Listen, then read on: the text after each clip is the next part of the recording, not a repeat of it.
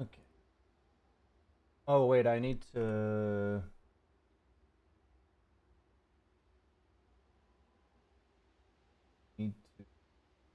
chat room. That in YouTube.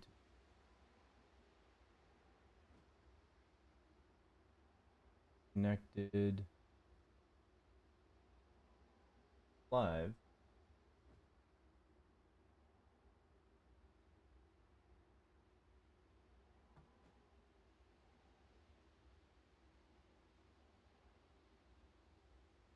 Showing that. Leave it open. Just Necro's just very good against hacks in general. You don't kill yourself on blade mail. You have a easy way to secure CS in lane. You out sustain him. You do magic damage instead of physical damage. Um, yeah, you're just generally very good against hacks.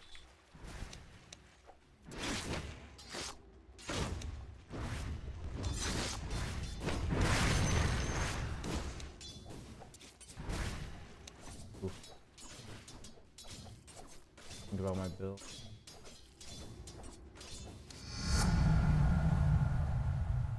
Played 2 games of Helmdown Bounty Hunter. 1-1 got smoked in the other. Not great into SF. I feel like into SF, you'd be fine. You might have to go like early boots. Maybe. I could see how it's not good. I feel like it'd be okay though. So I don't want Midas up here. Midas down here. I think Urn would probably be a really nice laning item. Probably worth considering Spirit Vessel. It's like in the top of the situational. His Ags is still the same, right? I think Ag should be like next to Heart.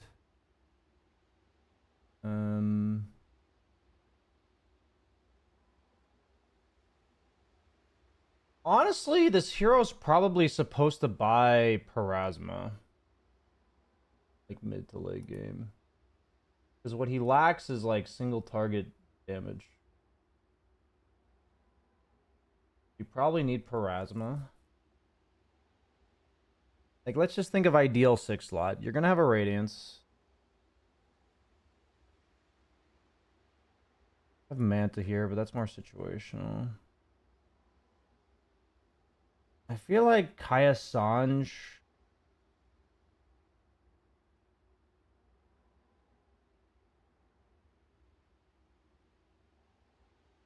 Hmm.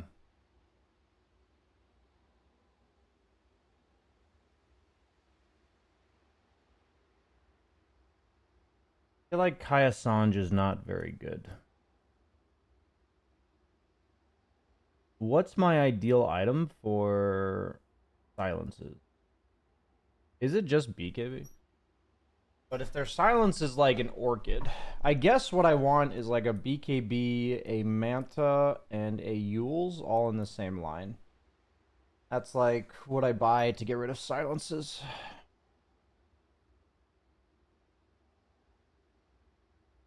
Technically Bloodstone too, but that's just like too expensive, I think. 4,400? I guess Manta's 4,600. Honestly, maybe Bloodstone.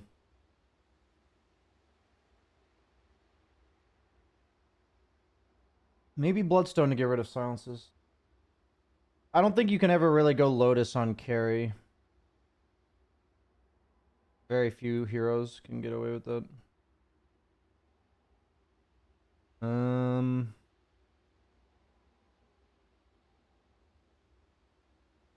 Like I have it down here, but it's much more like an offlane item than we'll put the mana aura items down here. For carry Necro specifically, I think AC is worth considering. He just has such shit stat gain, so it's like really hard to make him ever a right clicker, but Pharasma could be really strong. So if we're looking at a 6 slot, we're looking at BKB, Radiance, Boots of Travel. Let's say we have like Parasma. Like, let's say we're like level 20. We'll say level 25.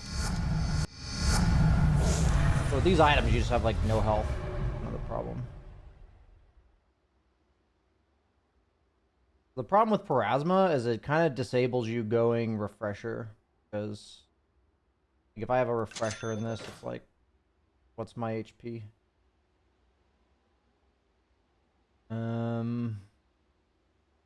I mean, I could go Octarine Core. Like this could be my build. Then you have 7 armor from this, and that's it.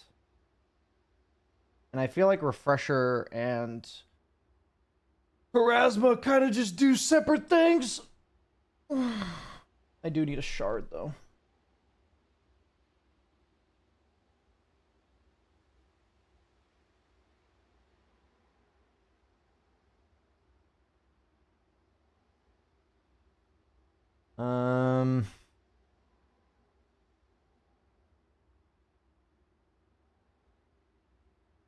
Worth considering treads. Worth considering.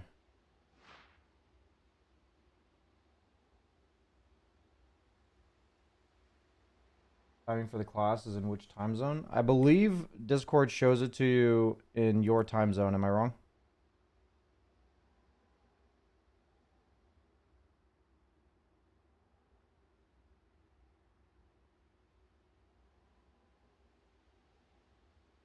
It looks super squishy. Yeah. I mean, you're 2600 health. It's not horribly squishy.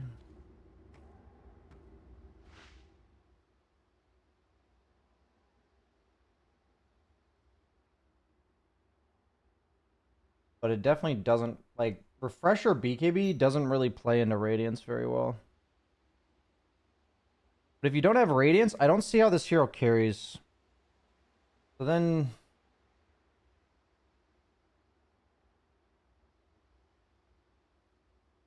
like, maybe instead of Parasma, it's just Dagon.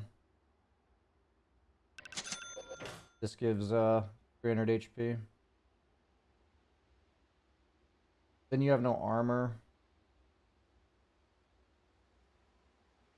You also don't really have enough mana to cast your spells. Like, is this a reasonable late game build for Necro?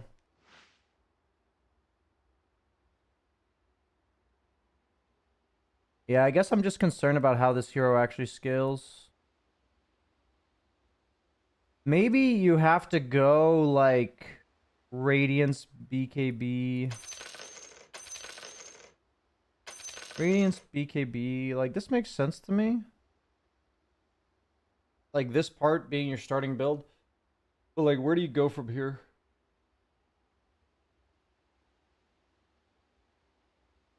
You can maybe go Blink.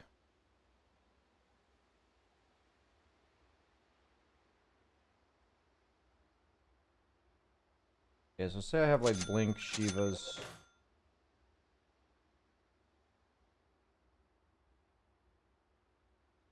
And then if you go Blink, you're probably going Hex.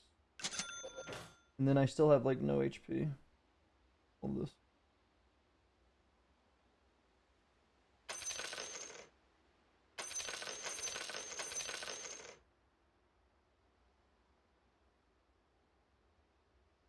Shivas is an item I'd consider. I'm just thinking about...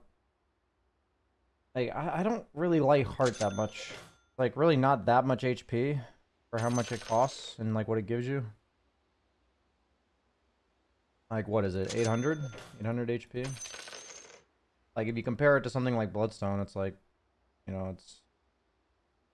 Bloodstone's nice because it gives you a Dispel.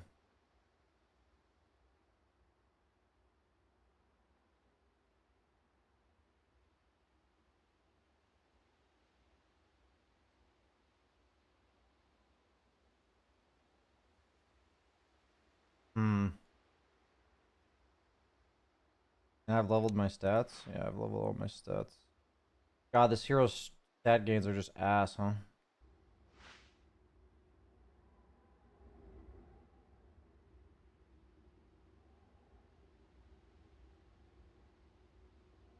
Like, I'd probably rather have a Scotty on Necro than a Heart. Like, honestly, it might be Scotty, dude.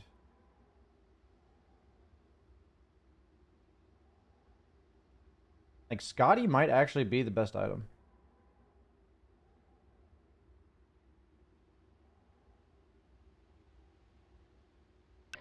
Like, what if I do this? Like, Scotty Parasma. That actually kind of seems kind of sick.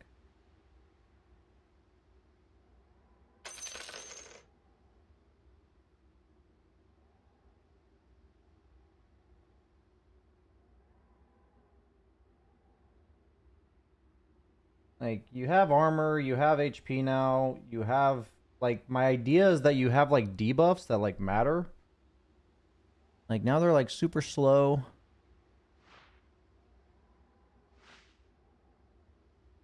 You can kind of right-click buildings with this.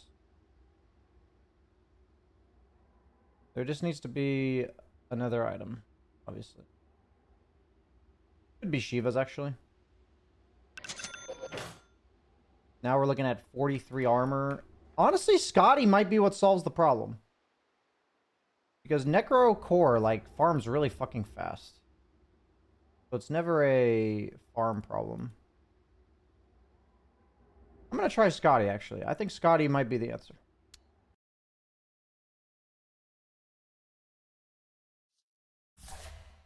I needed to do some practice.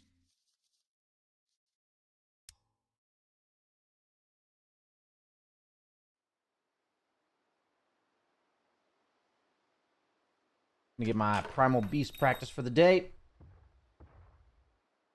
Yeah, maybe it could be a refresher instead of shoes.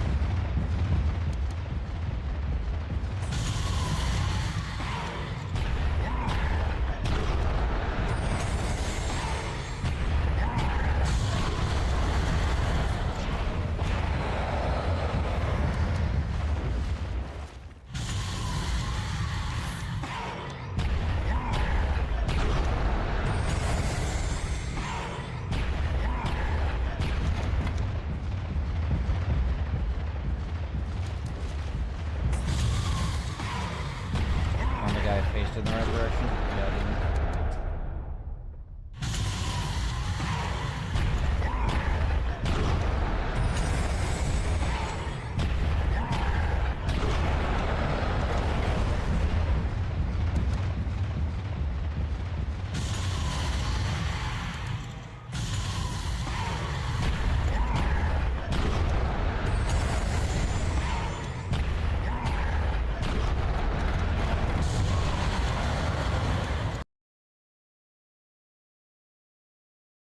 I do think a refresher. I was remembering a spin game where you wanted to buy a refresher because you wanted double BKB. How do you recognize when you need it?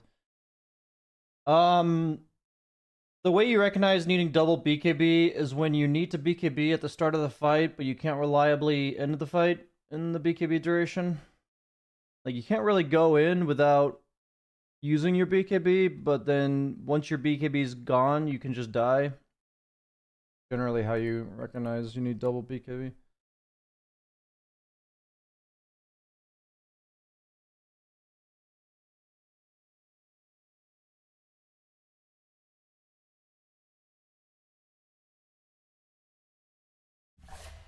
Okay.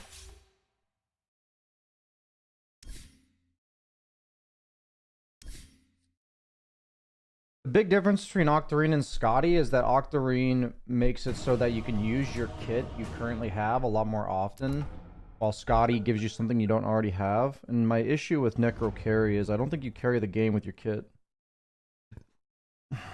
Like, I don't think your kit default carries the game. So if you just, like, have your kit be better, meaning, like, you just buy an Octarine so you use all your shit faster, it doesn't make your hero a carry. That's, like, my argument. My argument is I don't think Octarine works, so I'm trying to figure out something else. The good old 10-core lobby.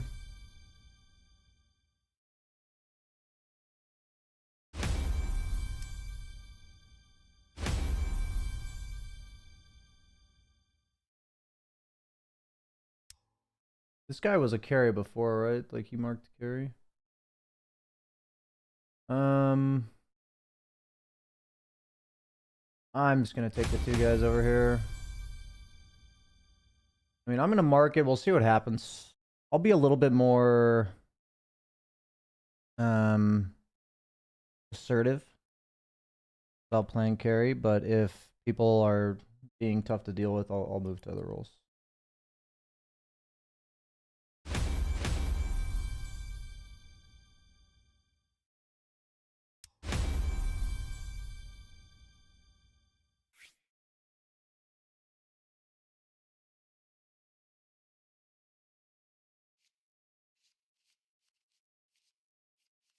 I'll roll with this guy, see what he does. Here, man. You won. Yep.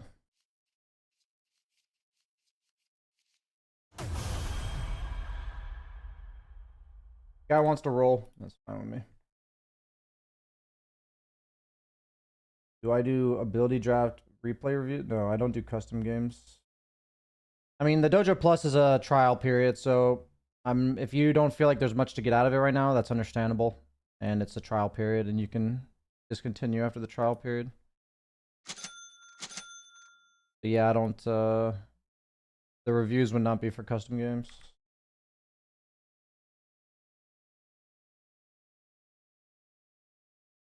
Right on, Tassin Ali. I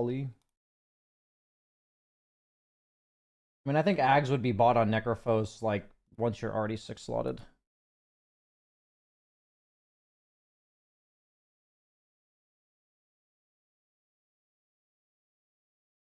Yeah. Okay, so I'm gonna need a nullifier in this game for sure.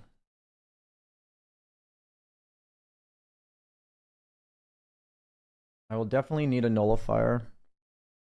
Probably need a bracer. Probably like this.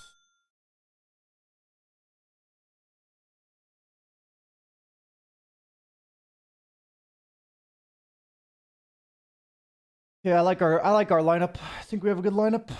I'm a little bit nervous about the Leshrac Dota Plus level 4 against the Quap, who's way higher rank. Okay, this is important stuff to collect here. I'm pretty sure that my mid lane's gonna get stomped, and that's okay.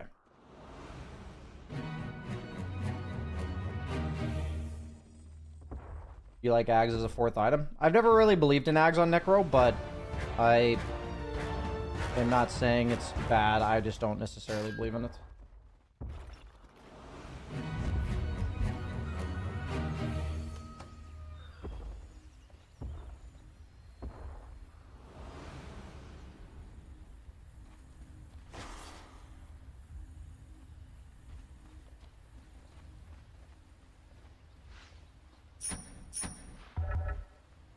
The silence deepens.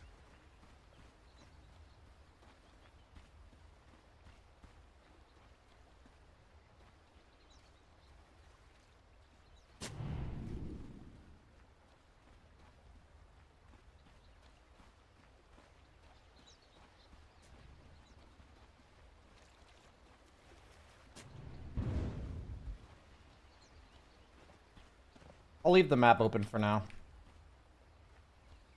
Monkey King leg. Our lineup's insanely good against Necro. Like, this is a garbage Necro game. He might have a good lane if we misplay it, but it's like a garbage Necro game. So the only way he like wins this game on Necro, or like that he has impact, is if he snowballs the lane. For sure. But like Silencer, Leshrac, even Rubik, and Monkey are all like really good against Necro, so.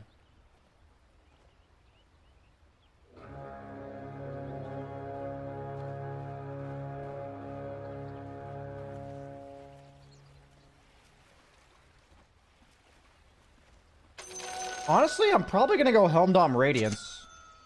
And then buy a nullifier with that. Now that I think about it. Like, why not? Go Helmdom Radiance. Go BKB into Nullifier, maybe? Maybe like BKB crit Nullifier?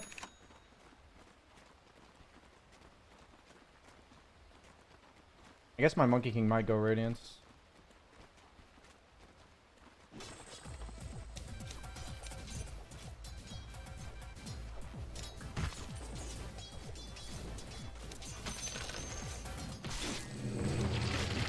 Oh, you did that.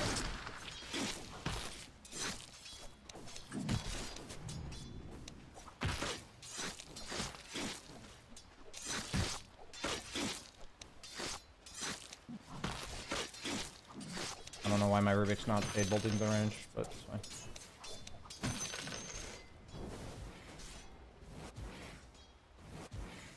Okay. Oh, he's trading with his passive. Okay.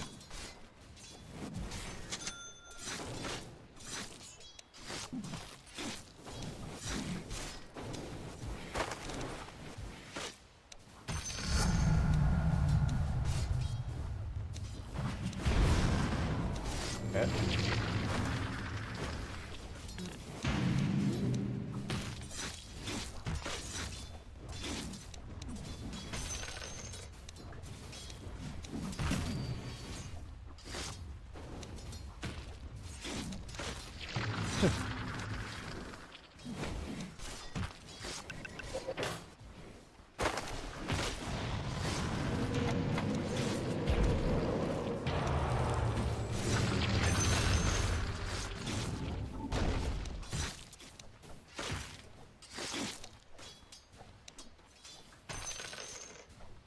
Excellent idea.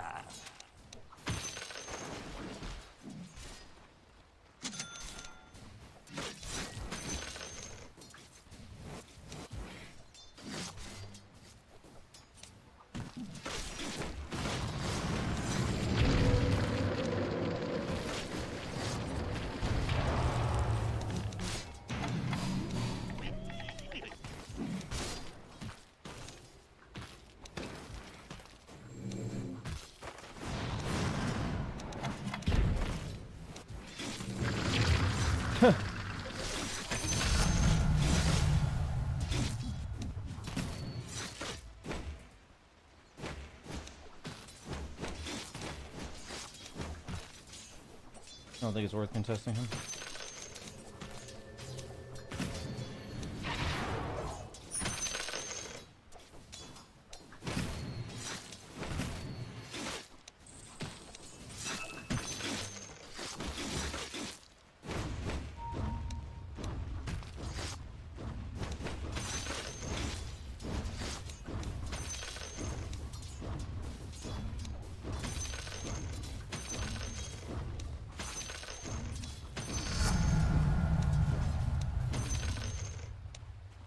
Excellent idea.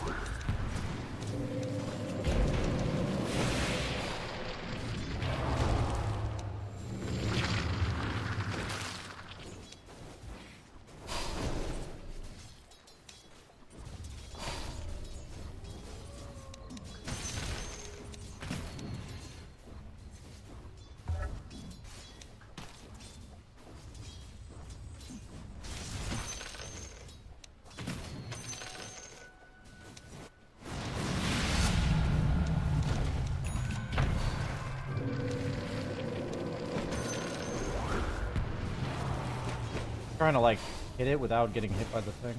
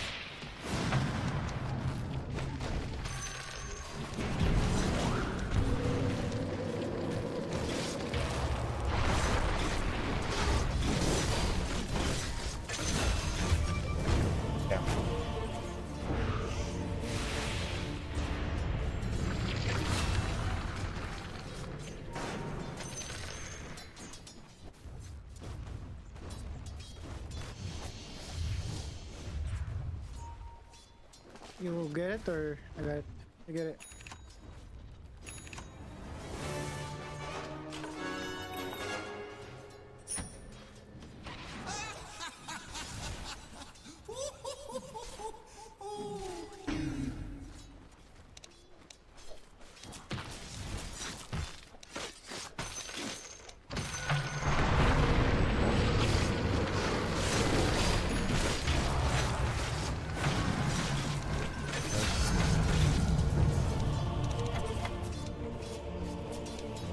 Didn't expect that actually.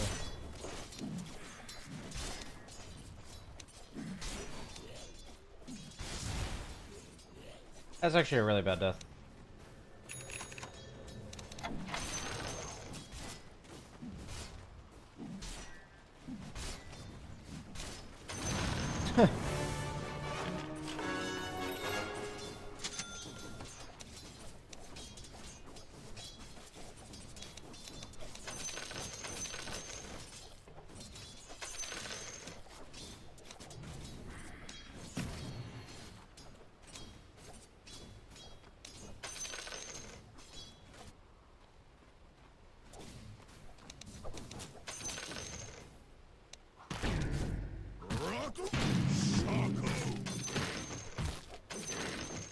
Great King is not level 6. I'm coming.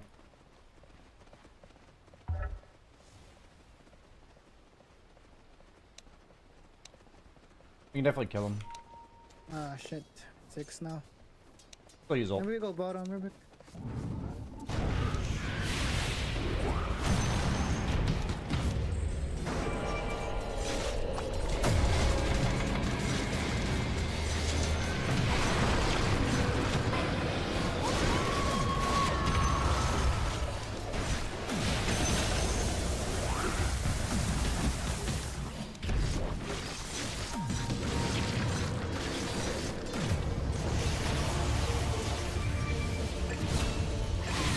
Nice. Nice. Nice, you got him. You got him.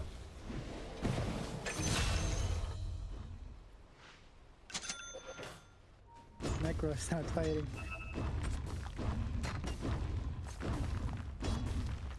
I don't know where my team went there, but maybe getting zoned by Quap or something.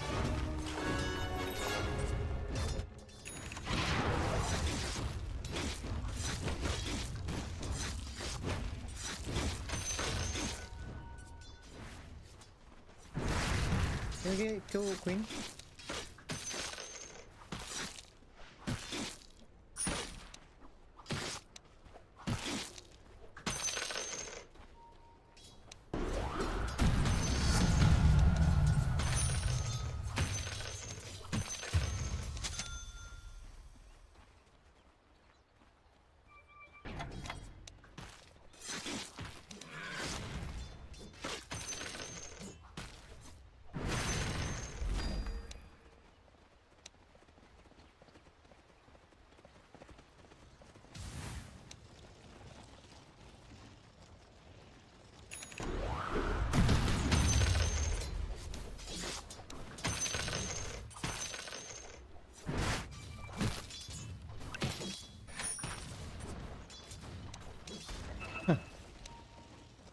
Coming through the portal, guys. Can we fuck top?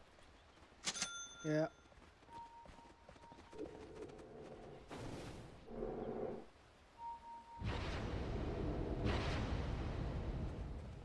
Push lane.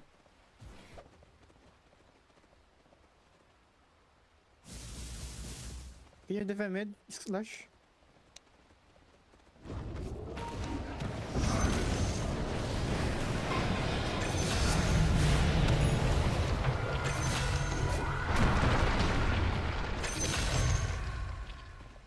Nice smoke.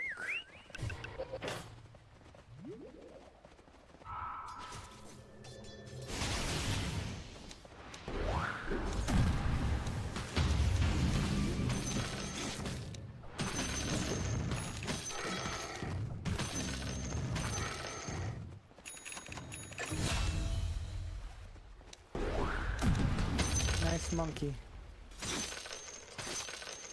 What'd you call him?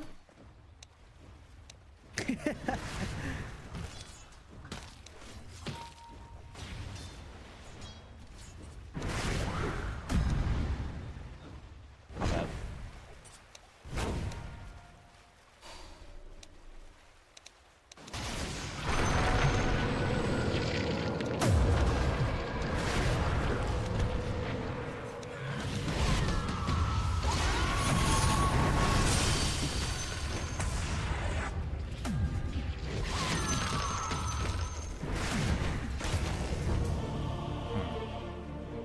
Okay, 5 top. Every time I play Marcy, I get like carried away. Honestly, I think this hero can just fucking farm. Like, I actually think you just farm. Every time I play Marcy, she's the same as fucking Monkey King. Her laning stage is like godlike, and then she has this like mid-game period where she sucks. She's like the same. She's like the exact same. Forgot to hide map? Nah, I consciously chose not to hide map.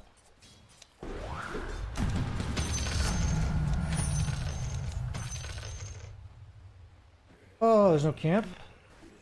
Doug.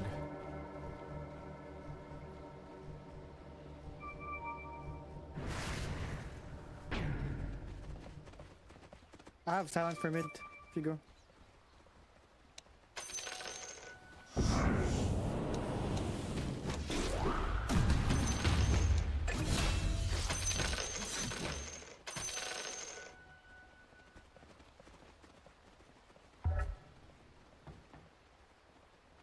Runes spawning soon.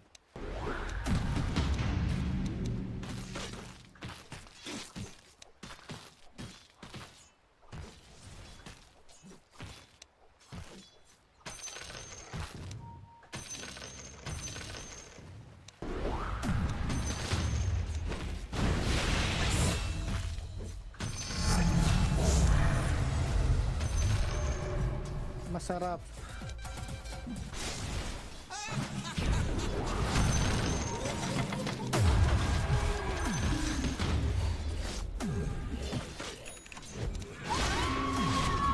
Go, share, go.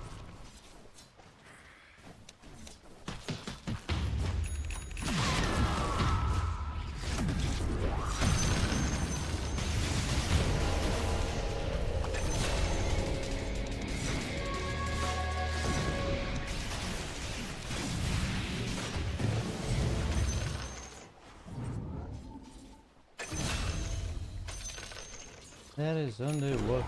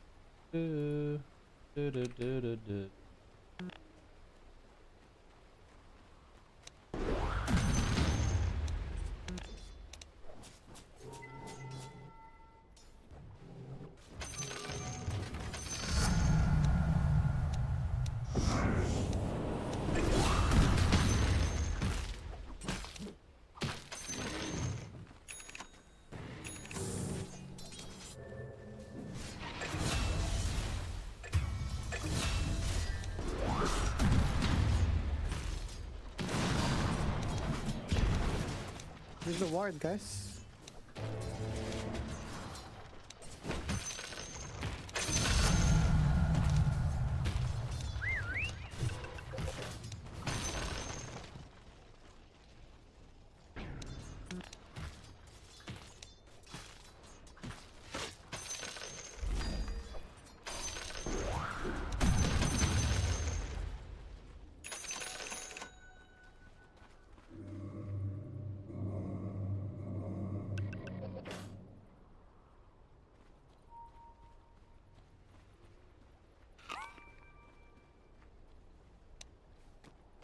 Honestly, the creep just like has to go with you, right? Otherwise, you just farm system.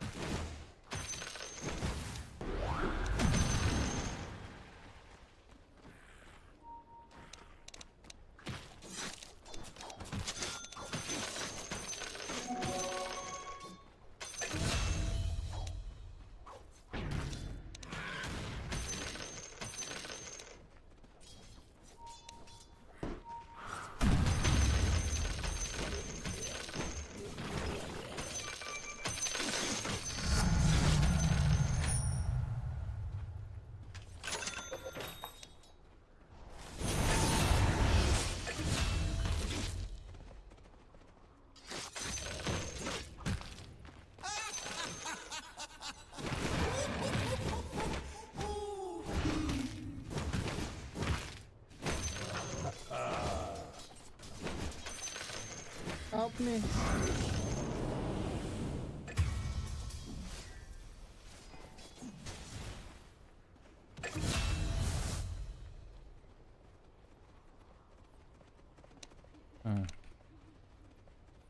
Does that work for him?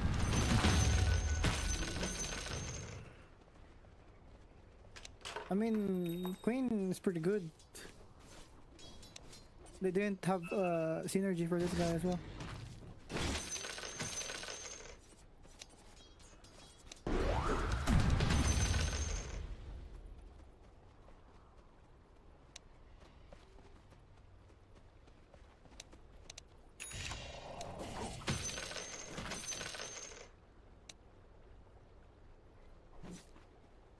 I should probably stick around and kill it because honestly it takes so long to farm if you don't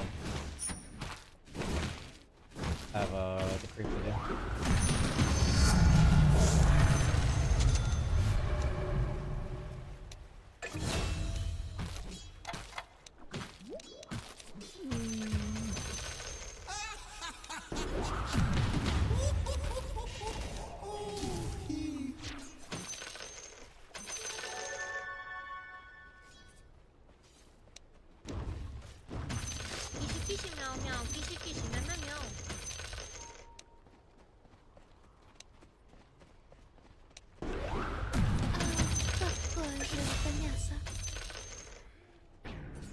Excellent idea.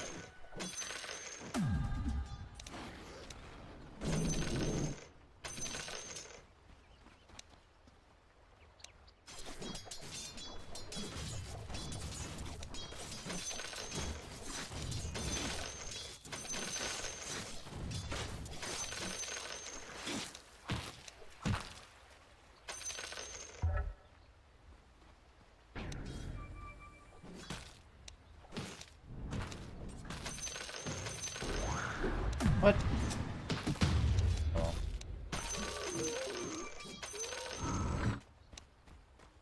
I almost have BKB, guys.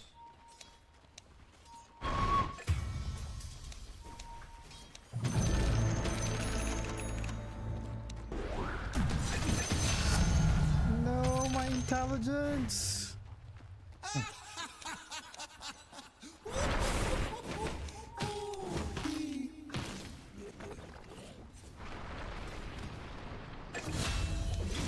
Bro.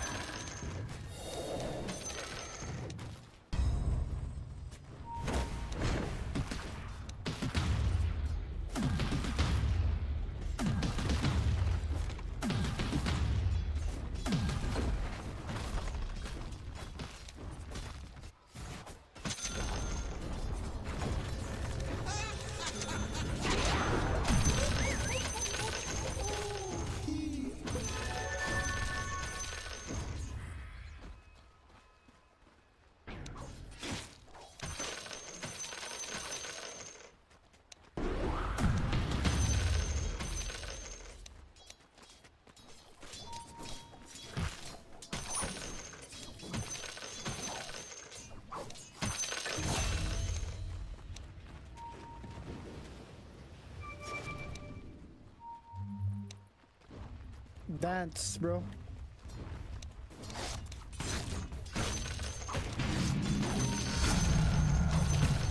What? I just killed it.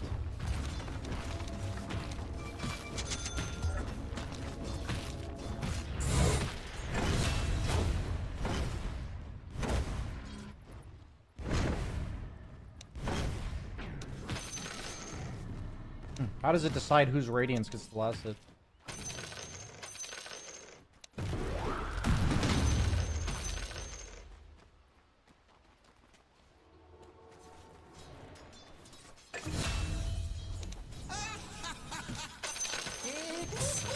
Idea.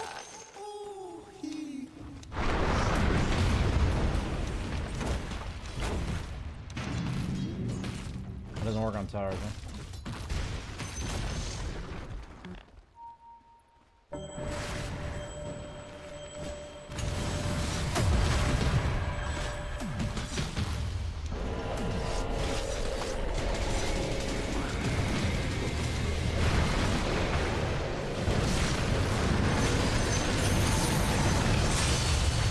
He ulted the other way.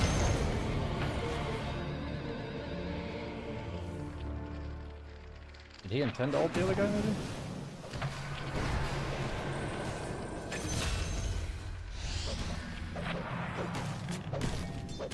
The thing I feel about Marcy every time is that people just fucking run.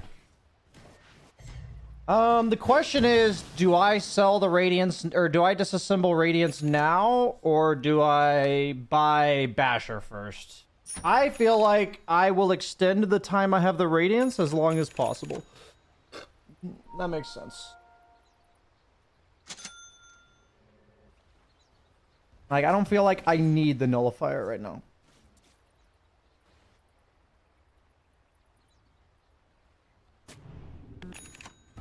Thread's better than Phase. It's mainly like Grimstroke bug and just generally speaking, like HP felt better.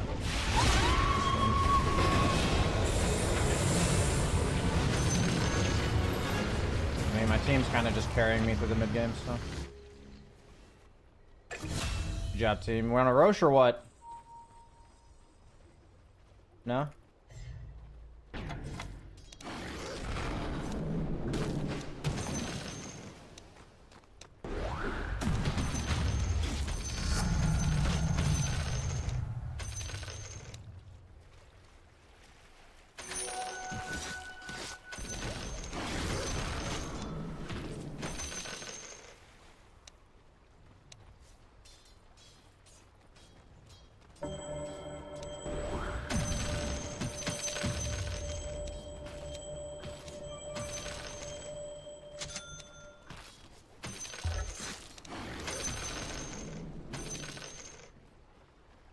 I mean, I'm just gonna push top.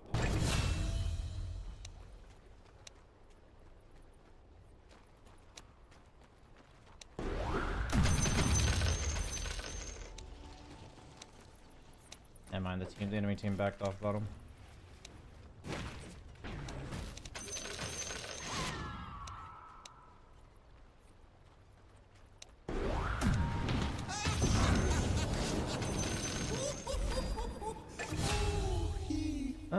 Probably this is nice. Honestly, Brigand's Way is probably better.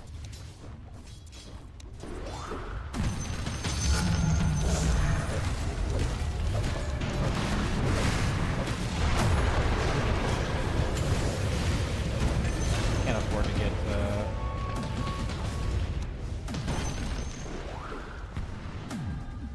Never ulted.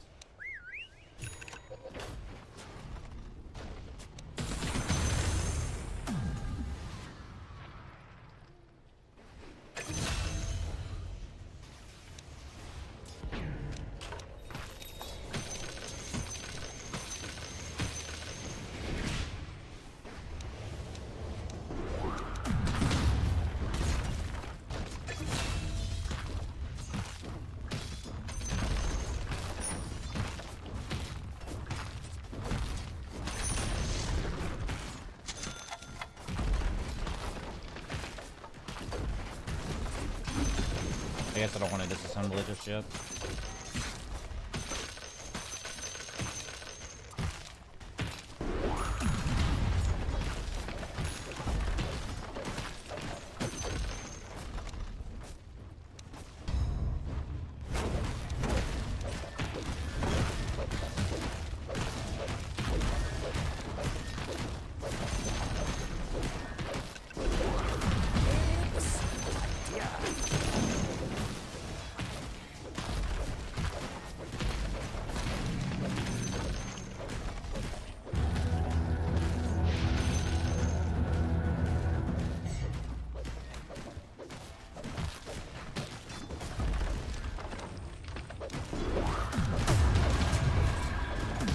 Should be ulting and then jumping rather than the other way around.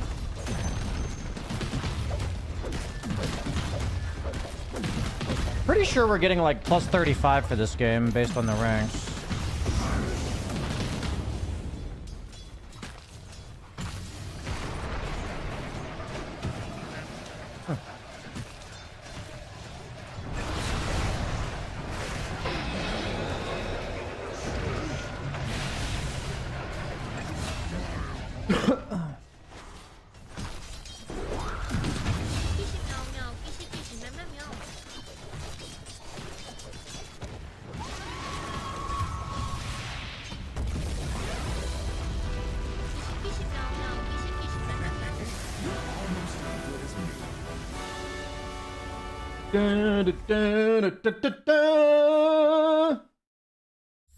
Whoa, what's that fucking reward screen? What the hell?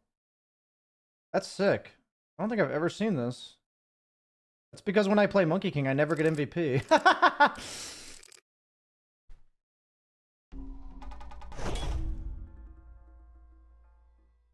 I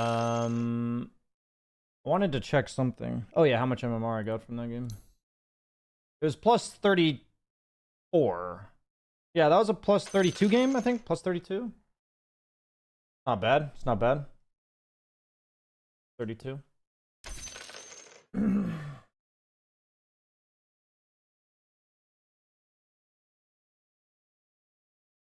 They updated all the MVP screens when you use an Arcana. That's sick.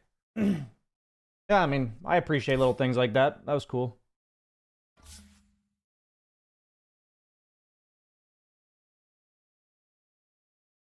The Radiance for farming, also thoughts on skipping Bracer. I didn't skip Bracer because I'm against Grimstroke Wraith King.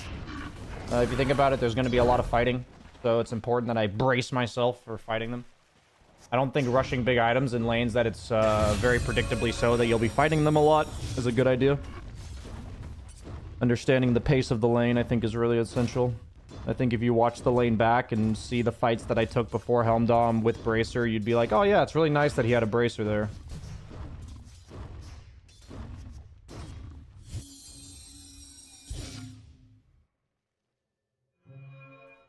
Is your VOD available after streams? That's an interesting question because you can just go look. The answer is yes, but it's weird that you could just go look and instead you come here and ask me first. That's interesting.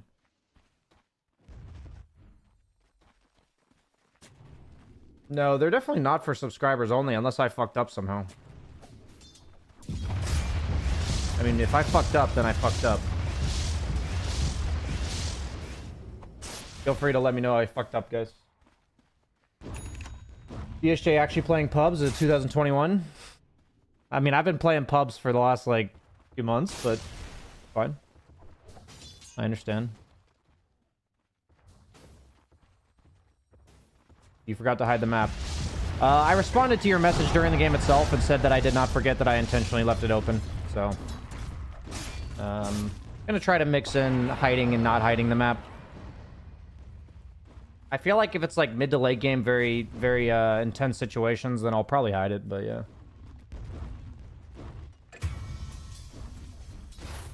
I don't believe any of my content is paid access. The only paid access for my stuff is for coaching. So basically things where I'm teaching you something one-on-one. That's the only time that I charge you for anything. If there's something of mine that's content related that's charging you, please tell me.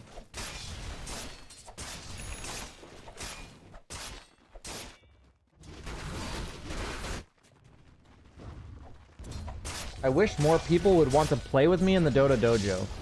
Yeah, right now we don't necessarily have a lot of people playing together. There's a few. I'm not really sure why that is. It's a problem we're definitely going to aim to tackle a bit here. I'm not sure why that is.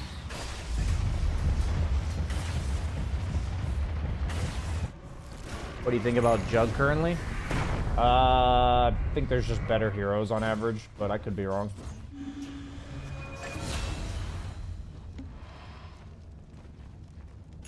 Thing working now? Not working with my YouTube.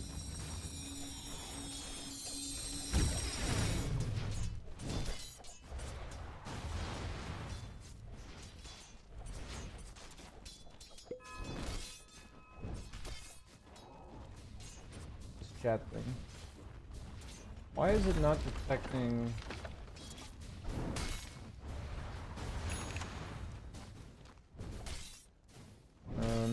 I guess I'll have to take note of this.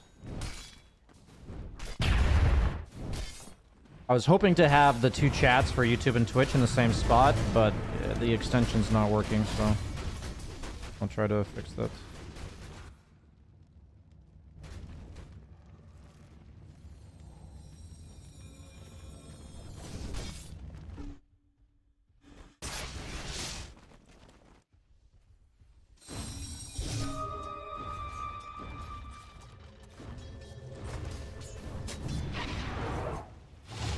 Any tips for a 5K player 1 year ago to get back into the game? My tips would be, you know, watch stuff like my meta updates, watch things like tier lists that people have, play heroes that are generally good in your role, ideally ones that you also play. So pick like a small hero pool of heroes. You know, for the short term, just kind of copy builds and get back into the groove of what's good in the game. Because basically the good builds are telling you this is what's currently good right now. And then it'll allow you to just kind of play the game and figure it out for yourself as you go. So that's always my recommendation whenever you're coming back to the game. Update yourself a little bit on the meta and then, you know, allow yourself to not be too far behind in that regard. And it's more about you then only have to understand why it's good rather than what is good. So.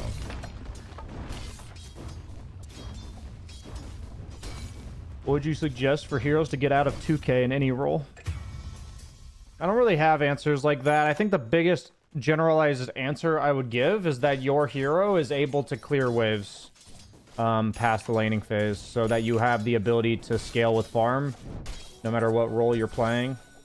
I think it's really difficult to carry low MMR pubs without the ability to scale with farm no matter what role.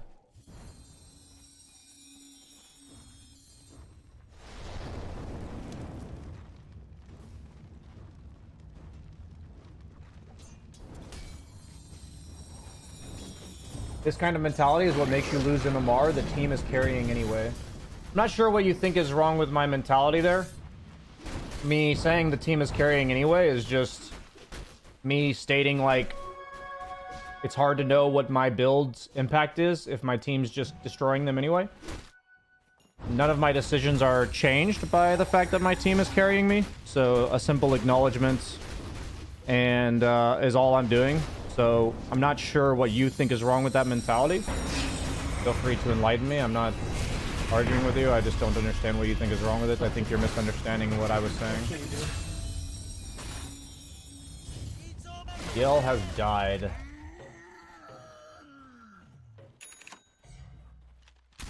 He should just go Blink BKB Basher. I actually disagree. Like, I think Marcy right now, my opinion on her, I've only played her twice, but I've played her a lot in the past. And I've also been playing against it a lot. I feel like the super aggressive route is the way that you lose late game. And I think the hero scales insanely well if you farm. And she's like incredibly hard to deal with farm. So my theory on it is that when she gets Helm of the Dominator, she's really hard to gank, and she also farms really fast. And she doesn't really need other items to do her job, so Radiance actually makes a lot of sense because you are an amazing Nullifier hero later. So buying Radiance to get to like 4 slots plus Nullifier. I think the biggest emphasis is that you and I clearly have very different approaches, and instead of you being open-minded and considering the validity of my approach, you just automatically assume yours is better and state that, you know, I'm bad because I'm not going your build. So I just encourage you to try to have a bit more of critical thinking with the way that you approach the game. That's what I would encourage you to do. It does generally get pretty exhausting as a streamer to just see people talk in a way that my build's better than yours. Why aren't you going my build? You're a noob. Ruining game, griefing, stuff like this. It just gets old.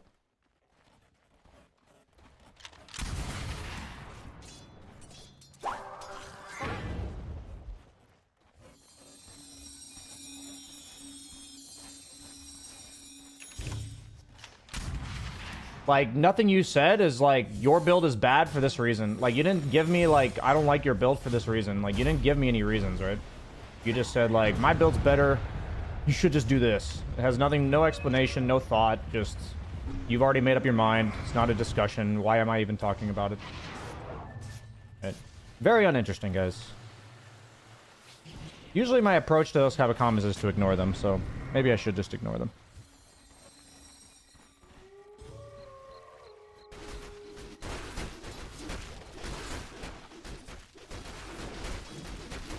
How often is it actually their build? Very few people actually try something outside of meta/majority. The majority of people's opinions on Dota, for sure, as well as potentially other realms of life, are just regurgitated thoughts that they learned somewhere else, and they've attributed to their identity, and they've already made up their judgment. Like, this is how you do this. So any other way of doing that, they just instantly judge it and assume that it's wrong.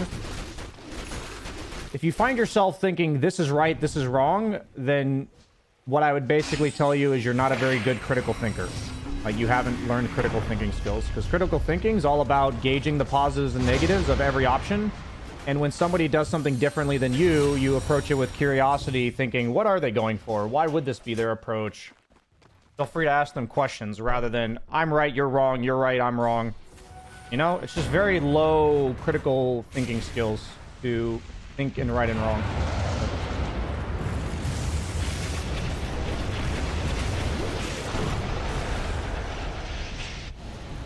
Are there situations where you upgrade to Ancient Helm on carry? I think the only heroes that upgrade to Ancient Helm are Lycan and Beastmaster. I don't think there's any other hero in the game that it's worth it. Because the point of the Helm Dom is to accelerate your farm. It's not actually an item that really synergizes with your hero. Like, for Marcy's sake, it synergizes with her hero because she can leap off the creep, but like, you don't need an Ancient in order to have that synergy, right?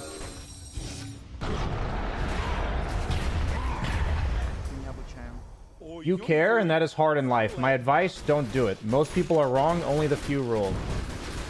I mean, you literally just blatantly said the complete thing I just said. Very low critical thinking to say people are wrong, I'm right. And you're literally like, most people are wrong. That's your response to my statement. That's so funny. The level of awareness there is staggeringly low. So you're not really supposed to be fighting with the creep on Void, for example? the idea of Helm Dom is treat it like a Midas that gives you HP regen and allows you to push towers. I don't think there's anything different about the item between it and Midas other than the stats it gives. It doesn't change the way you play your hero at all, in my opinion. Like, my opinion is that it gives you potential to make plays, but you should not be like, I have this item, I must go make plays. You know what I'm saying? Like, on a hero like Faceless Void, for instance. I mean, this is what I talked about in my meta update from last week, so I highly encourage you to watch my meta update video from last week. I briefly touch on, like, what the Helm Dom means. It's not a matter of, like, I now go be aggressive because I have a Helm Dom. It's like, it's a farming item that lets you potentially kill the tower if the opponent leaves. Like, it's not even like it drastically changes your playstyle.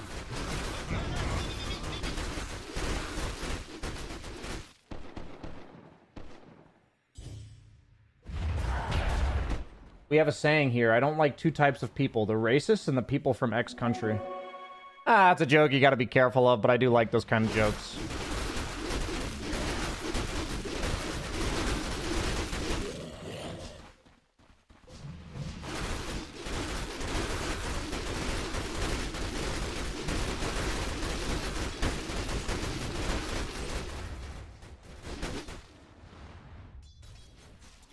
Have you played a lot of Marcy Core lately? That was my second game. I played it once over the weekend. That was my first game on stream, so...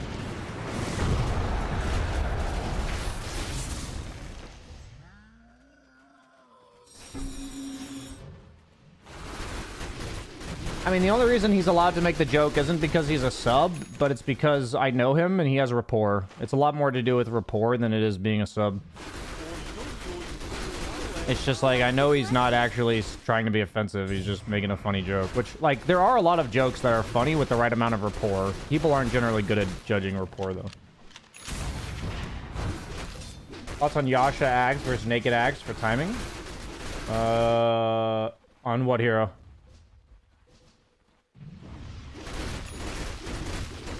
Oh, on PL? I actually really like going Yasha first. I've played PL a few times recently, and I really like the Yasha first. It feels really nice. You either go Yasha into Ags or you Manta into Ags. I've found it's really nice. It seems like the most optimal way to build a hero. Because at first I was going Ags first, and I've noticed that usually that means your timing's a little bit earlier than your teammates, which does not feel great. So going Yasha into Ags feels a bit better in my experience. What are your thoughts on rushing Shard on Silencer 4-5? The thing about Silencer is you're super fucking squishy by default. So not having like a 4-staff or like a Glimmer Cape, I feel like makes the hero way easier to kill. So when I see Silencers, what they'll often do in my bracket is they'll either go like the utility route, they'll go like Solar Crests, Glimmer Capes, stuff like this, or they will go Midas, and then they go like Ags Refresher. So I think going Shard early doesn't really... just doesn't do anything at 15 minutes.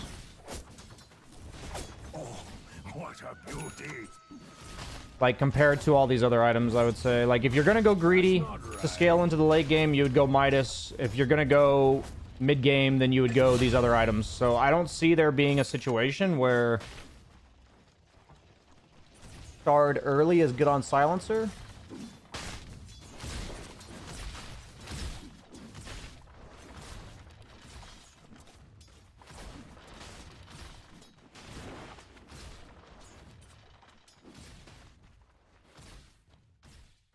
So my question, Arcanuke, is there another approach than arguing, right? I think the common problem nowadays is that people think if I can't argue with this person, then it's not worth discussing anything with them. I think the key misunderstanding that a lot of people are missing is it's the black and white thinking of, I'm either going to argue with them or I'm not going to talk to them. It's like, what about asking them about their thoughts? Hey, what was the point of your question? What were you trying to learn here? A lot of times you can kind of shed light on people's lack of critical thinking by just asking them questions rather than telling them they're wrong.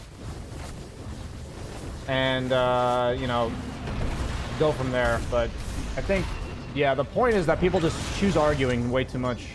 If you pay attention through that lens, you'll notice that everybody does it pretty much, like the majority of people.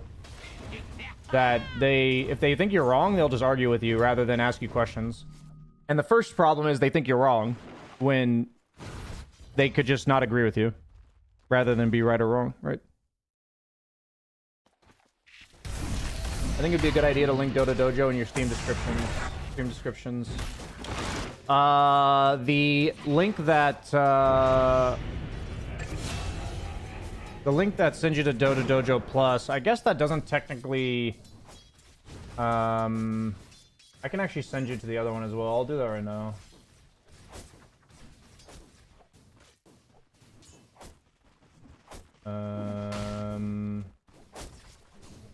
Let me go to my previous video.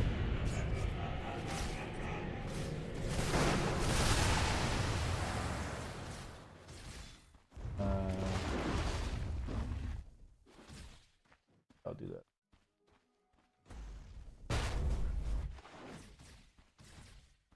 I'll change my Discord description.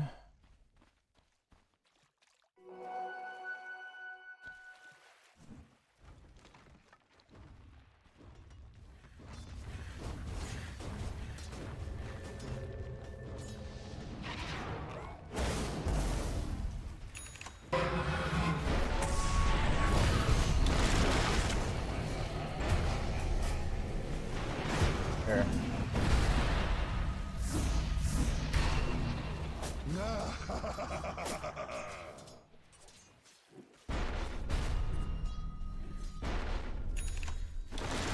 I was trying to find it to give a friend I only know exists in the description. Yeah, there you go. I put it in the Discord there. Key is they think you're wrong. They may have misunderstood your position and then are arguing that, which is infinitely more frustrating to deal with. But the point is, when they're telling you you're wrong and you ask them a bunch of questions, like, their point about you being wrong doesn't matter anymore, right? So, if you really think about it, you being triggered by them thinking you're wrong is something to do with you, nothing to do with them, right? But the problem is, if you engage them on the Discord of the discourse of them saying you're wrong and you defending it, then you're literally doing the same thing back. Like, you're literally doing the same thing. And then you're like, you know, people get upset that, like, the person keeps thinking they're wrong. It's like, nobody takes accountability. Not nobody, that's too black and white. A lot of people don't take accountability for their own actions and thoughts because they don't like the other person's thoughts and actions. Like, they've already judged, this person thinks I'm wrong, so I no longer think critically about my thoughts. Like, that's what happens. And the key for me is that anytime you make a judgment on any person, yourself included, you're no longer thinking critically. Second you've made a judgment, your decision's already over, so, you know, why think about it anymore? But yeah. The link in the link in the aren't you already in Dojo Plus? Karsh? Aren't you already in it?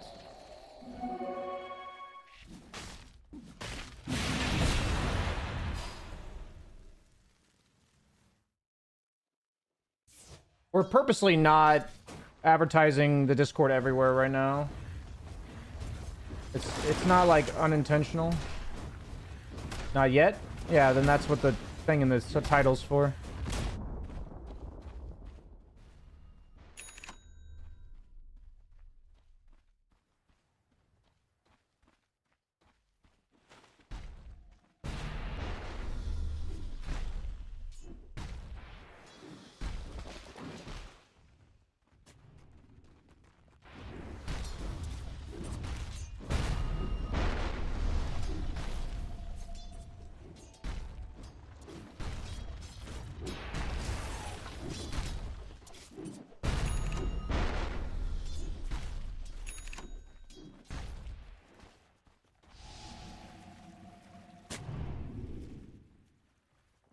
It's really interesting as a streamer. I think the most important skill that I am working on developing is deciding which messages to respond to. It's by far the hardest skill, I think. Because there's something I could say to like pretty much every message. And some of them are just not... Doesn't feel like they're worth saying something to.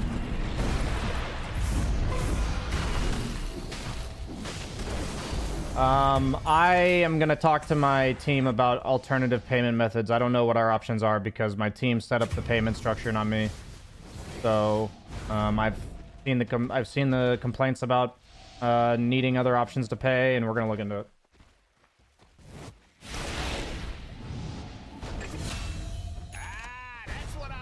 I don't understand. If he's not in Dojo Plus, how did he ask a question about the class link? I don't know, man. That's what I thought. I thought I've already seen him in the Dojo Plus section, so... Confusing to me.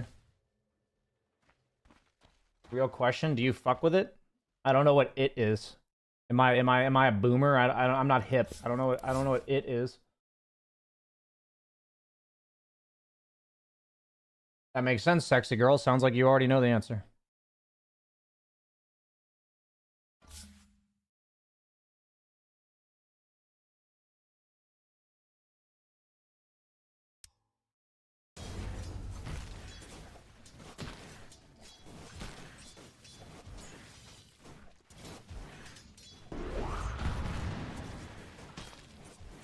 I mean, the idea behind Dojo Plus right now is that it's offering a lot of what I've offered in the past, but honestly even more, and it's being offered for cheaper than I've ever offered it.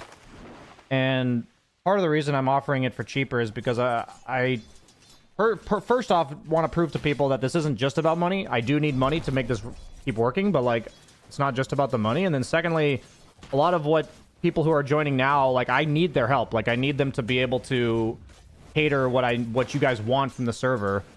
So if like you guys are basically doing me a favor by joining, so you know, let's say I'm like this is just arbitrary. Say I'm offering you $30 of value and then I charge you 15. It's because like I'm valuing your input at $15, right? Like just arbitrarily speaking, these are all just arbitrary numbers, but the idea is like I value your input above 0, right? So like I'm fine to, you know, in the early stages, give people really insane deals. And that's like the idea is, you know, you throw me a bone, I throw you a bone, you know, we all bone each other.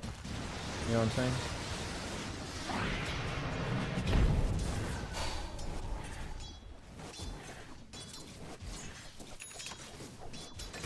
Baus SV, one thing I've realized for sure is that when people get upset with me, 90% of the time it tells me way more about them than it tells me about me. There's almost always a takeaway that I can have, but you know, it says the same thing that you kind of just said, which is there's people that will agree with me no matter what, and I can't really learn anything from that. And there's people that will disagree with me no matter what, and perhaps there's something I can learn from that, but it's not a matter of how do I make this person like me. It's more like, you know, what can I, like the learnings from that are just a bit different, I guess. For those of us who just want to get hit with offshore service charges every month, is there any way to pay for multiple months up front? I don't think we have a way for multiple. I can include that in my meeting for today because I have my meetings on Mondays. I will ask about that.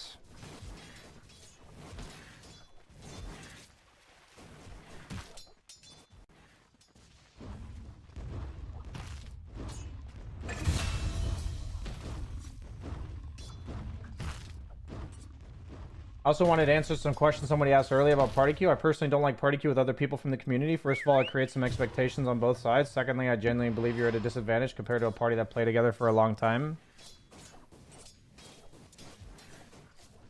I would say it creates expectations only if you have them. I'd say that's the same as like using a dating app creates expectations when you're just, you know, playing the field and seeing what happens. Isn't the point of a dating app that you find somebody else who wants to date, but you may not be a good fit for them? Same with like what we're doing is you're finding somebody else who would like to party queue. You just have to see if you're a good fit for them. So I think the expectation things you're saying says just about how you approach it, and you should potentially reflect on how you're approaching it.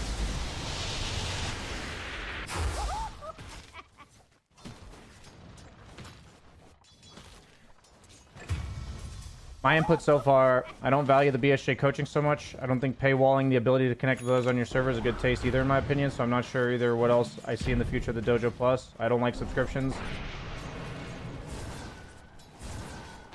Yeah, I mean, there's definitely no way that the things that you pay like $100 up front for are almost always automated. They're almost always programs or games that you buy.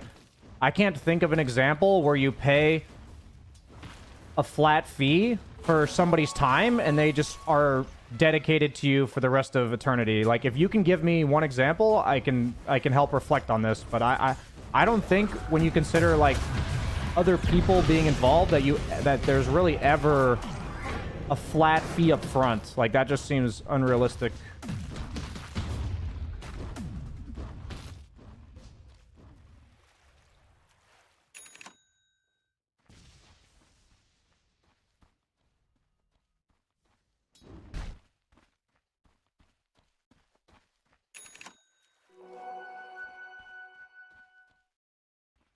I'd say that's more of a discussion, not an argument. That guy with glasses.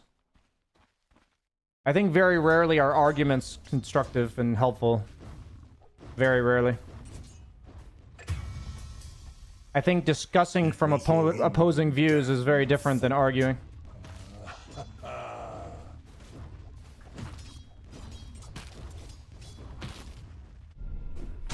Pain Dota has a package where you pay a flat fee and he promises to coach you to Immortal. I would never use that route. I think there's a lot of issues with that route.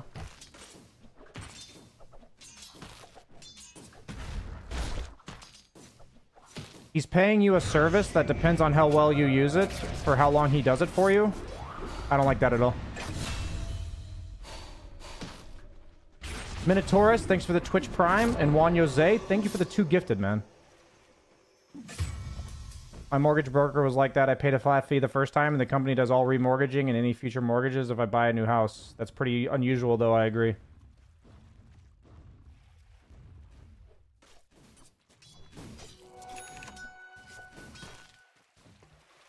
I mean, what you guys are saying is you would like the option to have, like, a year discount, which... The thing is that I am giving you an insane discount right now. So you're asking me to discount a discount. If you'd like me to move the charges to $40 a month and then say you can pay $20 for the year, like, sure, I can do that, right? But I'm not going to be here to convince you that $15 a month for all of eternity is, like, insane value. Now, if we can give you, you know, instead of paying $15 a month, you're paying $180 one time a year, if that's something somebody's asking, then sure. But in my opinion, if you're asking me to discount what I believe is significantly discounted already, then I think you're not necessarily on the same page of me of, like, what value this is, and that's fine. Like, I'm not here to convince you that $15 a month is insane value. I believe it is insane value. I believe that I am giving you hours of coaching from me personally for $15 a month.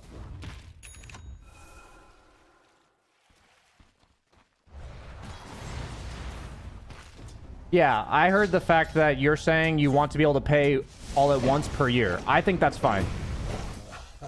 I think that's like a completely reasonable ask. You're saying like you'd rather just have a one-time fee rather than paying it every month. That's fine. We can definitely look into that. I'll ask my coworkers about it.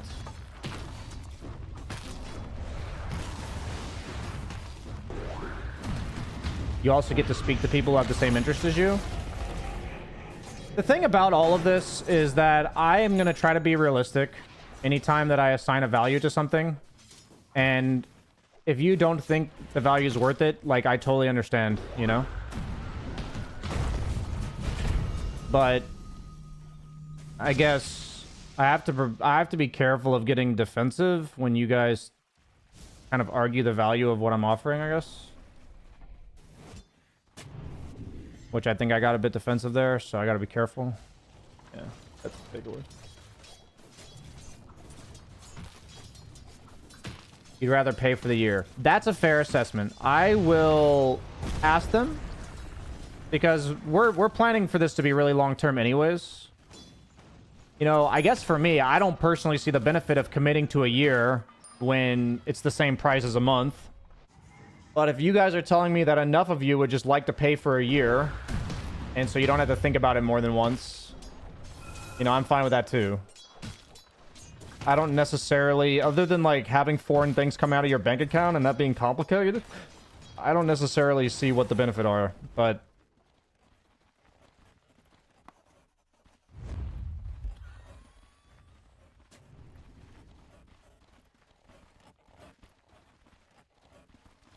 Are we watching a random pub?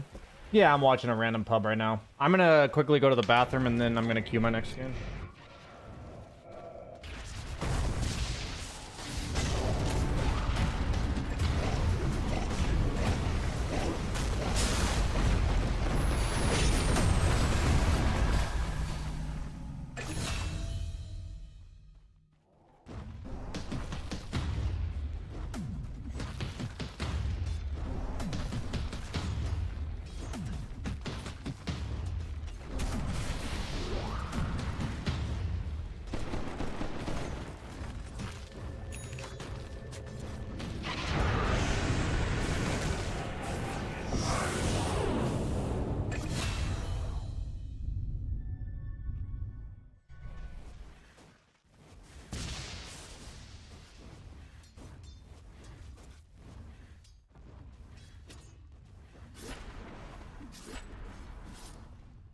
Orta, I encourage you to look at the title. I have a Discord server that I offer $15 a month subscription to come to my classes right now, and there's going to be more features in the future. That is what we are talking about.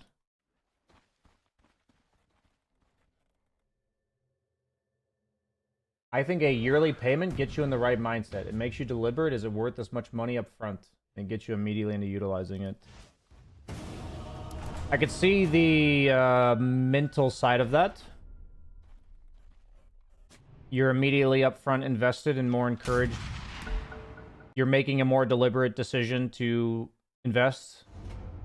I guess I don't necessarily view it that way, like myself, but I can see the argument.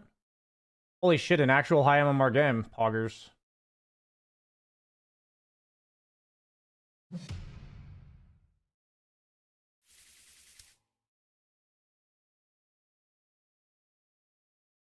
I'm gonna be deleting my old Discord server anyways. So I would say, like, don't worry about getting unbanned. Because I'm getting rid of it anyway. I'll just go here.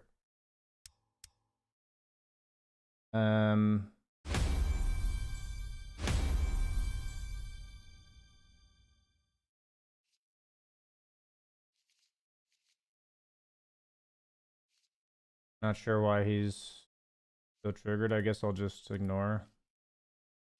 I don't really want to deal with that.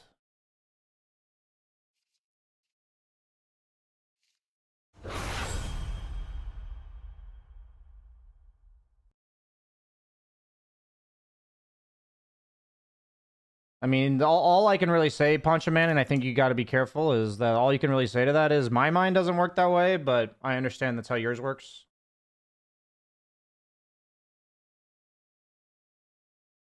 I feel like this facet fucking sucks. So I'm going to take this one. Problem with this Essence Eater facet is that ever since they nerfed it so that when you lose vision of somebody, the mana drain stops, I feel like this is just bad. We have Centaur. We're against Dazzle SF. That's a pretty scary lane.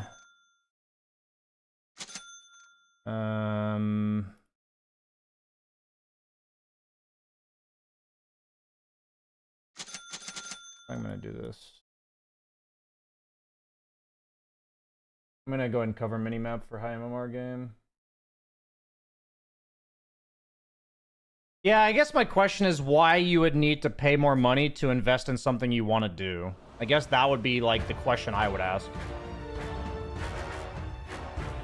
That feels like you need extrinsic forces to inspire you to do something, which... That's just my 2 cents.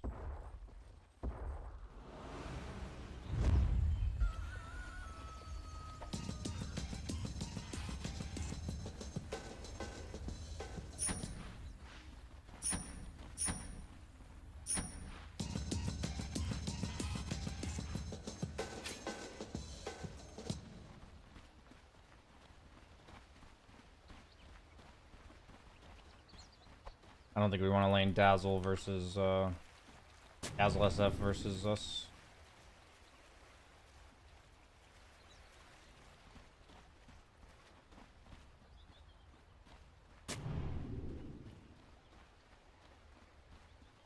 This is my first high MMR game in a long time. And the problem with these high MMR games, I end up playing support like 90% of the time. So I'm playing an off role in a game that's higher MMR than me on average. So let's just try to focus up, I guess.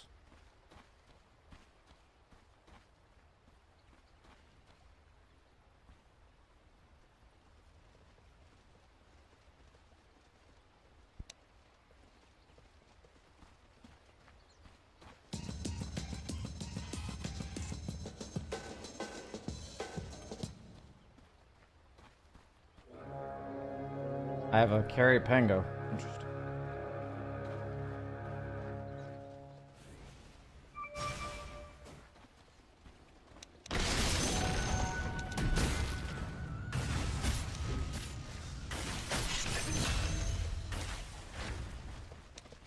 I have stun in 5.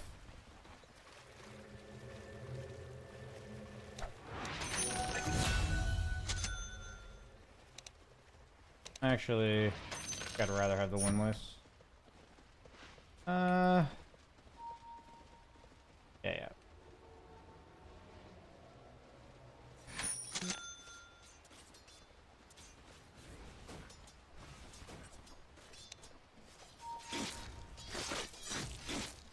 My bad.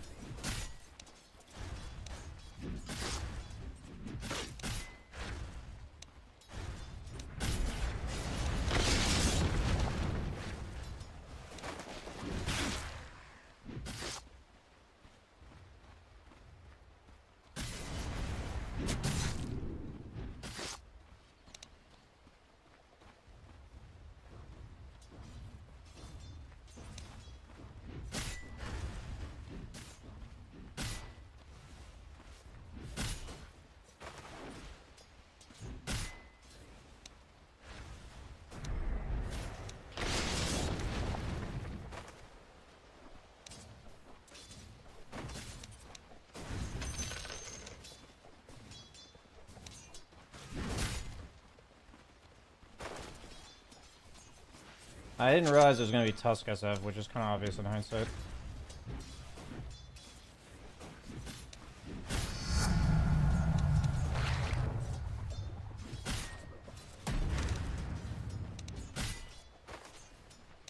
I should have just brought the triangles.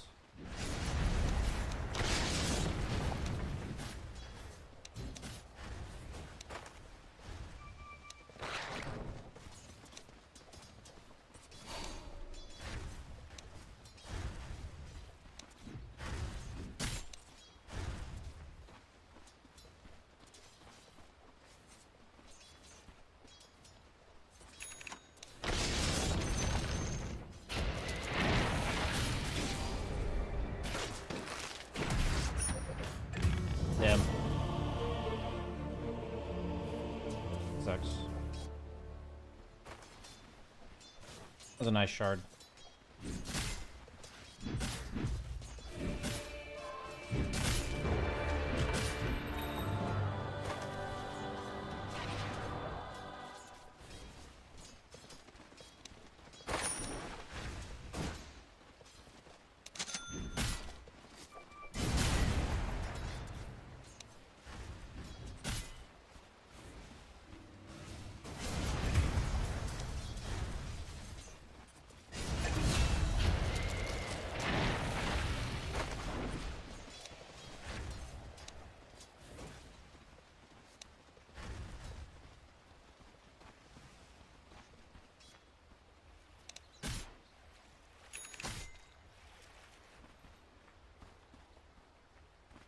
Can't really walk over there too much.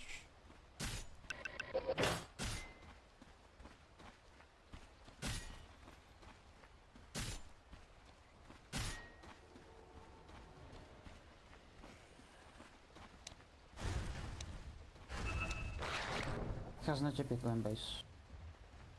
I'm gonna go mid. He's mid. Lane's pushing into you. I'm checking rune. You can go bottom rune on Kez.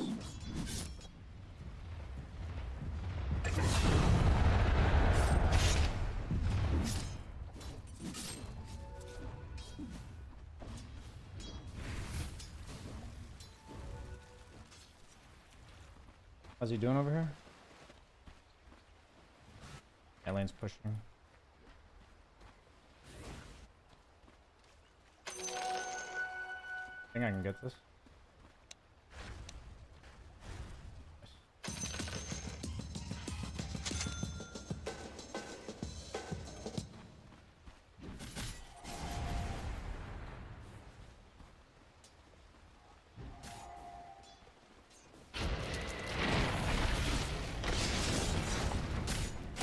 Oh no, am I actually dead to this?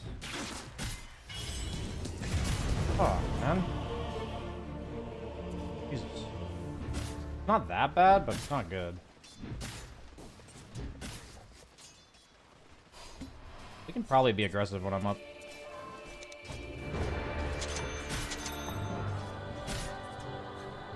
You probably just want to kill Vanguard, I guess.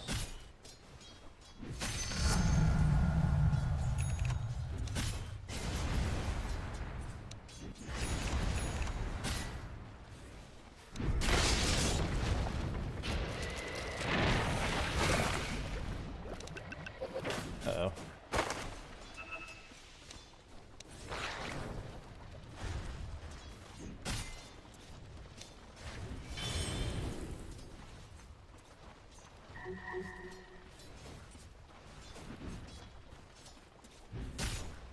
I'm gonna go check Rune. Be careful. I know you're getting Vanguard. Oh, Plus is coming this way. Plus is coming behind you. I'm coming back. No, could you come for the pump? We're ganking SF. I see.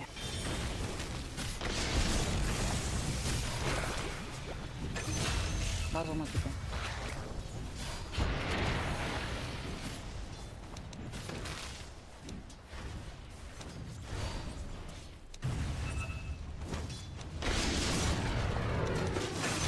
Nice.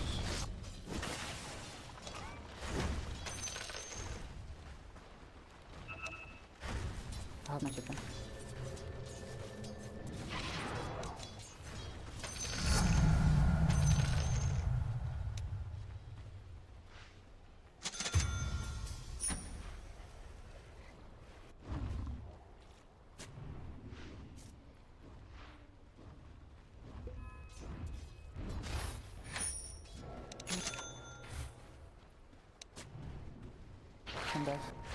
What can I do? That's part of why you're not supposed to go. Więc? Part of why you're not supposed to go Vanguard against SF Toss, because you just die anyway.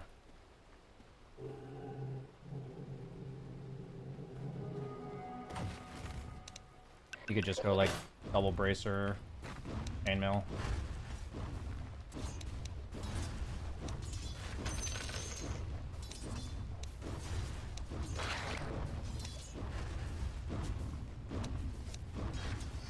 Damn. Sucks to miss all those.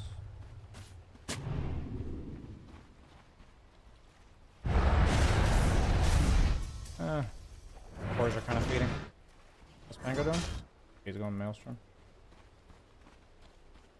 I don't really see much to do in this game, based on the way my cores are playing. It's like no flame, I just don't see what I'm supposed to do. 别打了，别打了！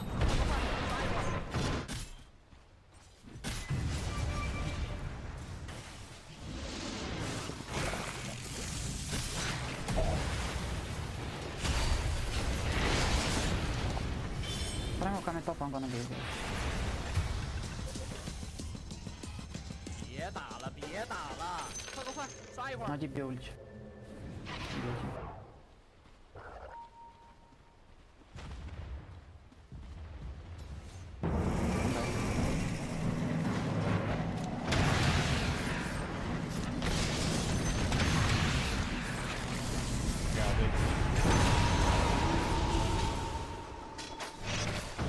I don't want to give away mana, I want to get it.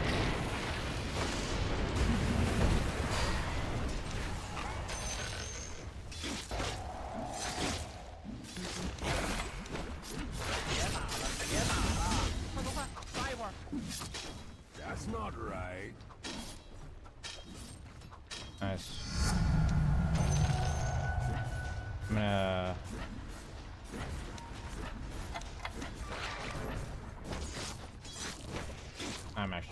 gonna go base. I have finger.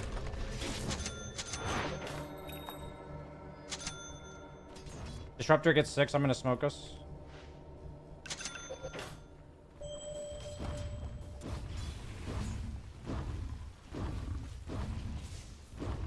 I feel like he's taking so much damage for no reason. He can kill anybody, I think. They have the gold to kill.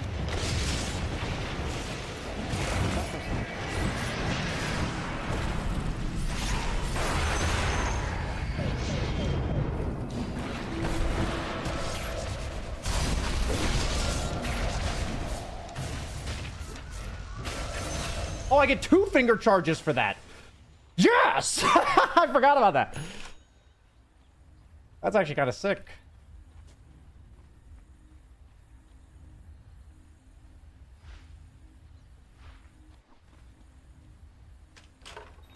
Didn't even have to smoke. Why is double bracer better than Vanguard? Half the price effectively does the same thing. Because you don't survive with Vanguard. Vanguard is only really good against carries like Medusa that they can't kill you if you have Vanguard. But like against SF, he just raises you triple and you still die. So you're investing 2,000 gold into something that doesn't do its job.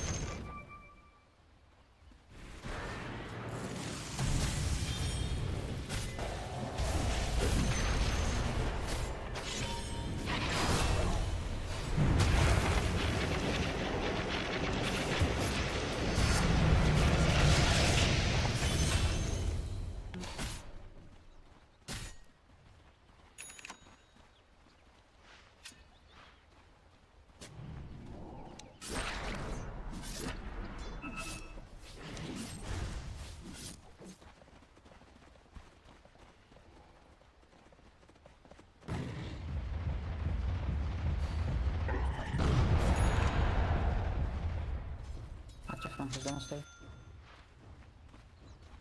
I feel like I need like a null talisman or some shit. Maybe I needed to put like a second point on my E. Maybe we push. Wait, don't have creep. We can smoke with that. I'll get meat, no mana. Go this way. Oh, no buzz, for sure. I'll get first, I get mana, so.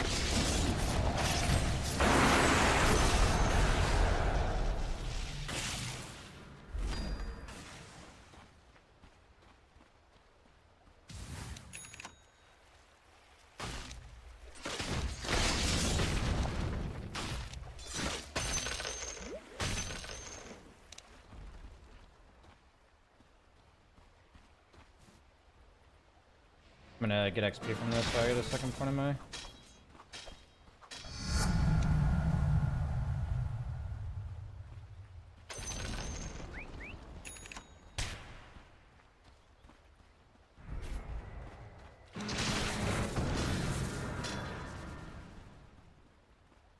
I have my 2 spells now.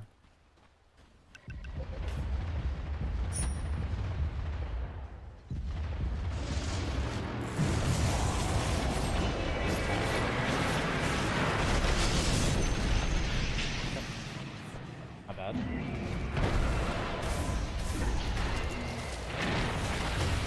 Not bad.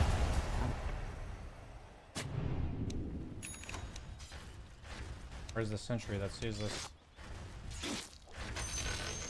Ready? Where's the sentry? Where is it?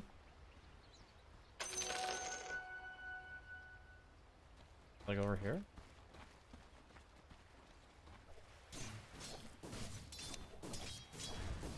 Oh, I see it.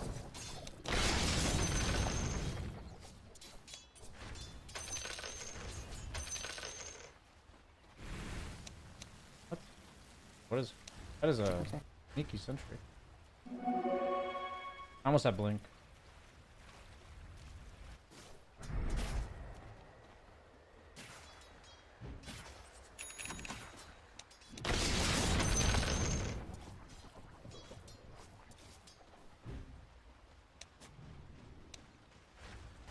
Let me have this wait for blink.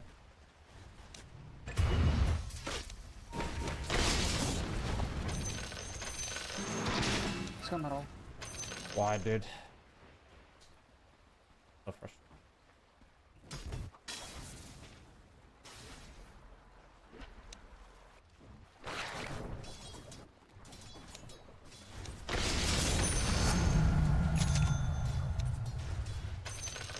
I blink.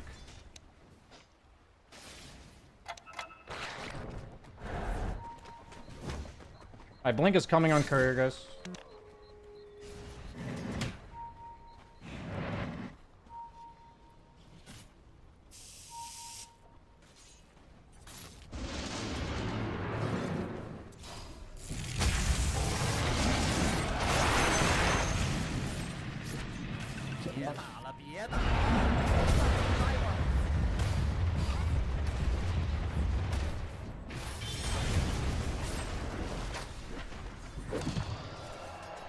Not sure why they're making two separate moves.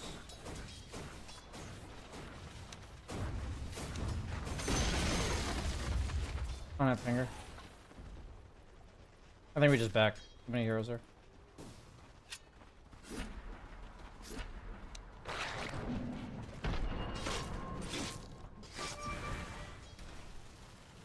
Maybe here? I have a lot of finger charges.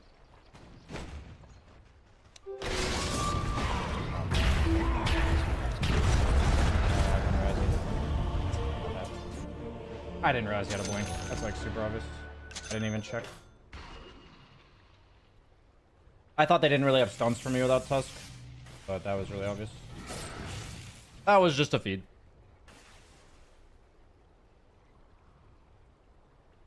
Nice.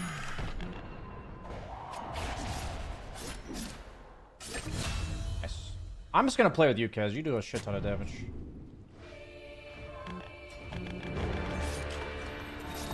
Kaz is my best friend. We don't have any smokes right now. We have 2 on Disruptor. I think we can use them.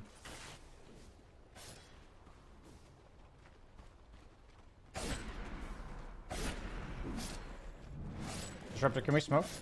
I think we're really strong.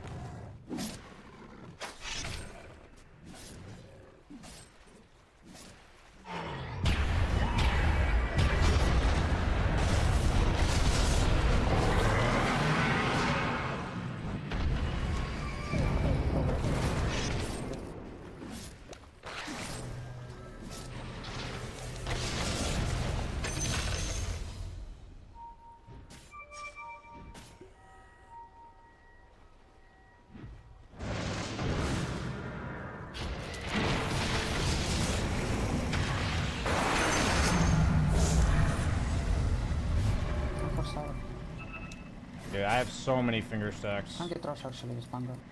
Panga, could you come for rush?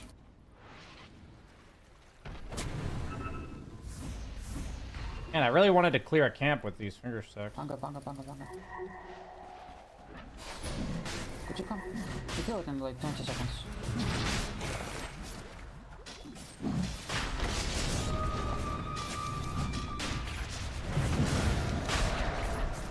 Oh my god.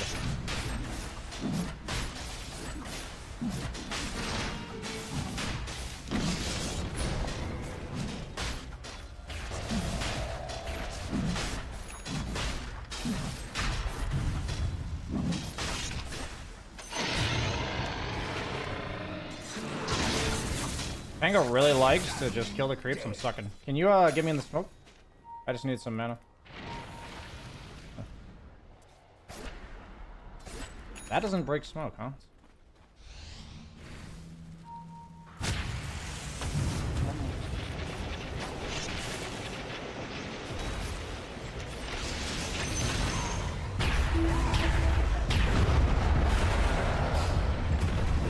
I was really trying not to blink in there, but then it looked like he wasn't gonna die unless I blinked.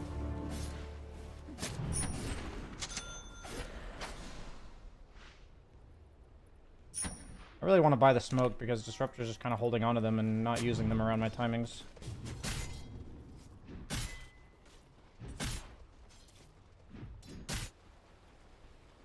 Hmm.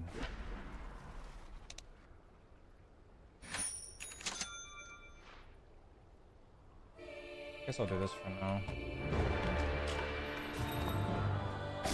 Guys, are you strong right now? Would you like to fight?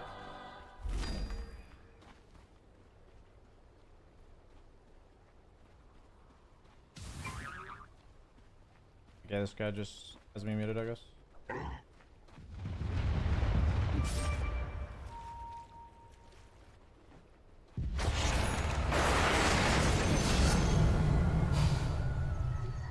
This guy and I do so much fucking damage, like...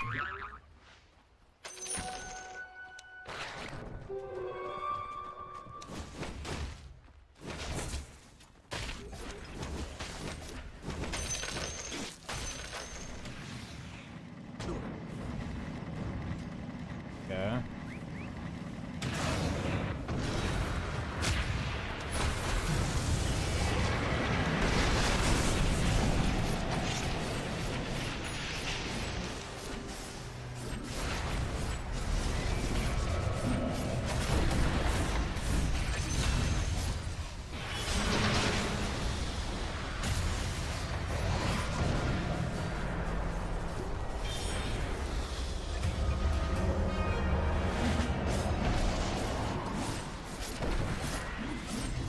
Man.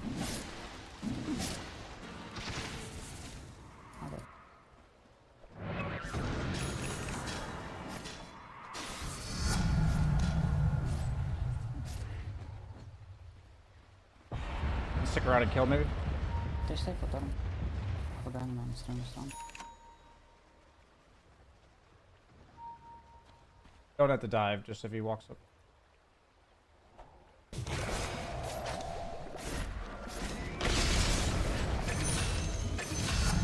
Dude, that hero does so much fucking damage. Nice damage. Готов?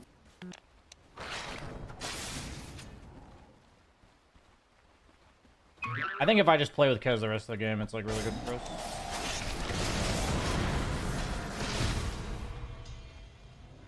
Dude, I died so fast there.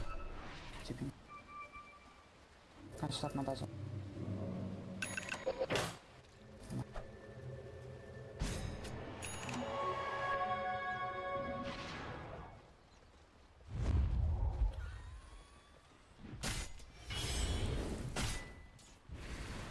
I think Dawn's a good target. Can go for DB. Bazo's behind.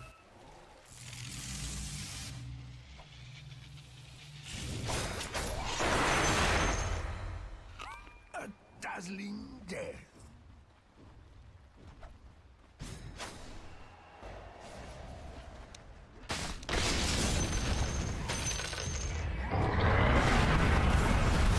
Oh, Kez, why? Навык. Долбоёб. Do we want to fight Penga or no?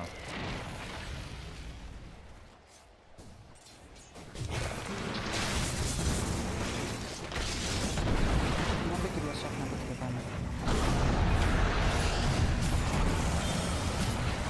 Дампинг, чтобы на том шел.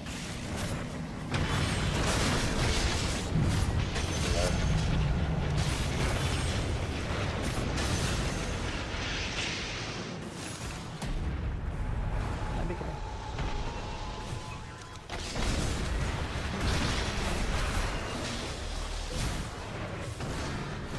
Bird. Ah! Fast.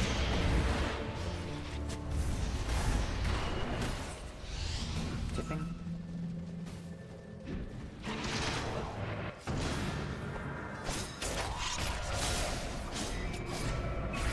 Dude, Kaz is so ridiculous when he's allowed to just hit you.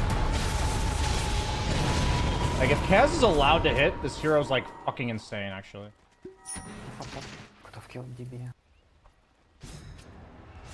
Is there an item that like is support-ish that lets me right-click? It's actually probably Shadowblade, right? Fuck it, bro.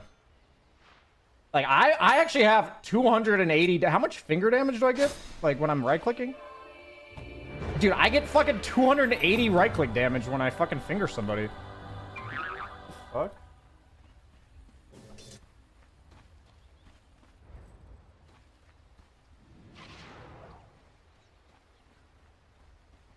Guys, I think we just keep going, buddy. I'm coming to you. You can also maybe just kill mid.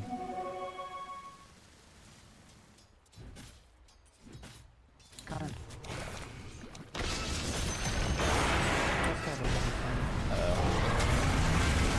Oh, that sucks. I messed up there. That was just bad finger pressing, button pressing.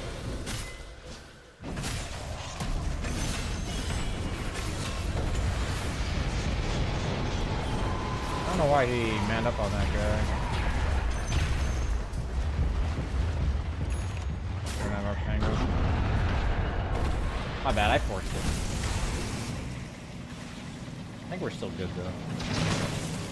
I still don't get used to the fact that even though I have the finger and I'm talking about it, or the fist, that like I'm gonna walk in to attack them afterwards. How the fuck? That actually worked out. I guess we're just stronger than them.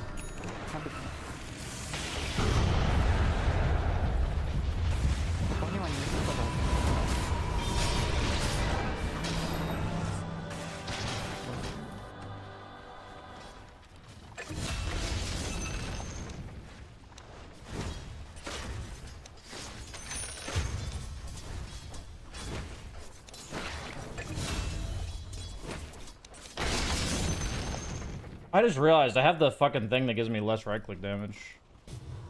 Dude, the Disruptor's just buying all the support items, so I can't buy them. I'm annoying.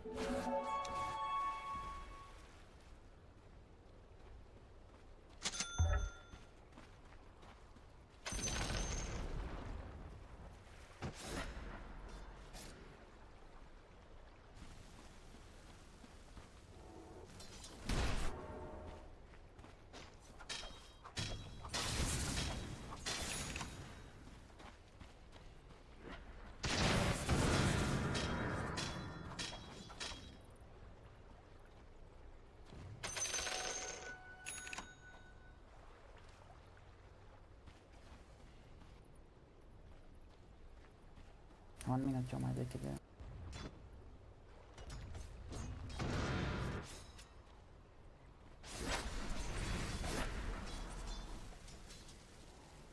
I think we can get a kill right here, cuz.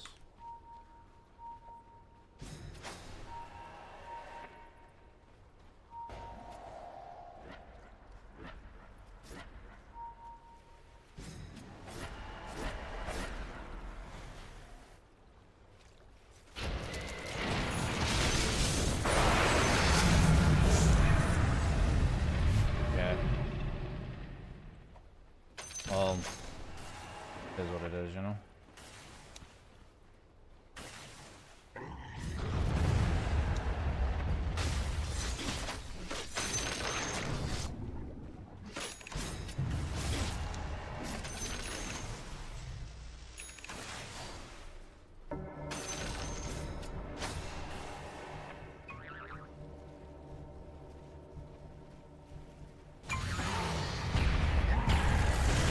I don't know about walking blind into their side of the map when he has no defensive items.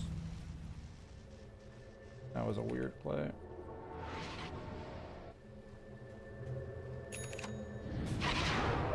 That's just the kind of thing rank 1000 players do. Like, I do it too. That's what kind of makes you rank 1000, is these like undisciplined plays.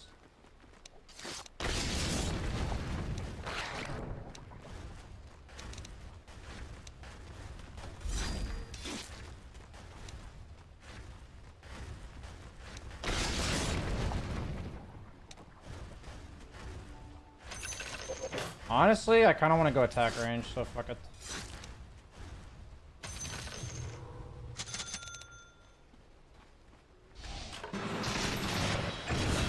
Huh.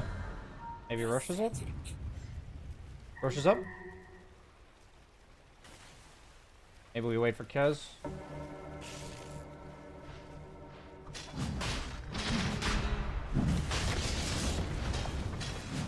This guy has a fucking axe.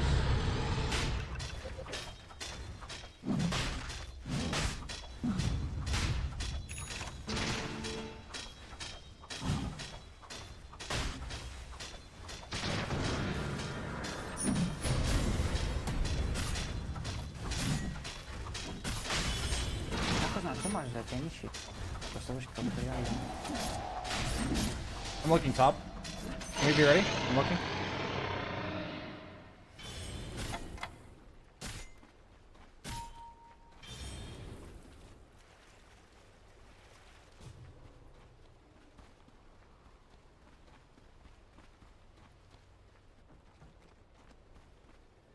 Thing behind my pango.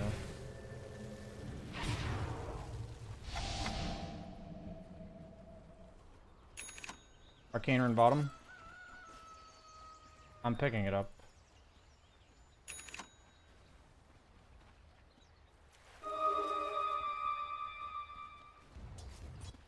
Midas on Tusk, man.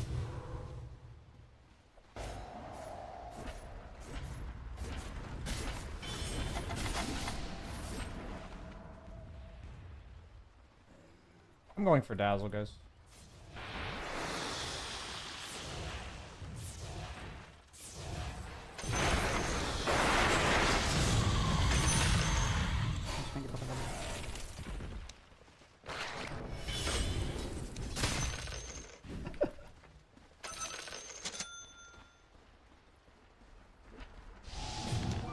Ooh.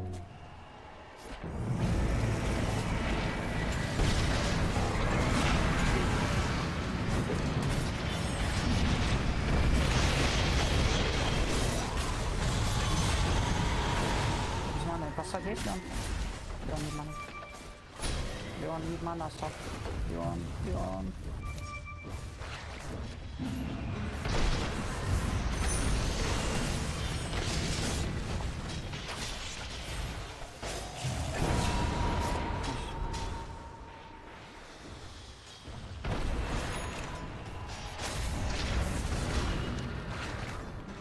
Mid mana.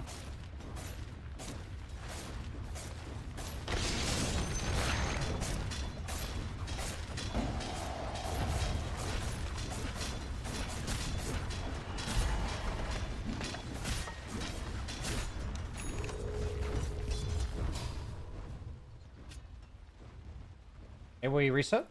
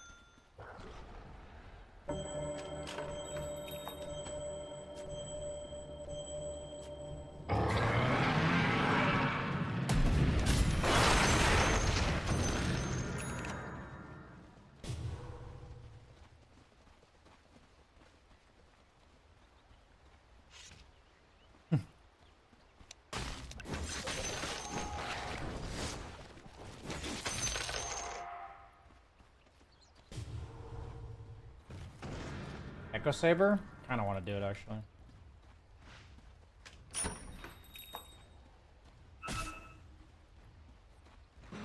Dude, get some fucking mana, bro.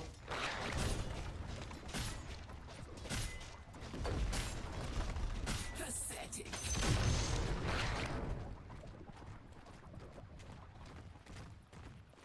I want to just suck you all game.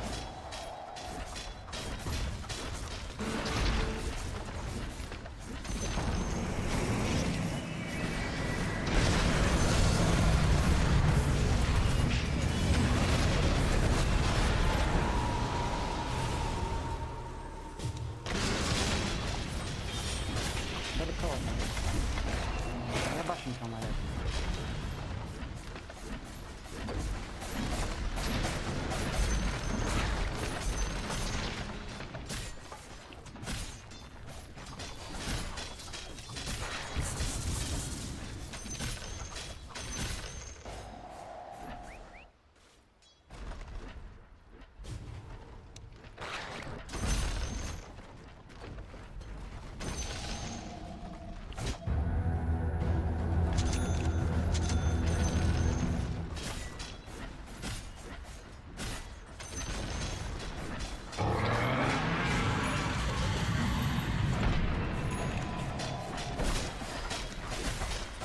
I didn't get to Echo Saber anybody. GG.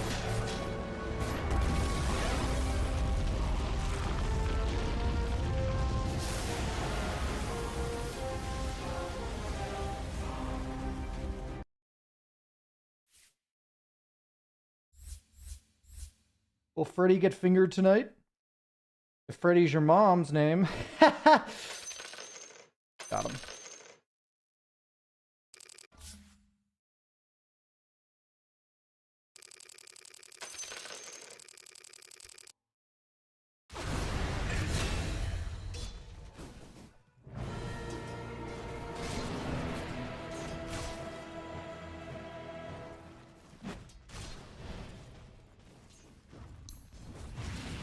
Was that another, like, plus 30?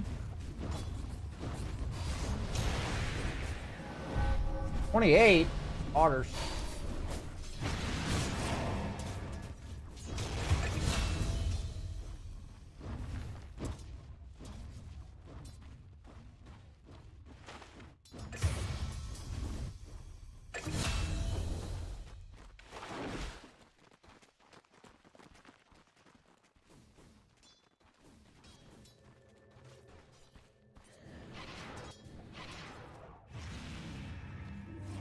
I'm officially a fan of the fist facet. That was too fun.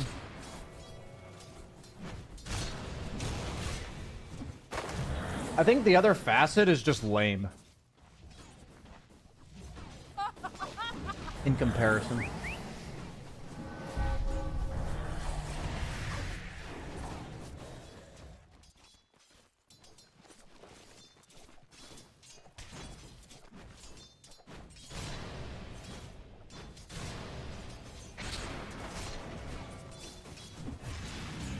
Yeah, what if Silencer had the ability to eat Mantles of Intelligence for 0.5 int every time he ate one?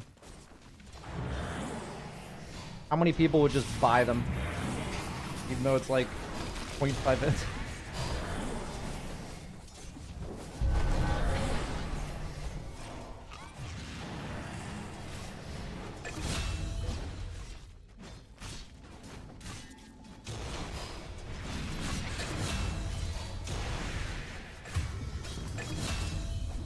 Oh, this lane's pretty nuts.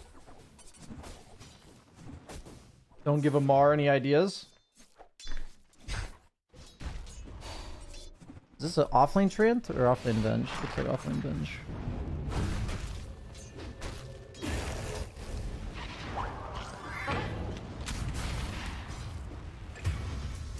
Seems like a really good PL lane. I mean, I feel like Tree Venge is a strong lane, but I feel like PL would be doing fine here. I guess he's guessing decently and surviving, so. What's your fantasy stuff look like? I haven't done it yet. Probably should.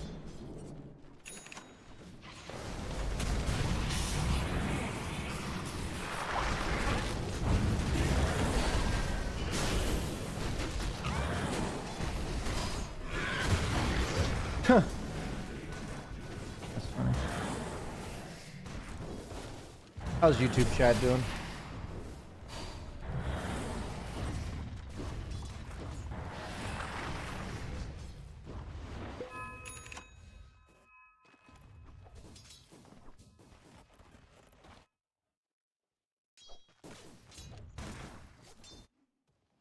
The international soon? When does it start? The 3rd or something? Take a couple days. Bad dying to neutrals? Kind of debatable, I guess. I think not giving the opponent XP and gold is pretty important. A lot of XP and gold to the Treant there. Do you not rush Ags on PL anymore? I like to go Yasha into Ags or Mantha into Ags now.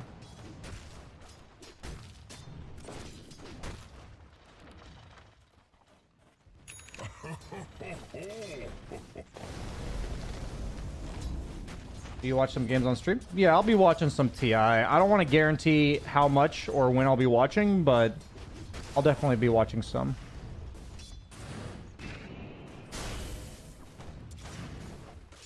I get overwhelmed seeing all there is to learn about hero matchups. How can I start to figure out if my lane doing pub is good or bad without looking up a specific guide? I mean, my question would for you is name some things that you think make a lane duo good. Like, for instance, a simple one would be I like to have one melee, one range. That's almost always better unless you're dealing with specific heroes. So, like, that's an example, like one melee, one ranged. Like, what other things do you think makes lane setups good? You don't buy defusal first? No, I do not.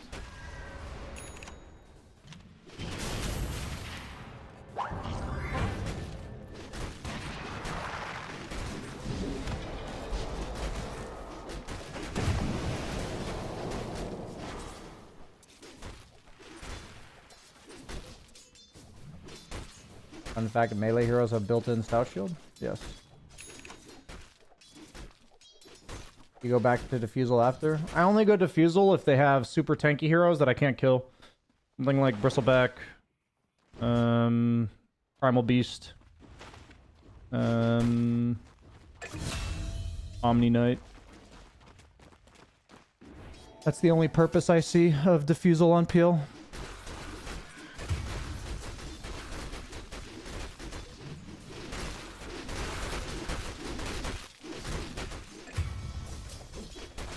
PL decent pick against Dusta? The matchup definitely goes both ways, but I would prefer to be the PL generally.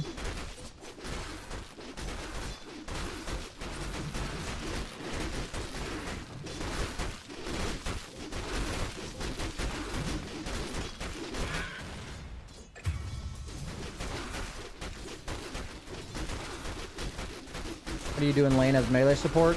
Oftentimes you play for the small camp pull and you force the opponent to walk into you that way. And then you serve more like a bodyguard rather than having to be aggressive. Definitely depends on what melee you're playing, though.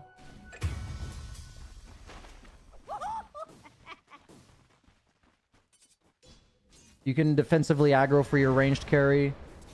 You can drag creep waves if you're playing 4.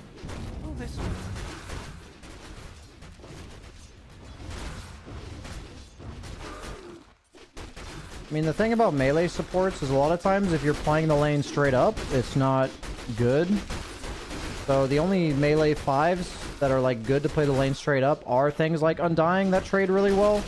So you probably are used to playing lane straight up and you don't generally have much like other options in your repertoire, if that's the problem you're having. I can't know for sure because I don't watch your games, but I would argue you probably play most of your lanes straight up. And that's not generally the best on melee supports.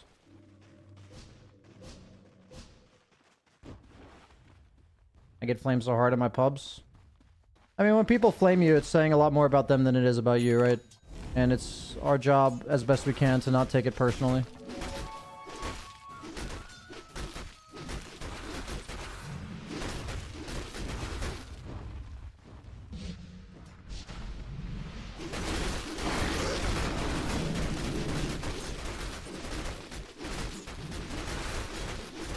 What kind of melee hero would play for the small camp? Something like Tusk. Ogre.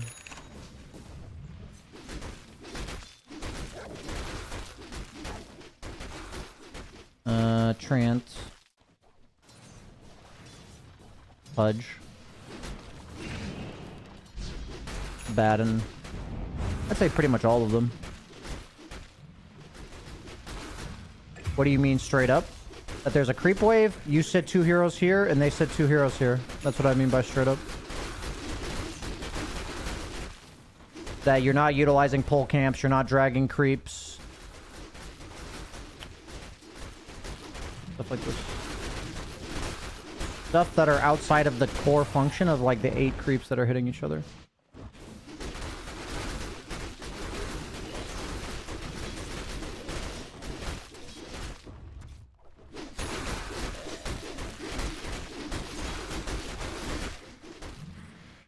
Do you think DK works as an offlaner with his current facets?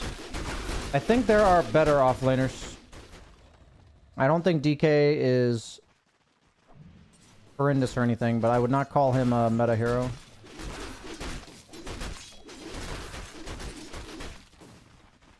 I tried pulling creeps when my core just asked what the fuck I'm doing. That's understandable. It still gets you out of your MMR. You can tell them ahead of time, like, hey man, I'm gonna drag creeps. You can look to play duo queue.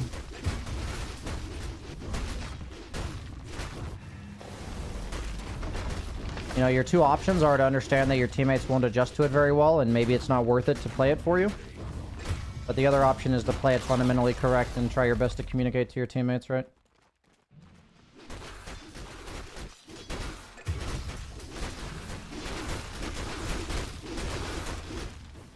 I mean, I had a game literally last week where I told my guy I'm going to drag. Like, I literally said to him, hey man, I'm going to drag and play for stacks.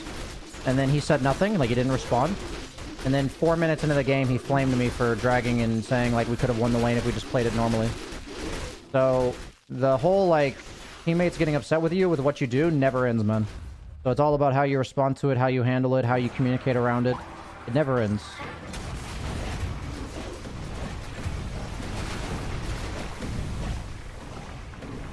I don't know if anybody remembers that game.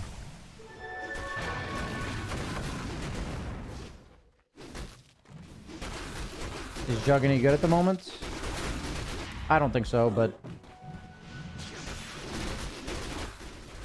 that's my opinion.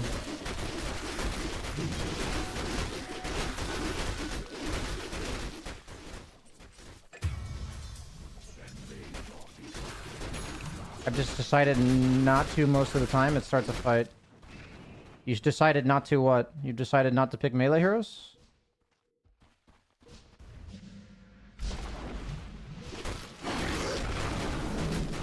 Toxic Axe game? Yeah, that is the one, actually. I was lying, he was Axe. Not to pull. So that's the problem, man. I'm telling you that your two options are to pick... Like, I think your optimal options are to pick heroes that are not melee, or to communicate what you're going to do as the melee hero. I think the most detrimental thing that I consistently hear across everybody is that they play suboptimally because of the way that their teammates are going to respond. That is what you must avoid at all costs. Playing suboptimally out of fear of how your teammates will respond. It is so important you do not do that. I cannot emphasize enough. If you're asking for my advice, I cannot emphasize enough that is the one thing you should not do. Does that make sense? I hope it does.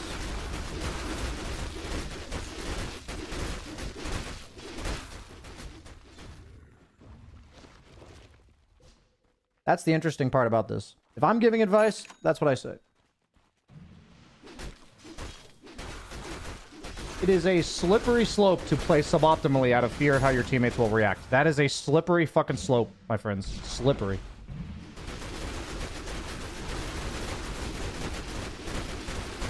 What do you think about Helm Dom on Gyro? I think he just needs other items. I could be wrong, though. It's probably fine. Honestly, Helm Dom's probably fine on, like, pretty much any carry that, plays lane. Problem with Gyro is, like, before he gets Helm Dom, the other two items don't really help him very much. Like, he doesn't really need, like, armor and regen.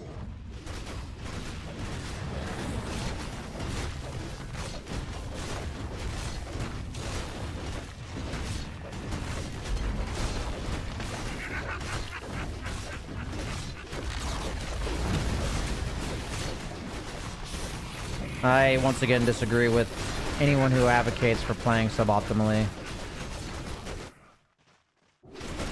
If you feel like your behavior score is being impacted by the heroes you play, my recommendation is to pick different heroes rather than play the heroes you're playing suboptimally.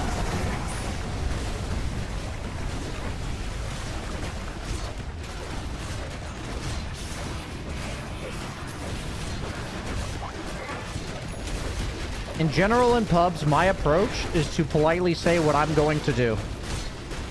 I have not found most pub players to be good at having a back and forth objective discussion. Like, I think we should do this. I think we should do this. Anytime in my experience that I say to a pub player what I would like to do, and it's not exactly what he likes to do, usually maybe 90% of the time, they respond with some sort of flame or judgment or I'm right, you're wrong.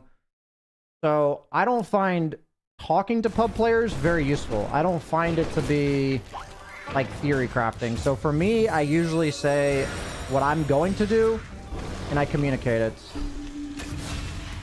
And if he gives an option that you don't mind doing, like you think it's fine, like you're not really sure if it's good or bad, then I think it's perfectly fine to just do what he's doing and see if it works.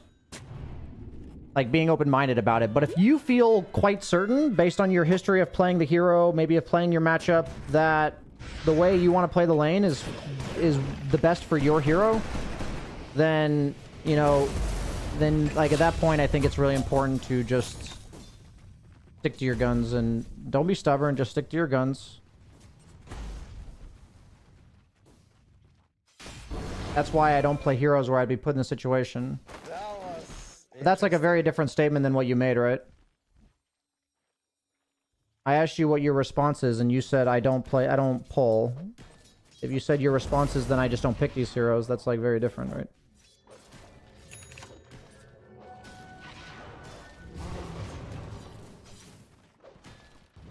Hey, are you casting our game at TI? Malrine with a scuffed name. Very funny. Oh, I didn't know that's how that worked, actually. The Hoodwink W, like, pulled him out of skewer. That's a disaster.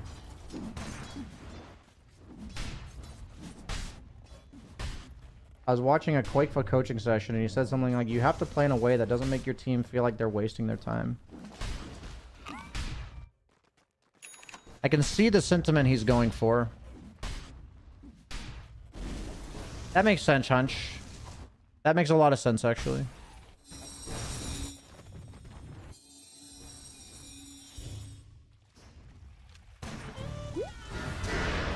It makes sense that you're like, well, these guys don't like if I pull, so I'm going to try not pulling. And then you're like, well, these heroes kind of suck if I can't pull, and then you don't pull. So, or then you don't play the hero.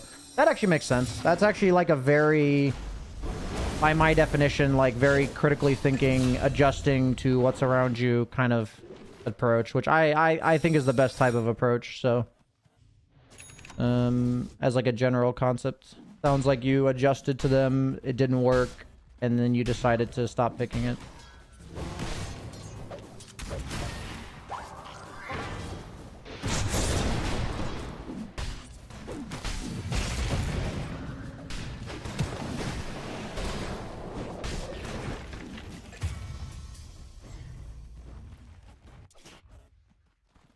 If you think his idea has some validity, then definitely try it. Definitely try it.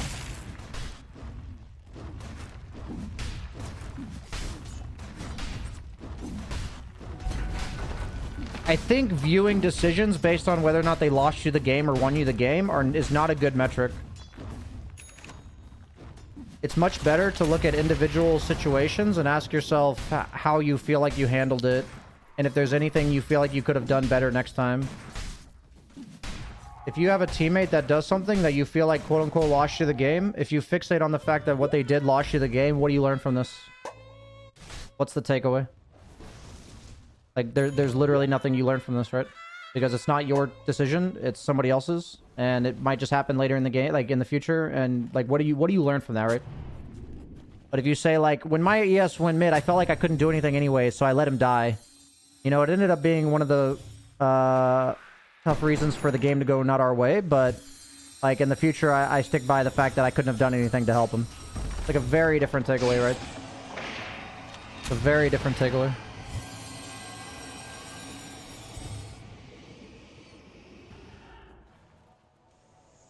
I should have just TP'd in fixed ways. So your approach, here's the problem, right? I mean, I don't know if my viewers are signing up for lessons when they're talking about this kind of stuff. But the problem is, how much time do you spend talking about his decision costing you the game versus how much time do you spend talking about, in hindsight, I wish I hadn't canceled my TP. Next time around, I know his play is not ideal and I'll just TP out. Like, how much time do you spend thinking about what you would do next time compared to the fact that it lost you the game? I think every second that you spend dwelling on the fact that it lost you the game is just a waste of your fucking time. Like, there's no... It doesn't serve you. It's a completely useless thought. you know, you can say something like, him going into base was not a decision I agreed with. I didn't want to help him, but then out of frustration or anxiety, I helped him. And in hindsight, you know, he fed and I couldn't do anything about it. I wish I had just TP'd out. So next time, I'm going to try to work on trusting my gut that if I don't think I can help the guy, that I'm just going to follow through on that. You know, like that's for me like a much healthier, meaningful takeaway than this guy's play cost us the game. It's such a different takeaway.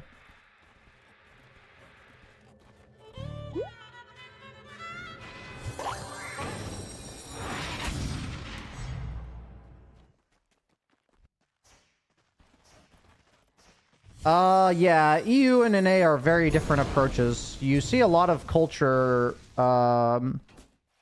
reflected in the games. Like, NA culture, generally speaking, is very individualistic, right? Like, not Dota culture, but like culture in general. While European culture is, generally speaking, like Western European culture is much more collaborative and like society-based, I would say. And you definitely feel that in the games. You know, that difference has been minimized because of the fact that NA server at my bracket is dead. And so pretty much all the NA players play here anyways. So you kind of just get an amalgamation of cultures. I also think Eastern European culture is significantly different than Western European culture. And, you know, pretty much everybody just plays on Western Europe anyways.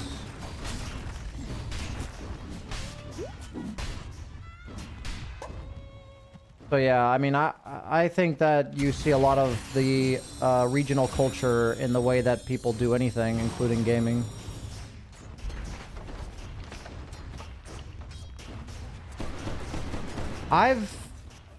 What I've learned is that blaming other people or judging their picks or judging their actions, it makes you feel vindicated in the moment, but it doesn't make you feel better in the long run. Like, it doesn't... It makes you feel, or it contributes to you feeling powerless, bitter, you know, fixated on other people's mistakes. And it's like, you know, if you look at a game and you simply assess it through what would I like to have done differently next time, regardless of win or loss, then, you know, that's going to help you maximize how much you learn from anything in a game. And it also helps you be more peaceful internally. Like, internally you'll feel better. It's very difficult though.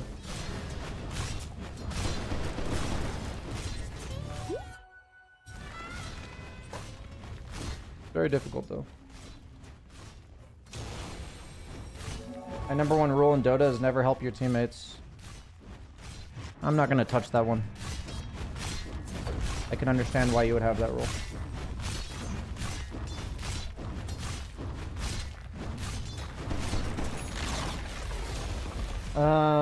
Studio, I think the best thing you can do to learn the game is to just simply play and optimize the hero that you're playing. It doesn't really matter what role you're playing. I personally think that as long as you're enjoying yourself and you don't mind winning or losing, because Dota is, you know, it's a game that it's going to be hard for you to win early on, and you're playing to improve and optimize the hero that you're playing, then, you know, I think that's the healthiest and most beneficial approach.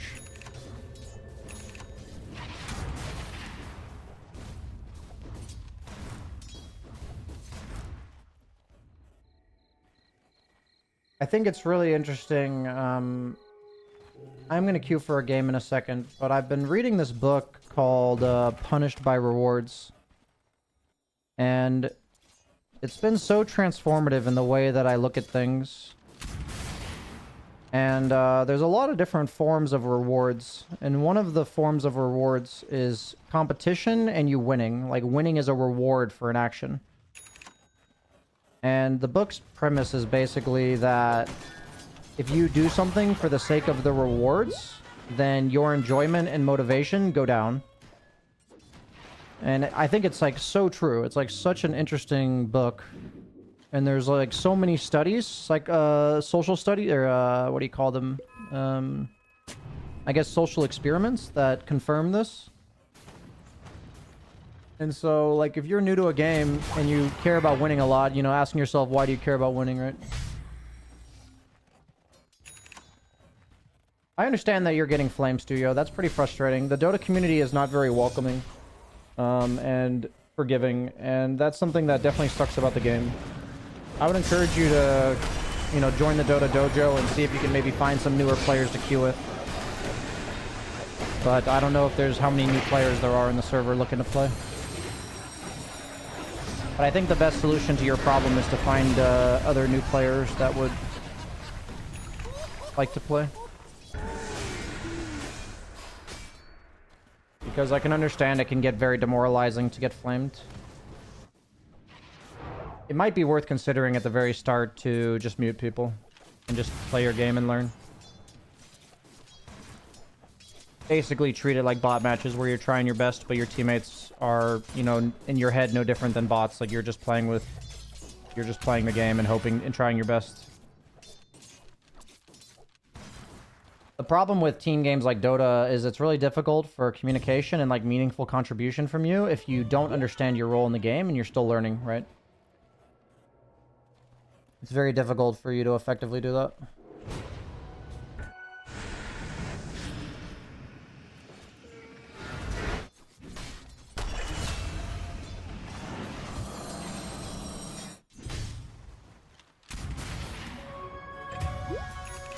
If I don't care about winning, I play a lot worse. That's interesting.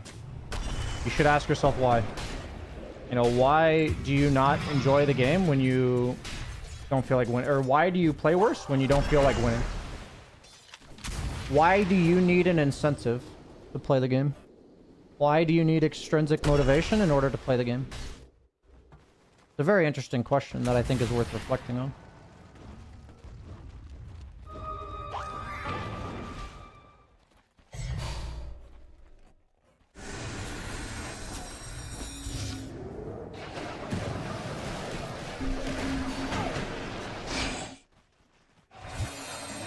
Yeah, there's a Discord.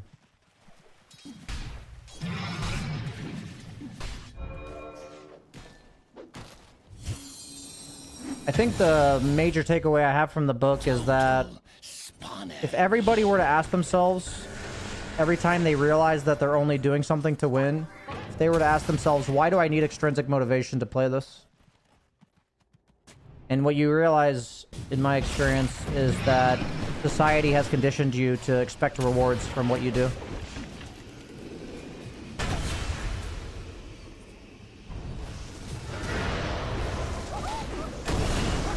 I think it's very interesting. Such a fascinating book. Okay, I'm gonna go to the bathroom and queue up.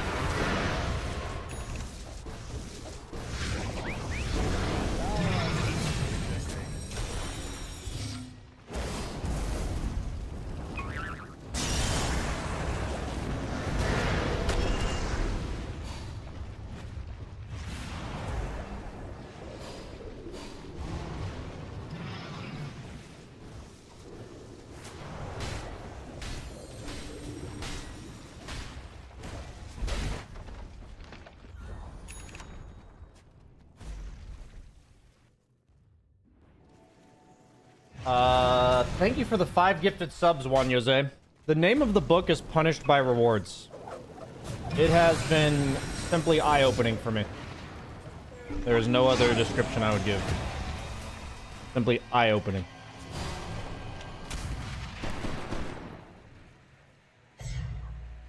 The idea that most of the world, especially America, because it's talking a lot from American perspective, but it's not only American. The idea of the book is that if you are rewarded for a task, your motivation will go down, your interest will go down, and your performance will go down. And the moment that you are focused on the reward of your task rather than the task itself, all of those things will go down. It's so interesting. It gave me a much clearer picture of why when you take something that's a passion and you turn it into a job, why you don't like it anymore a lot of the time. Why you lose interest, why you lose motivation.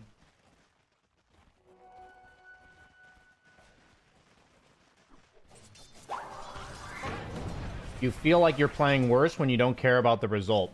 I think it's worth analyzing. I think that the average gaming experience has gone significantly down, and I believe it can in terms of people's enjoyments of games, and I believe wholeheartedly that 95% of that is because people play games to achieve things rather than playing games to enjoy them. I believe that is 95% of what makes gaming less enjoyable nowadays than it used to be.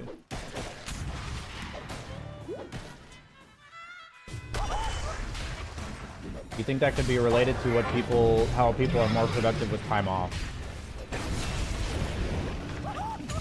I mean, in general, the idea is that if you do something for no other reason than the sake of doing it, because it interests you, because you would like to do it, that you will enjoy it and be much more productive. So if you are consciously choosing to do something during your time off for no other reason than you just want to do it, then yes, that would support the theory that you would be more productive and enjoy it more.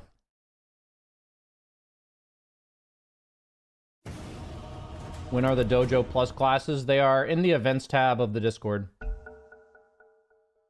They are currently Sundays and Mondays at 7 p.m. CET.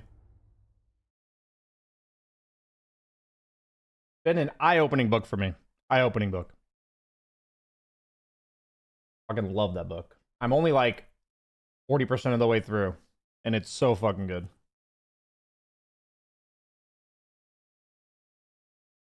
Can you do something, for example, that doesn't have a reward? So there's a big difference between something that has a reward and something that you are motivated by the reward. Like, you could argue that if I make money from the Dota Dojo, that's me doing it for a reward, thus I'm rewarded. But if I'm doing the Dota Dojo because I want to see the community thrive and improve the community and be more positive and surround myself with more like-minded people and help myself grow as a person and as a Dota player, then that's not a reward, right? That's just intrinsic motivation. So that's an example of something I don't do for the reward.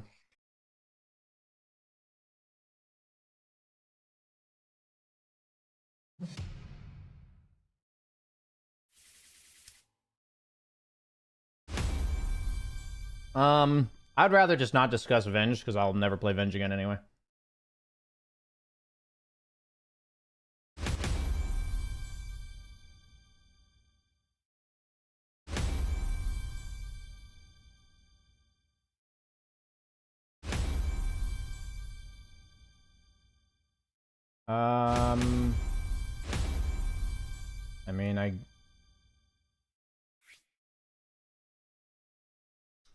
I mean, I guess I play mid. I don't know. This is my worst core role. Maybe I just go Lesh.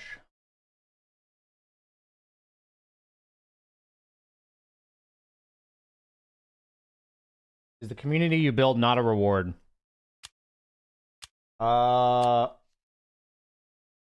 You would have to read the book for me to describe this better. It's very difficult to explain. I'm against Quap. I need a do shitter, so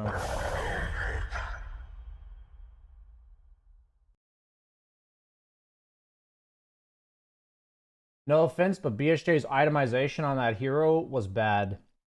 Do you think that there's a different way you could word that you express that you don't agree with my itemization, but you don't appear to think you know more than me and that you're superior to me? Do you think there's a way that you could word that? I'd encourage you to try again.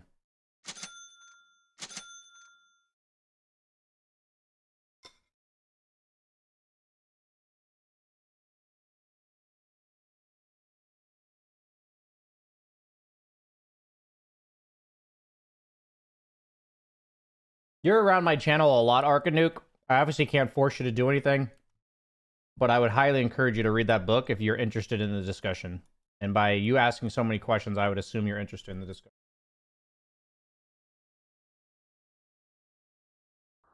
Name of the book is Punished by Rewards. I would love to talk to you guys about it.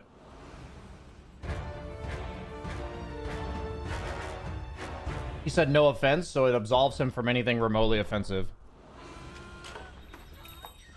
Yeah, people generally like to do that. No offense, but I'm going to say something that I think will offend you. But that's why I said no offense, so it shouldn't be offensive. Rather than learn a better way to say it, I'm going to say no offense.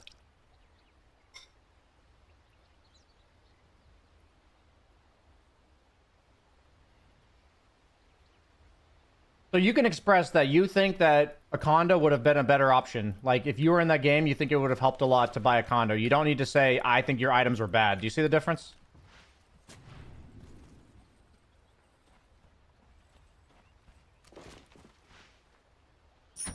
Okay, I'm gonna go ahead and start talking about... I'm gonna start thinking about my game. My choice when I read comments like that is to educate you in a way that I think I would like to teach the channel, or to ignore your comment. I try to find a healthy balance of doing one or like sometimes one, some the other. Doom carry, Pudge offlane, it looks like.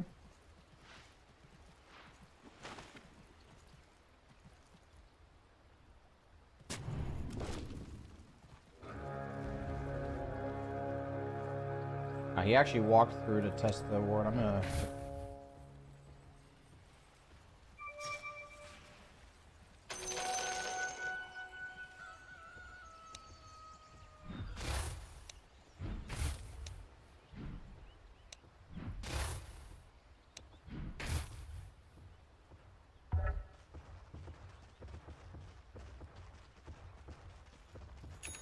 Oh, Pudge mid.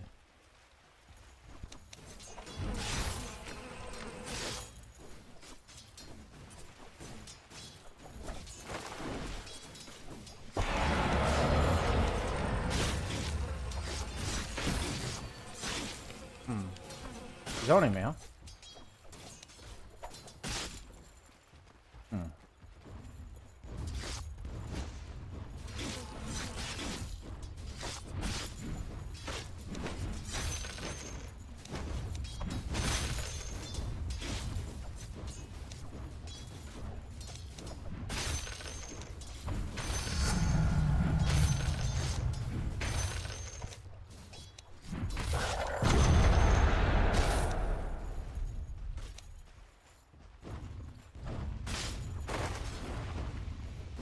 Guess I should just block. Can't really contest these CS.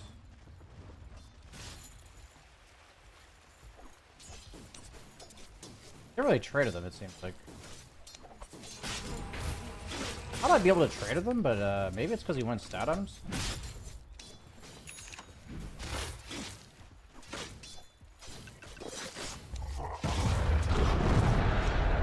Fine. It's not ideal, but it's fine.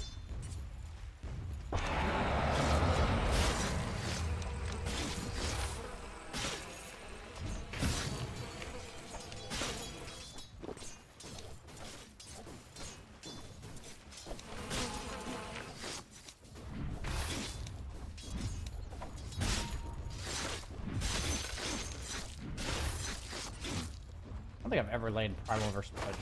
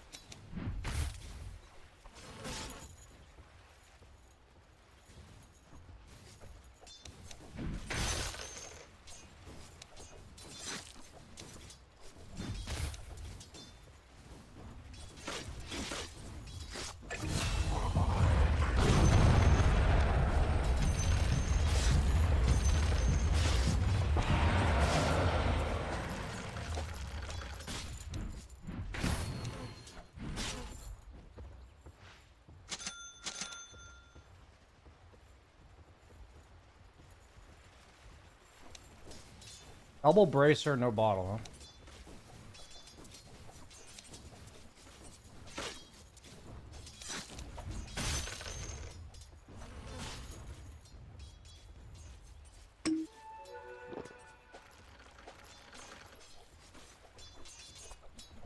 Man, that shit does like no damage. Oh, I thought it did like 90. I think it used to.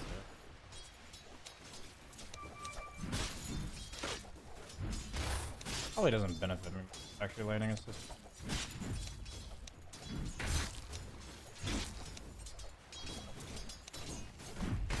Huh. I can't out CS him, so I'll just leave. Like, he just has higher damage. I'm coming bottom, guys.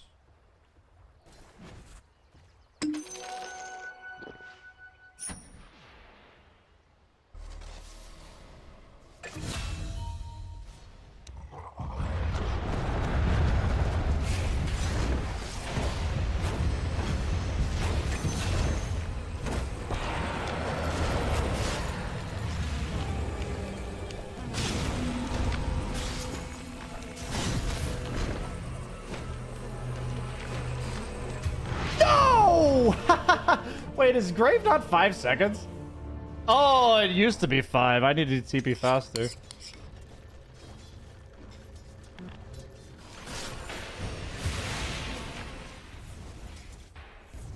Can I get him? Oh no.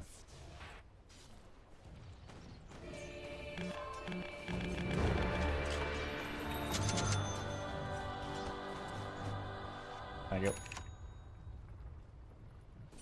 Forgot I had Oracle actually, so I'm glad you said something.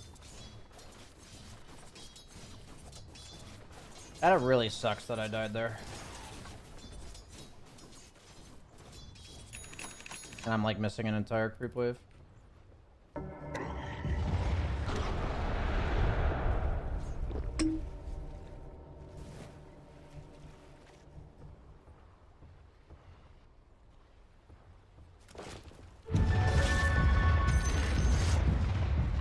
Pudge is missing, guys.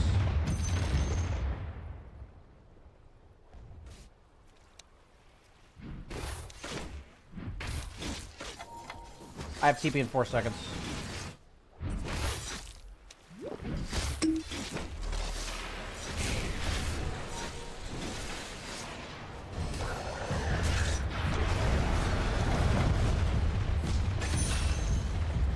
Wow, he's fucking gangbanging that guy.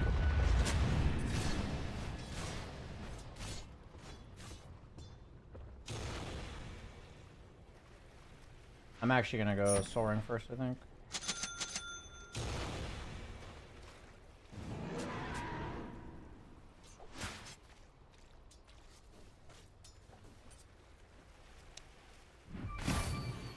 Bottom, okay.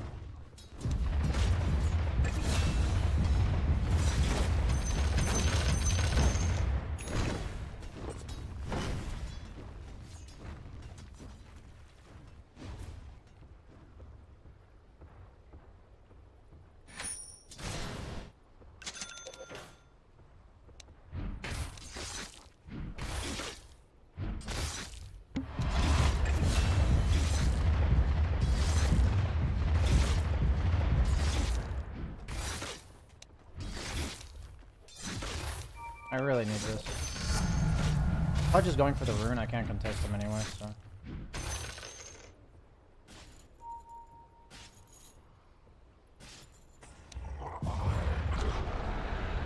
What? Oh my god, I canceled.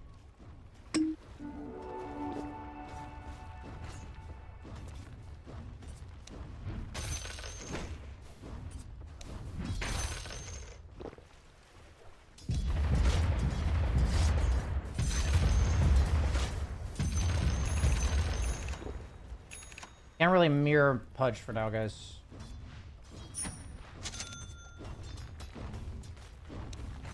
I'll just hit the building.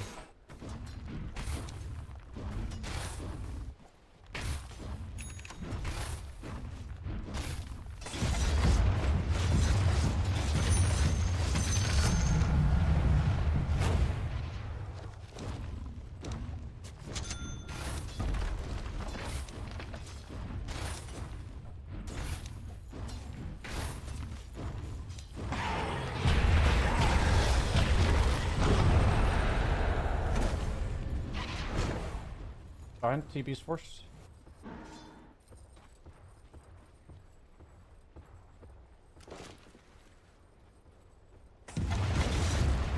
Did you say it or?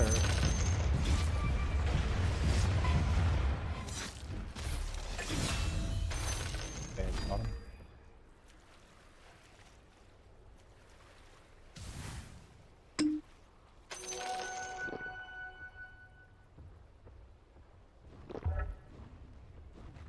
Oh no, that's not good.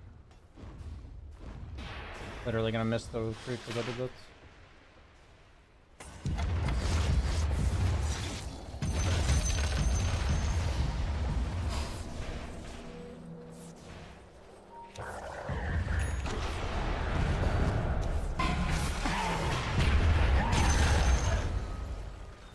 He just missed the.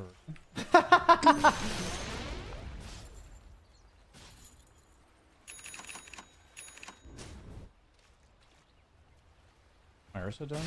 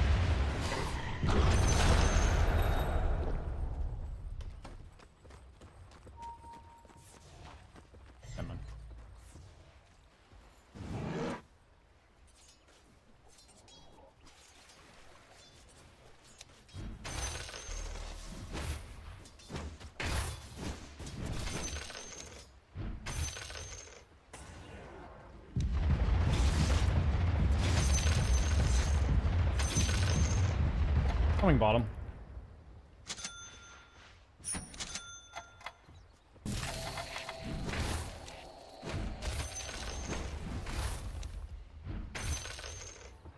Coming for Doom, guys. Nice.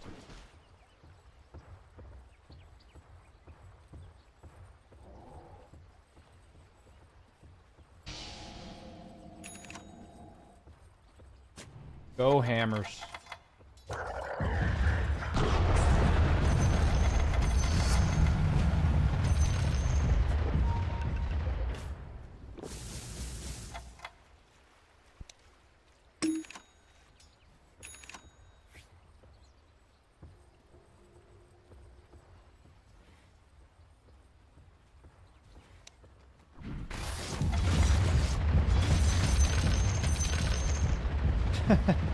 Rubik's actually rushing eggs.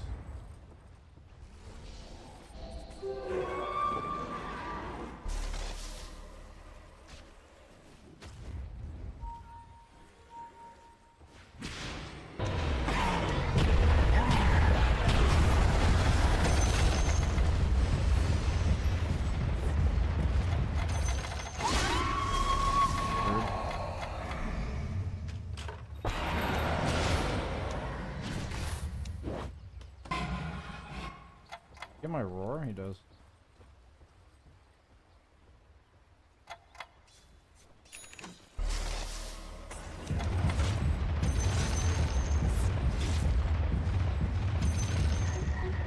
Yeah, I can't really take that.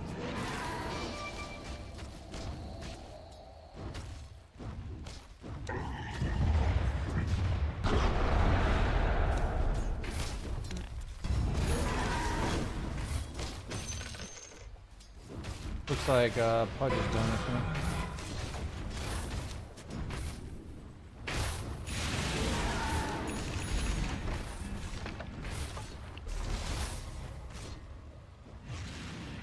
We can take their wisdom shrine, guys. I mean, it's like obviously in this channel we think the person that's weak-minded is Pudge. I also try not to judge people for being weak-minded. I'd rather just say, like, I don't agree with his decision.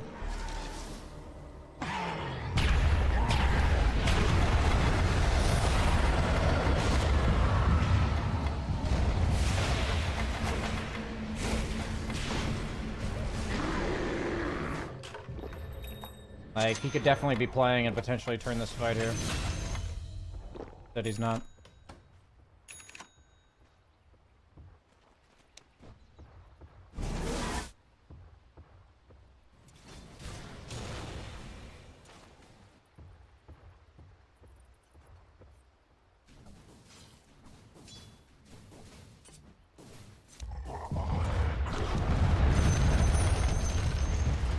A lot of weak mentality in this game, huh? In this game specifically.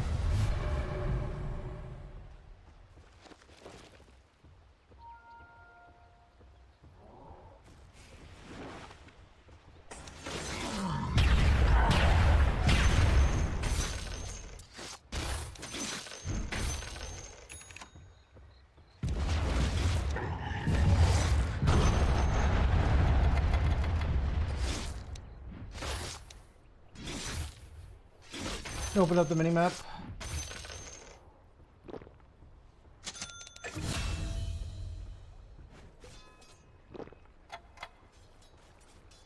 People need to stop taking things so personal. It's more like, what's the alternative, right? They're taking things personal. What can we talk about with their approach that can potentially be adjusted? We understand what they need to stop doing, but, you know, what's the core of the problem? Why are they taking it personally? Because they care about winning above all else, right? For a lot of people, it's winning, it's ego.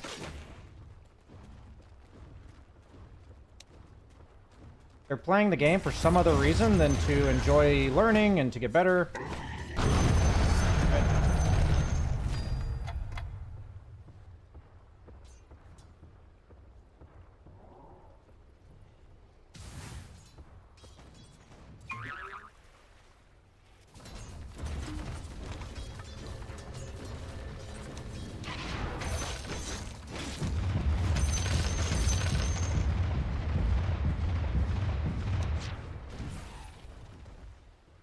I'd be pissed. I understand. So you don't think that Weaver's items are very conducive to having a win? Well, how would you like to handle your frustration? And it's reasonable to feel frustrated, for sure. It's what we do with that, right?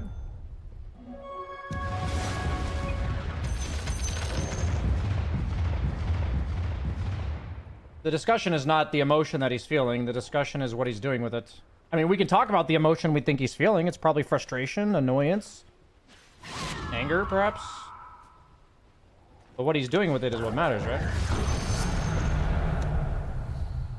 I'm new to this channel. Greetings. Sup, dude? Greetings.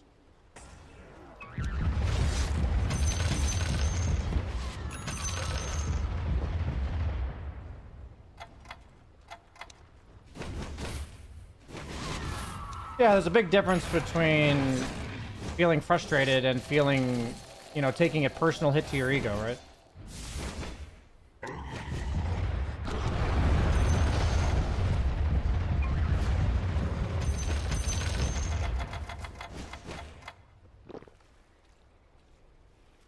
It's frustrated about being in a game for 45 minutes. Okay, that sounds like a feeling of powerlessness.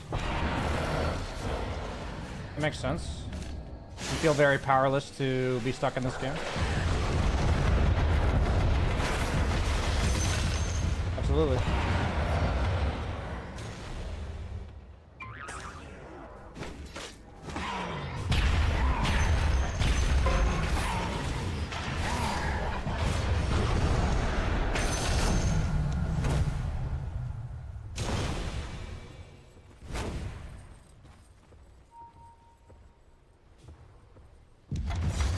Sounds like you value your time very highly, and you'd be frustrated if it feels like you're not making good use of your time. How do you decide between Blink and BKB on Primal?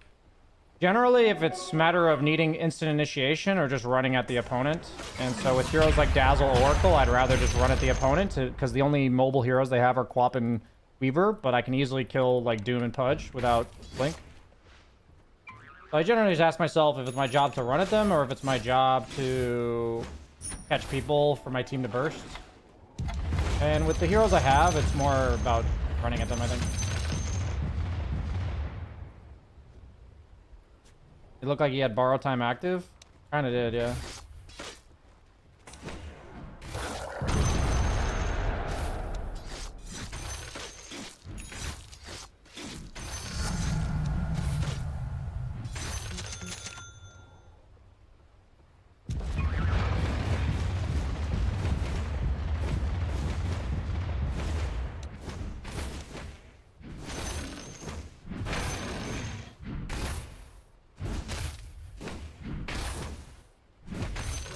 I asked a question and people are telling me to phrase it better. I don't like that. I'd rather just not ask a question. Okay. That's fair.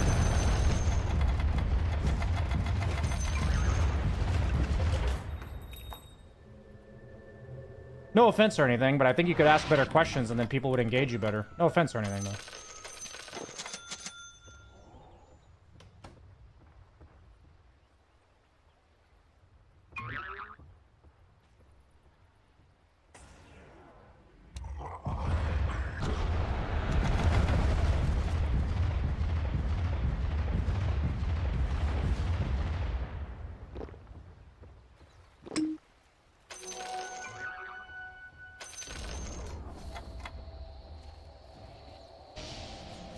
People are funny.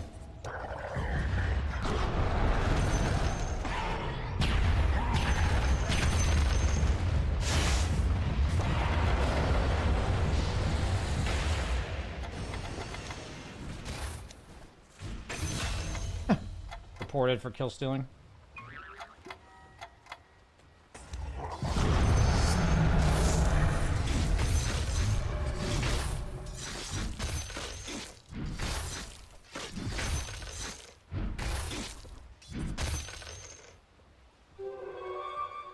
I mean, when you have a teammate that has bad items, you know, I think there's a lot to still learn from the game, right? Or items that you think are bad, rather than bad items. There's a lot you can still learn from the game.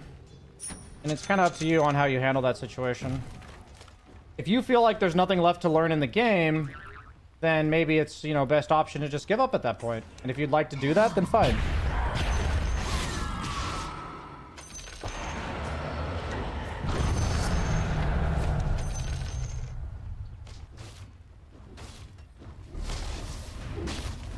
I don't get the idea of wasting time playing a game. Yeah, I mean, generally speaking, you know, wasting time is all in the eye of the beholder, right? Something that I think is a good use of my time, you could easily think it's a waste, and vice versa. So then it comes down to what constitutes wasting your time.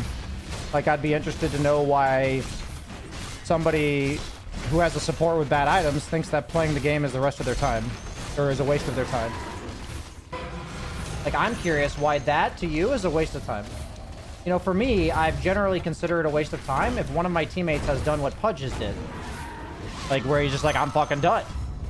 Like, I consider it a waste of time to play with people like that, because you don't really learn anything in the game, you're not gonna win, and the game's, like, not even remotely accurate to, like, a 5-man game. So, like, for me, I would rather just not play the game and move on.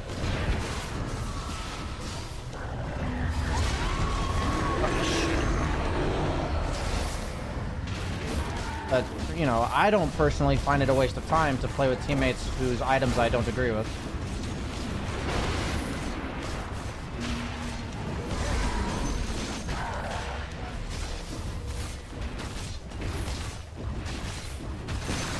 Hey BSJ, I'm trying to improve daily, but I feel so bad when the game matches me with players who have no experience or knowledge. What about that feels bad to you? What are you looking for out of the game that you feel like you're not getting because your teammates don't have much knowledge about the game?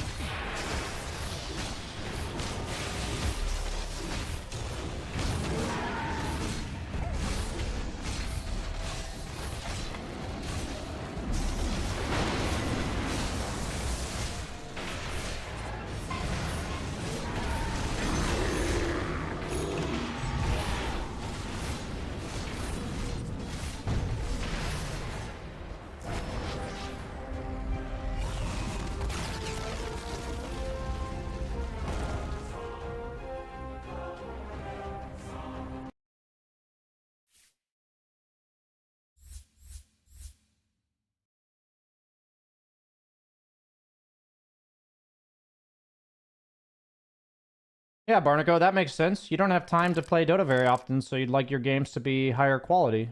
That doesn't really answer the question about why a teammate of yours that's playing in a way that you don't think is optimal would be a waste of your time. That doesn't really answer the question, right? You know, my question is, why does that not feel like an optimal use of your time?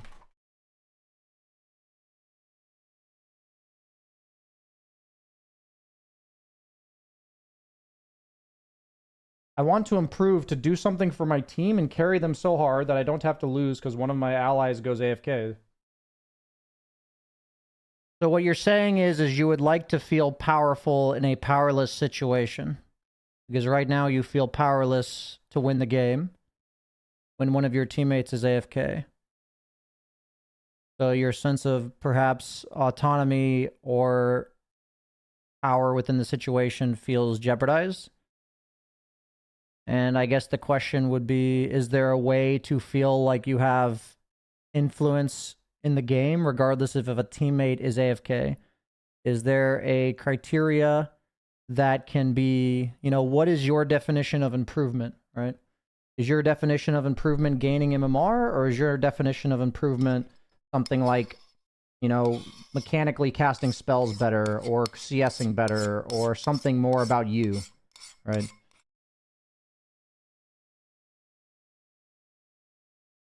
So for me, if I'm like shortcutting and giving you what I believe could help you, is if you feel powerless over winning and that's ruining your enjoyment of the game, then I believe the problem is rooted in the fact that you are playing the game in order to win.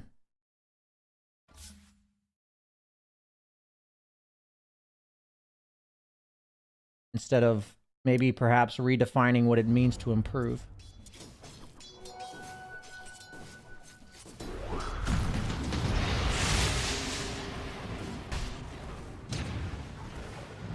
Because I totally get the idea of wanting to feel like you have influence in your life, that you have a say on things that happen to you. I totally get that.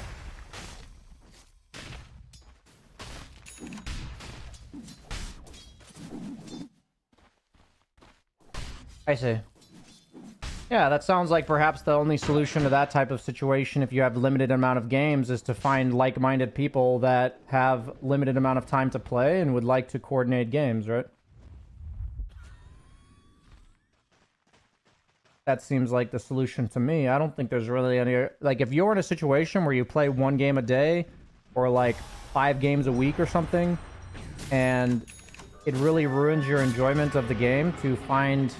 You know, you don't have... You can't really handle the variance at that point, right? Because for me, you know, I'm okay if like 20 to 30% of my games are statistically bad because... Or like, not bad, statistically unenjoyable. So I'm fine with that because, you know, it'll balance itself out. And the majority of days I'll have like 1 or 2 bad games and like 3 or 4 good games. And for me, that's fine. But in your situation, that's not really fine because you only play such a limited amount of games. So your entire experience can be soured for a week if you have like 2 bad games. So, you know, then the point is, how can we, you know, influence, have impact on that? Problem is not losing, but making the best out of the games you play. I understand that. I think you've made that pretty clear. I think you want your time to be well spent. You have kids, you have a job, like, you value your time very highly. So, you know, I think it is very clear that you value your time very highly, and that the need to feel like you're purposeful and that you are accomplishing something is important to you. I can tell that, like, just from talking to you. Hydrate. Where's my water? Micro movement and stats, but I play for win, but the players around me is like, okay, I don't mind to win. Well, that's contradictory to what you just said earlier. Earlier you said, I want to improve. I'm trying hard to improve. But then now you're telling me you play to win. You know, what's the answer? Are you playing to win or are you playing to improve?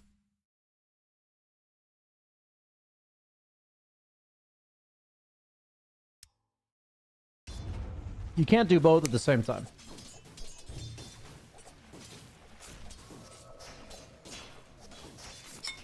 These are 2 very different things.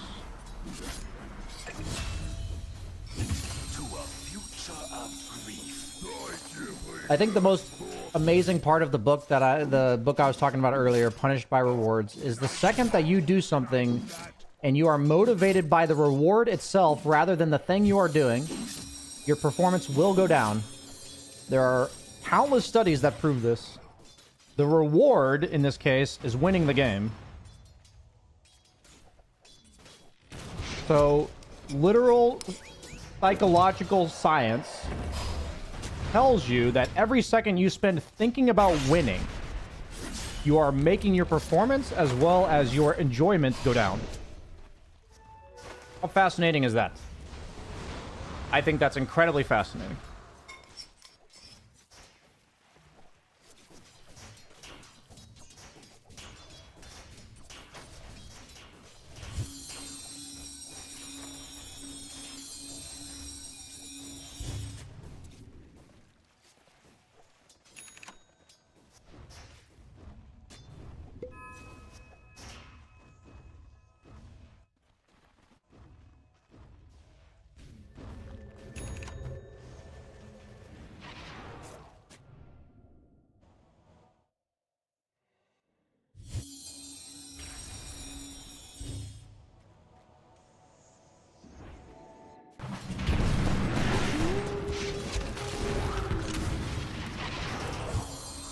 I did play some in-house lobbies though, and it was fun, even losing more than winning. So it's really about the average experience in open lobbies.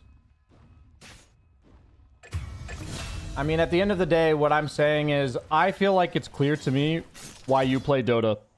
Like why you do anything, not just Dota. Like, you want to feel like you're using your time wisely, that you're learning something, being productive. You don't have time to bullshit around because you have kids, you have a job. And when you play pubs, X percentage of the time, you're effectively wasting your time. So when I look at this situation from a third-party perspective, as neutral as I can, I think the option is to find a better way that better suits your needs for pubs, meaning party queuing perhaps, or to find a better way to cope with those losses and those situations. Like, is there a way that you can potentially learn, enjoy, and feel like it's useful of your time? Maybe not. I'm not saying there is. It's just, I think the choice when we think about what your goals are and what you're trying to accomplish and what you enjoy, I think it's pretty clear that you either find a better solution or you ask yourself if you can come to terms with enjoying games like that. I personally don't enjoy games like that. Like, I find it near impossible to enjoy games where my teammates are AFK. Right, like, I find that near impossible. Like, I don't think that's like an unreasonable thing to find unenjoyable. So for me, like, my solution is I would either, you know, find people to play with, invest a little bit up front, find a group of people. That's kind of what we're trying to do at the dojo. Or to stop playing, to be honest.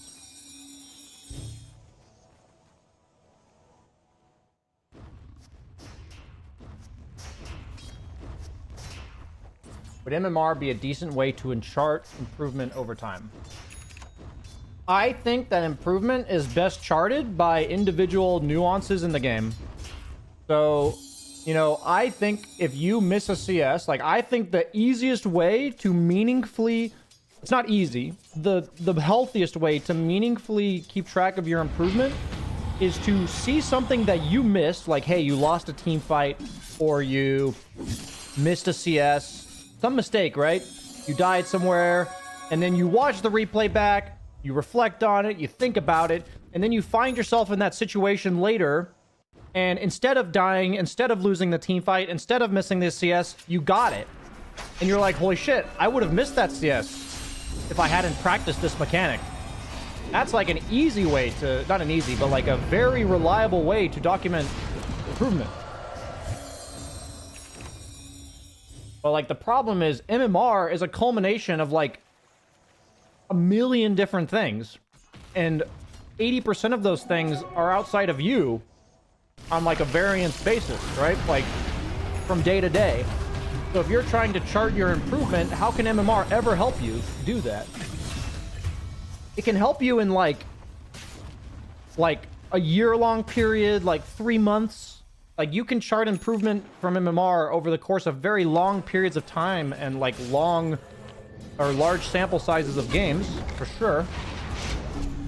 But, like, if you're, you know, going from game to game, day to day, week to week even, and you're basing your improvement on MMR, that's just an incredibly inaccurate metric, right? It's incredibly inaccurate.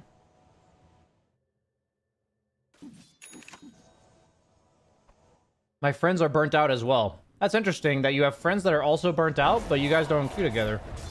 I guess I would ask why. That's interesting. That you already have people that mutually feel the same way.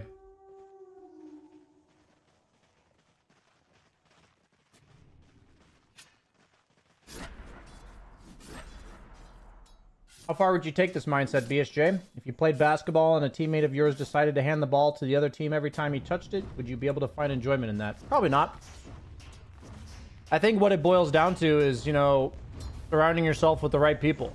And if I had a teammate like that, I would probably just respectfully say, hey man, like, I don't really enjoy playing with you. And or, you know, I have a choice to either confront him or just leave.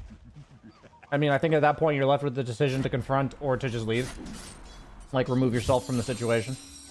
So if, say, like, you're in a group where you have a bunch of people you play with, and you have one guy that acts like this, and you still want to play with them, but you don't want to play with that guy, you know, then at that point you can, it's more likely that you'd want to confront them rather than,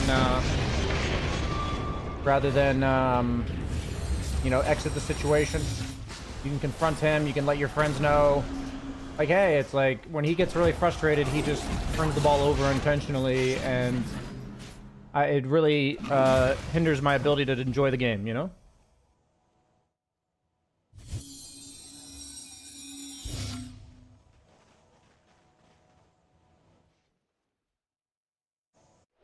Yeah, for sure, Buter. For sure. The stack is burnt out from IRL jobs, but it affects playing. Yeah, I mean, I would say Dota's a tough thing to enjoy when you don't have mental energy. 100%. I totally get that. Like, I don't enjoy playing Dota if I'm not, like, taking care of myself mentally, energy. And when I'm taking care of myself, that doesn't necessarily mean it's, like, all things outside of my control. It's, like, also, you know, is life really stressful right now? You know, is just things getting in the way? That's definitely the thing. I would agree with this. I don't think Dota's a good thing to do when you're stressed out. It's kind of like I don't think drinking's a good thing to do when you're stressed out. I don't think any form of competition is good to do when you're stressed out. I think any form of competition or reward-seeking behavior, I guess, would probably be how I look at it.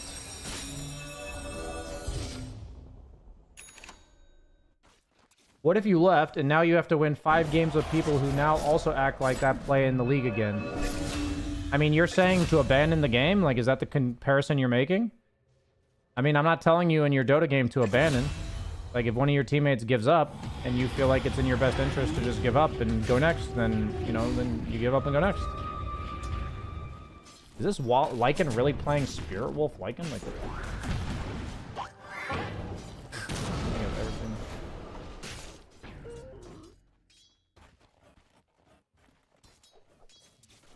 you said you would the B-ball game. Yeah, because I would leave the B-ball game. Like, you know, if you want to be annoying, that's fine. Like, of course, I'm not going to abandon a Dota game. It's very different. Like, if I was told that I have to finish this basketball game or I have to play 5 games with random people to get back to my friends, like, of course I would just finish the basketball game. You know, no rocket science here.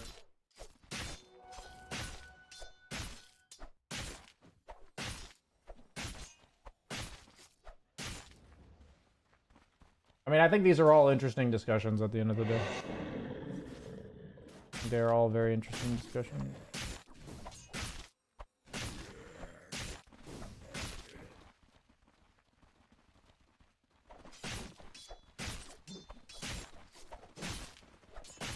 Yeah, okay, I can keep that in mind.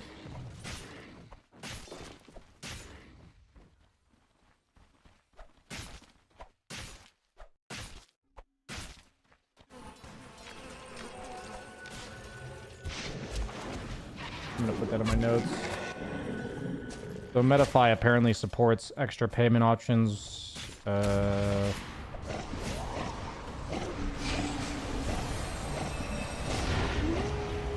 While WAP does not. You know that turbo games are not displayed in the watch tab. It's really annoying. I can see how that's annoying. It doesn't really affect me, but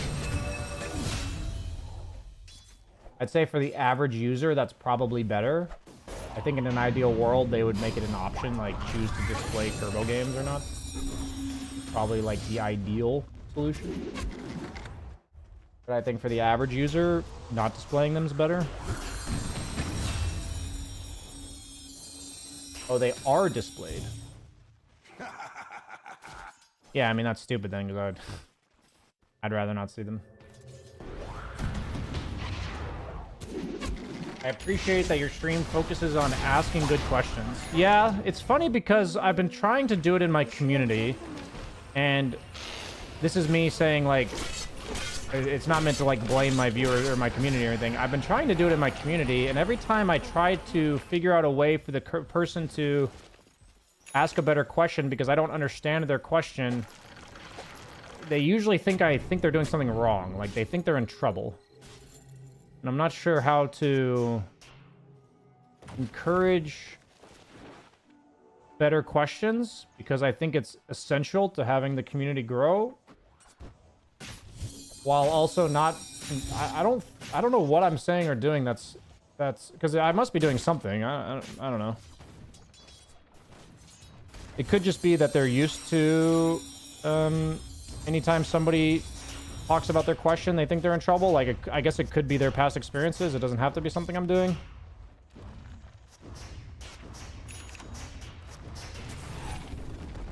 Do you know the streamer Destiny? I've definitely heard of him. I've never really watched him, though. BSJ doing free coaching Monday thing? It's not free coaching. It's a part of Dojo Plus, which you can sign up for a 30-day free trial right now, if you would like to. But after that, it's $15 a month for the first 100 people that sign up.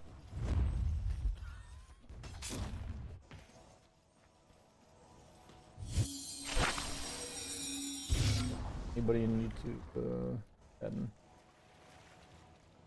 Do I read YouTube comments? I'm currently working on getting the two chats combined. I thought I had it done, but it's not properly set up, I guess. So right now, I don't really respond to YouTube chat unless I consciously go over and look at it.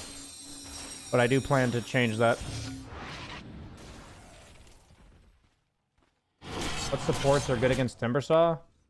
I mean, generally speaking, if you want to know what supports or cores are good against you, you can just go to Dota Buff your hero and you can see it. Like if I just go Dota Buff Timbersaw. Like I just do Dota Buff Timbersaw on Google. And then I watch tournaments.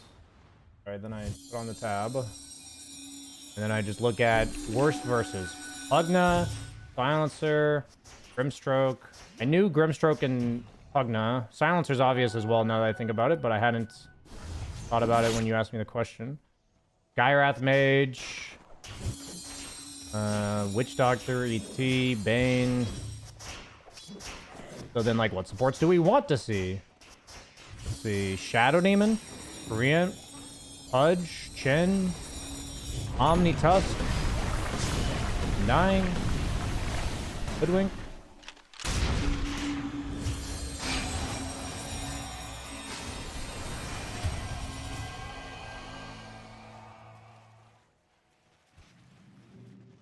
It feels like your current story is similar to his. He went from being known as very impulsive and raging, and then now he does a lot of streams about philosophy, politics, in between games. I see. I haven't really branched into politics. I don't think I'm like quite there yet in being able to discuss politics that affect me with a open mind and facilitate the conversation. I don't think I'm like ready to do that yet. I think the majority of streamers who do talk about politics are not ready to do that either, but they still do it anyway.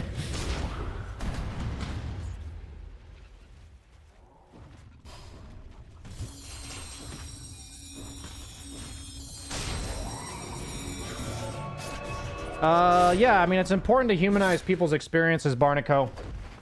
I think the moment that you're blaming the circumstances and no longer accounting for your own behavior, that warrants a break, right? That's just when, you know, it's kind of your responsibility at that point to take a break.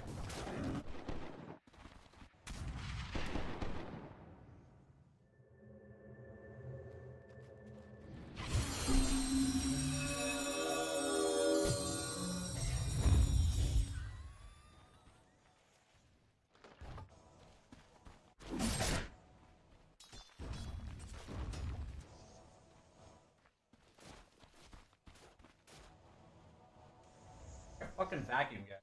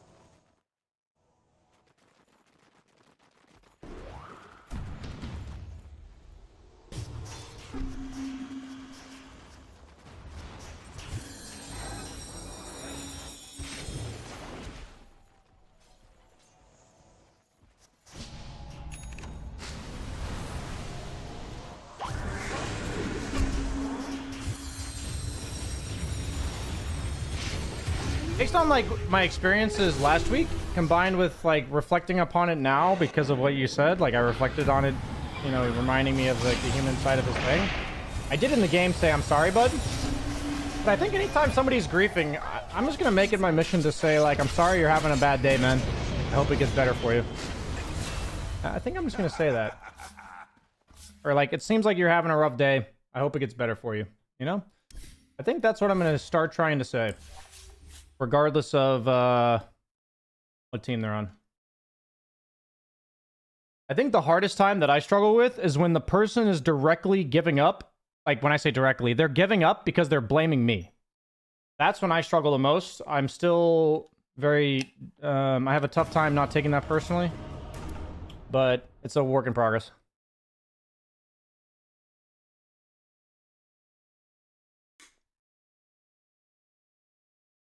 Do you prefer to play Radiant or Dire? I don't really think about it too much.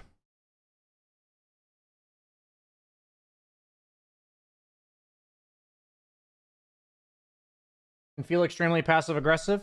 I think I can do my best to say it as genuinely as possible. And I am being genuine. I'm not bullshitting. So however they choose to take it, it's on them, you know? Not my... I don't have the brain capacity and energy levels to worry about how everyone's going to take something. I can just try to be a better version of myself, you know?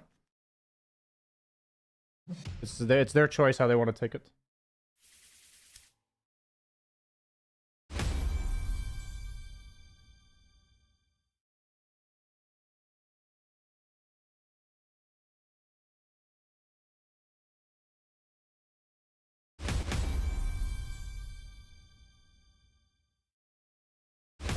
I'll play some support.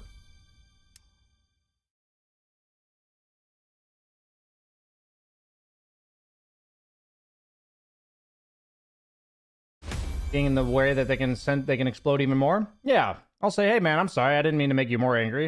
It just seemed like you're having a rough day. Sorry if I misread the situation. You know, that's what I can say. I mean, the next level of all of this is to think about the next step.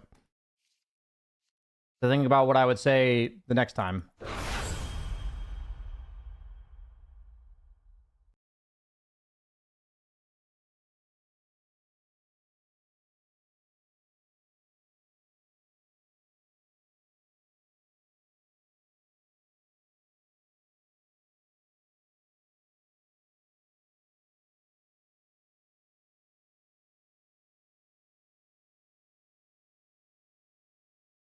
I'm gonna finger some bitches. And I'm also gonna play this game of Dota. Nah. Sex jokes. I guess I'm playing 5 with a carry Zeus. Omega Poggers.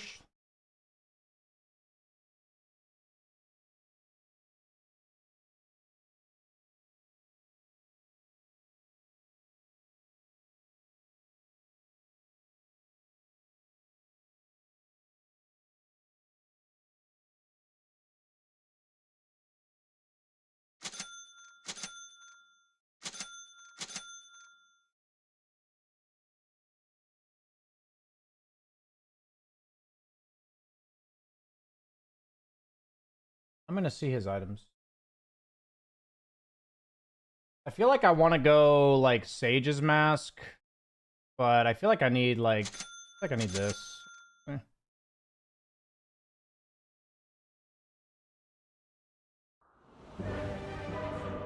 I feel like I want to go Bassy, but it probably just ruins my hero's game to do that.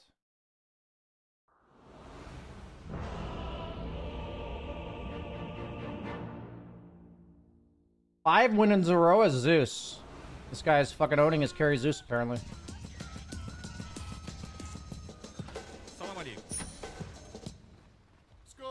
I'm gonna close the...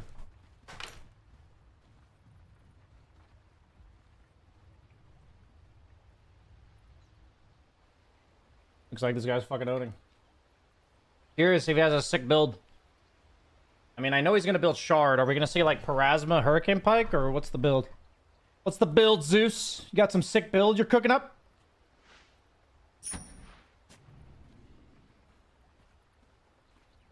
I have him muted. I want to know his fucking build, dude. Got 5 wins in a row on the hero. What is it, like Parasma, or is he going like Refresher Ags and shit?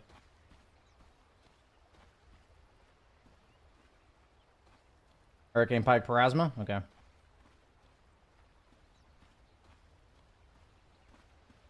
Nice. Ah, I'm down. Could be good. The tide has turned. The tide has turned. Yeah, instead of saying, hope your day gets better, I could say, hey man, it seems like you're having a tough day. I could say that. There's probably a better way to word it. I think seems like it's probably better. It's less presumptuous and more sympathetic.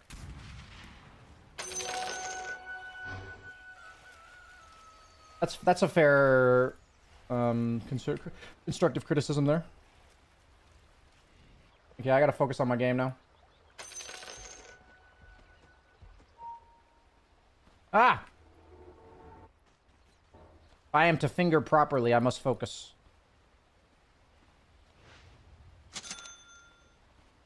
I'm actually gonna buy a full wand here.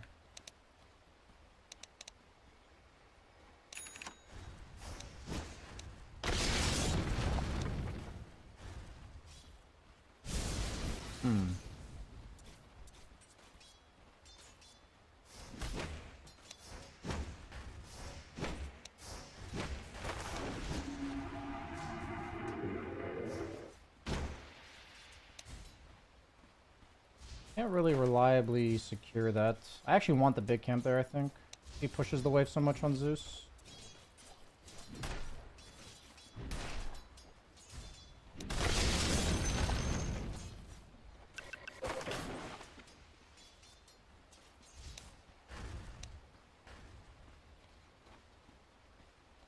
Pulling large.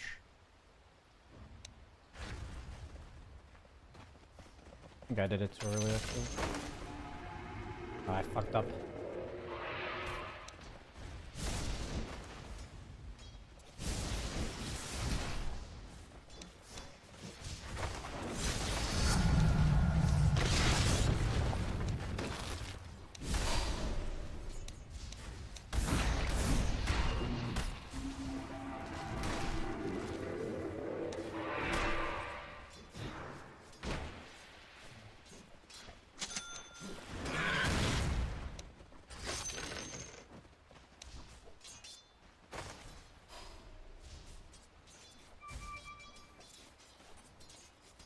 I'm gonna pull small.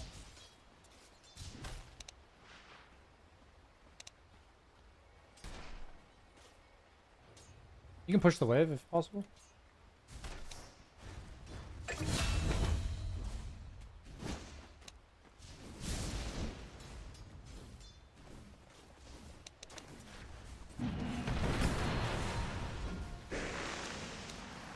He's Zeus, so I shouldn't die, right? I'm gonna kill this. Ah.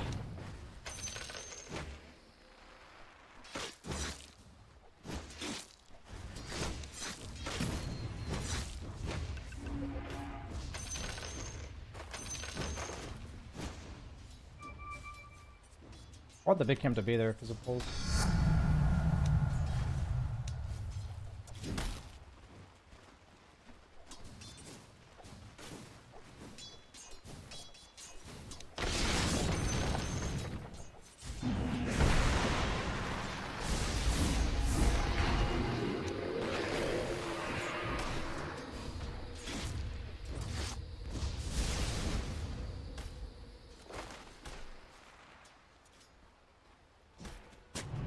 I don't think he body blocked this. Shield me.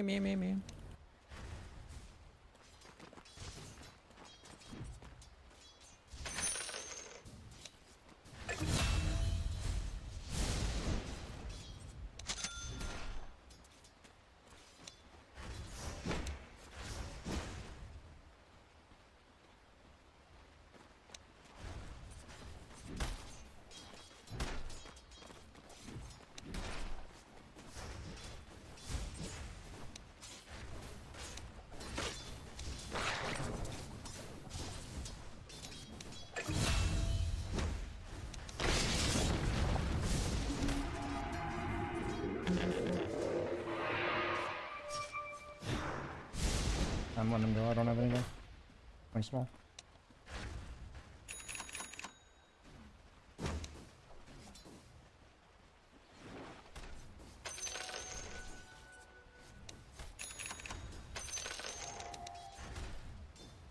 Give me Tanga.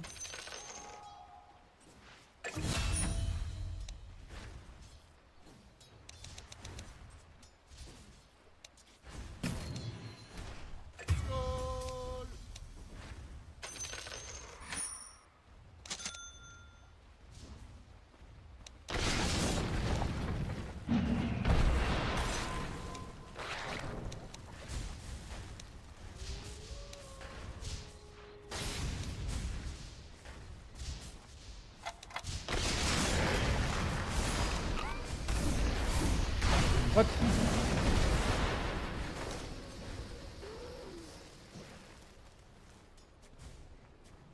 Going small. I only pulled one.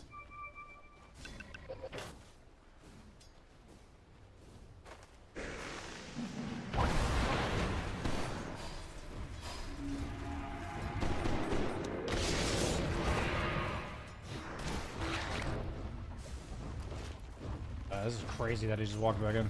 Locked up, guys.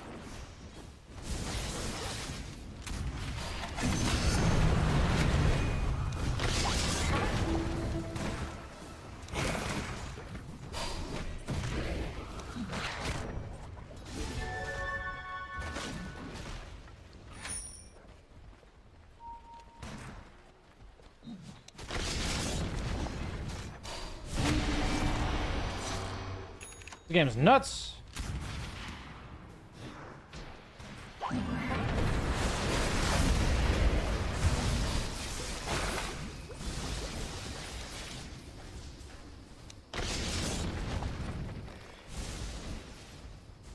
Game's insane.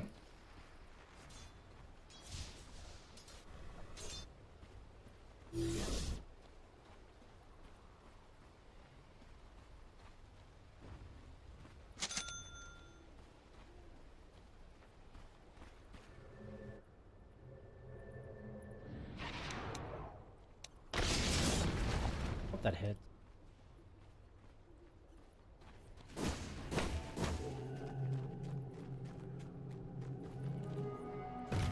This is stacked once. I go base. I think it was worth TPing there to get that. Oh, dude, what is that blink, dude?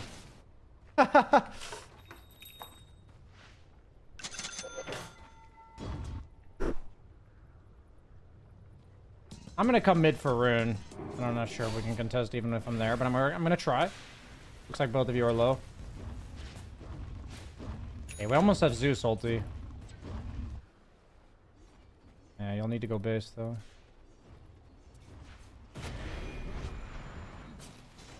Wop's blinking skills are not very good. Guy blinks about as much as I do when I have my eyes taped open.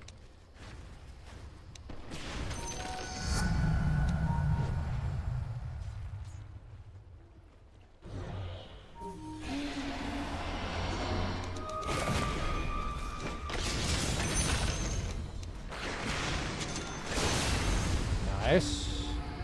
Can chase maybe? I can tank.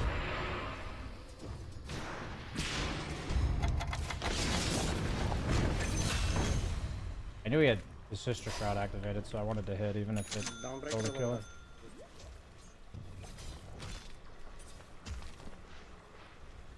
Can you shell me so I can kill a camp? Thank you.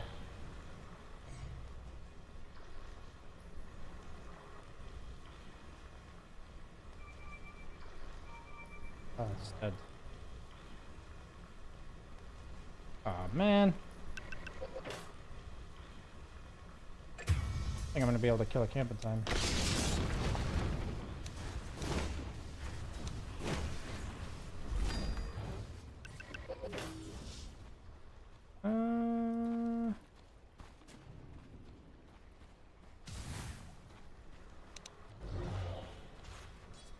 I'm getting 6 from this. Two sub here.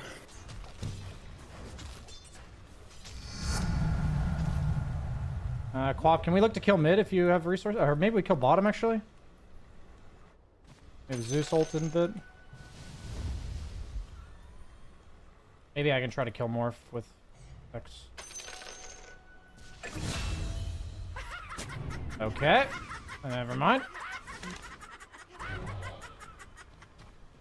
Morph just fucking died. I'm coming mid, Quap. I have finger.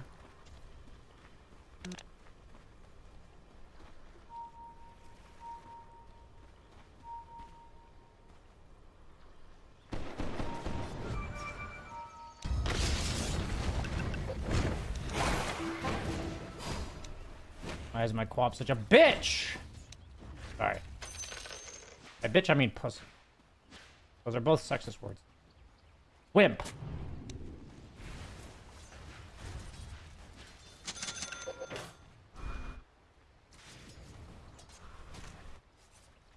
I feel like I can just go farm top.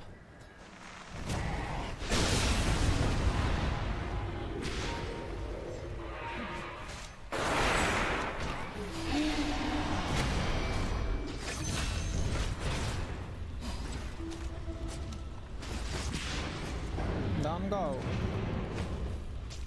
I'm just basing. Kill that! Ugh, I didn't get the gold. Ugh.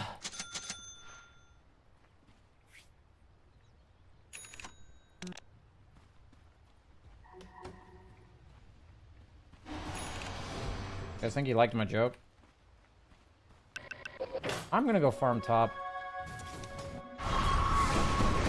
Ah, they tried to burst him and didn't work. Oh, that almost probably worked. Ooh! That's pretty sick by my teammate. Aya Yasha into Ags. Okay. Or into Shard, I mean.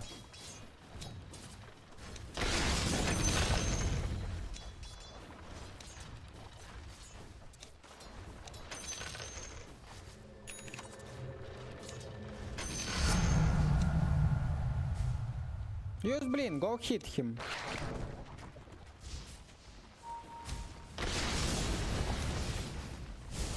Dude, how did I not stack, bruh?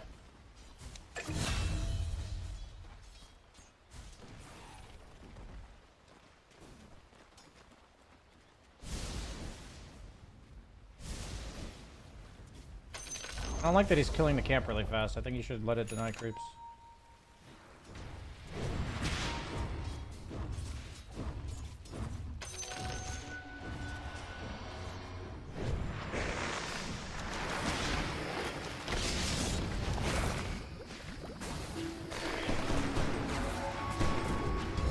Ah!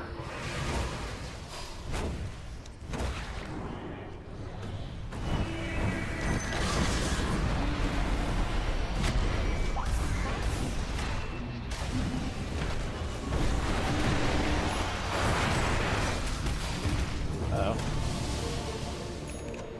Really wish we had Zeus ulti.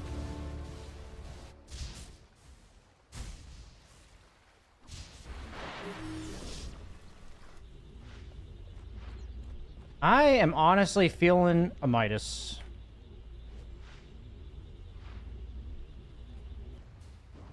Probably not the best of finger or Morphling who's not gonna die to it.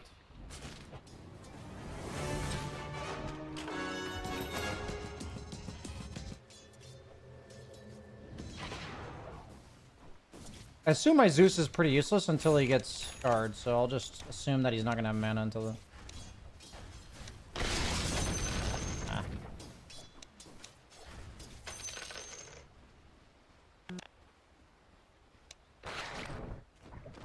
Kind of want to go Midas, guys. Would you flame me if I win Midas? How's Spearbreaker doing? I mean, I'm our primary form of catch. We don't really have any other point-click stuns. I don't think I can go Midas. Maybe I can go Midas after Blink.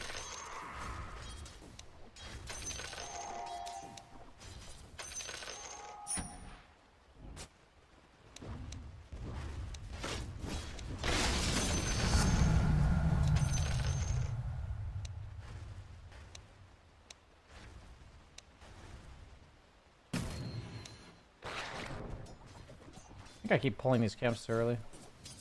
Disaster.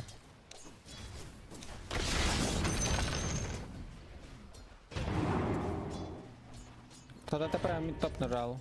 One TP топ. Вот Spirit топ.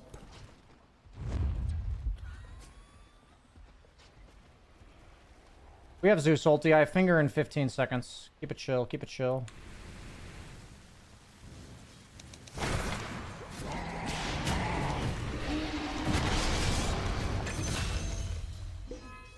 Maybe take tower off that.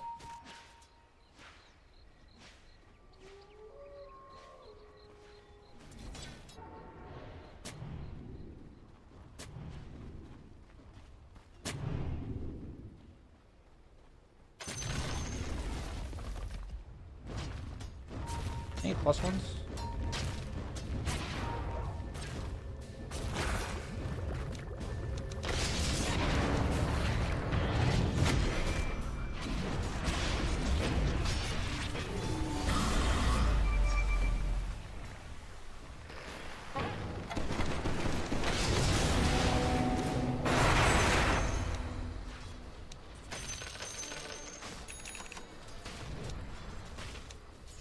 Finger that fucking catapult. Need the word.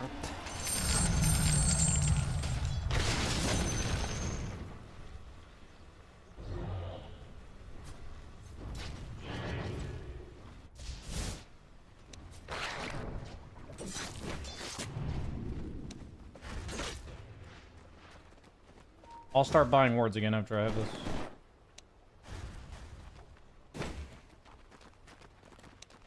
Am I just that garbage at pulling? Okay.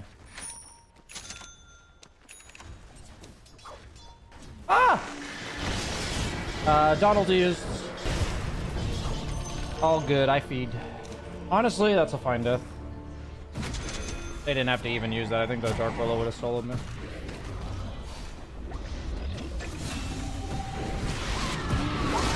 Lol. Ah! Gotta do it. I hesitated, but I'm like, gotta do it. It's funny. He doesn't have ulti on either of those heroes. He has Terrorize, but not the damage one.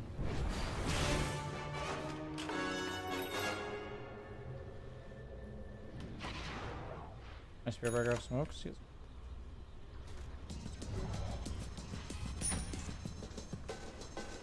Maybe I should have just walked out Abyss.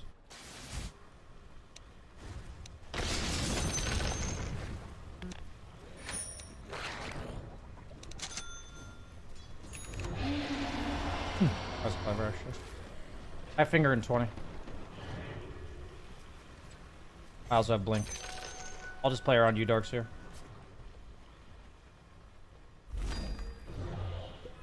Damn it. No,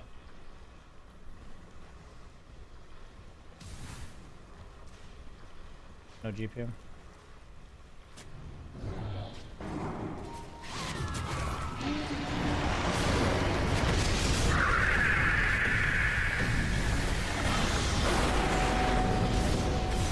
Huh. Wow, with neck pipe, I still died.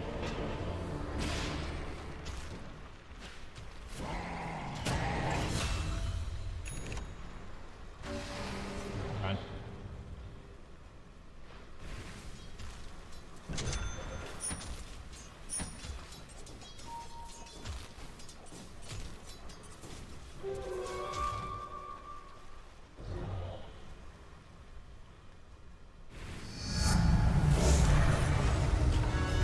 Really wish I got the GPM thing. Not gonna lie, I see shit like this when my Zeus is like free farming and it just kind of triggers me a little bit. Like he's like not pushing waves for us and stuff. TP, they hear TP. But it just means he like overly farms and that's fine. It just means the game will go a bit longer, so I'm gonna buy a Midas.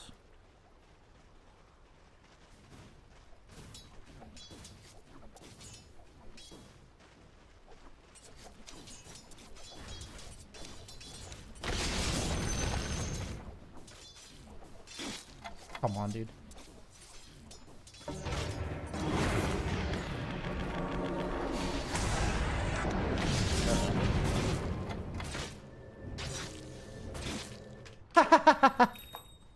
Okay.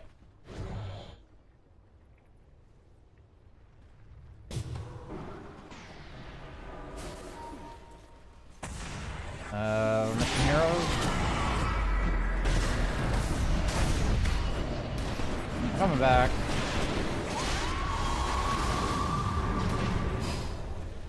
I have no finger. Looks really trash if Zeus doesn't want to participate. They have a carry, we don't have one right now. We can have, he's coming now though. I'm here, bro. Yeah, I see it, I didn't see you. I was just communicating 5v4, sorry. Oh no.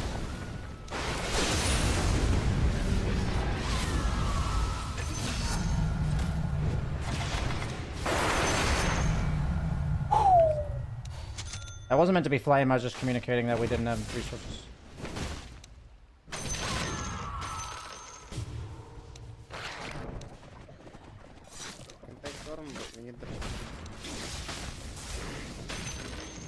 Regen rune top.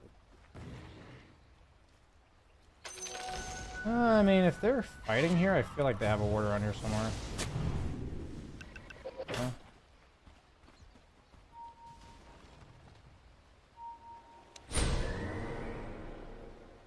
Okay, he has Lincoln.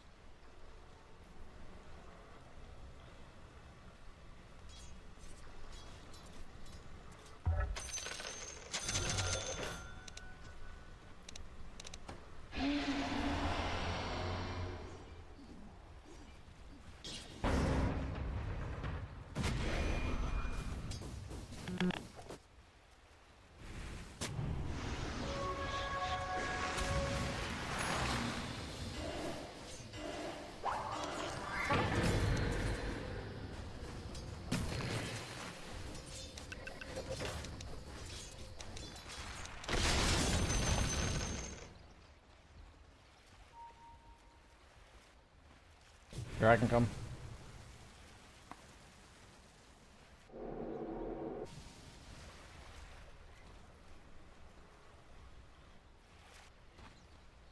Wait for Finger and ult to do anything on Zeus. Or for us. Zeus ult.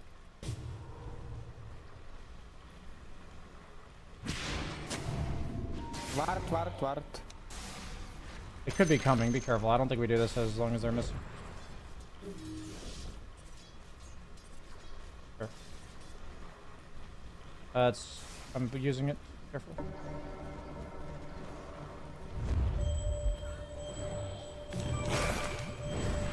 Snapfire use ulti, Snapfire use ulti.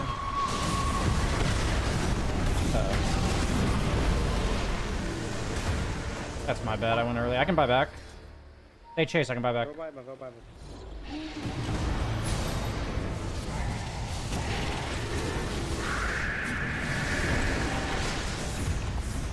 Oh my god.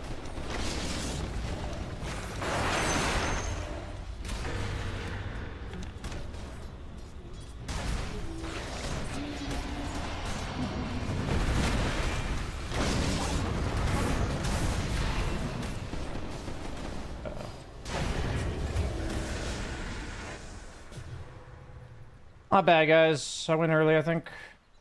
Pop died full to 0, which is rough. I could maybe help him get out. No. Really sucks to buy back. I did get a kill, though. 2 minutes to come, Torm? Yeah. Okay.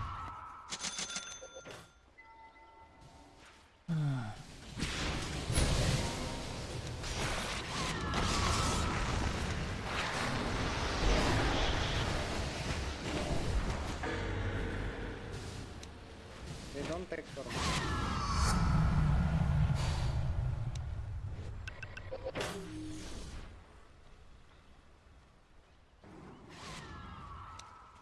I don't really care about Torm that much, to be honest.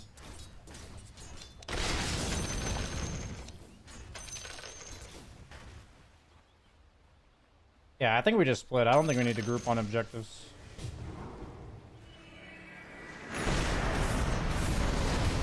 Yeah, they're 5-manning pretty hard. Let them 5-man. All bot.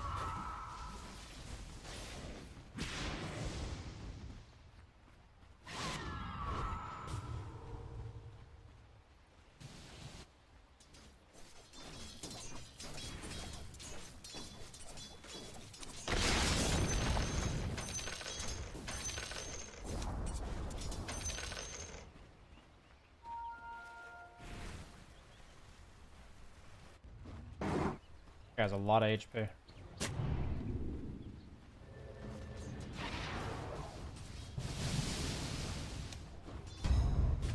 Yep. Wanted to force a TP. Willow TP top. Morphling Willow TP top, guys.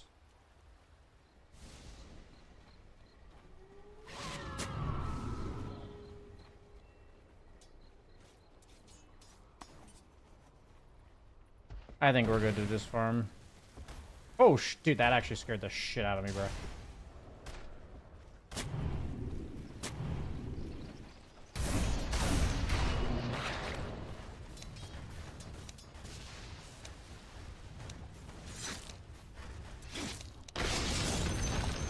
How did I miss the...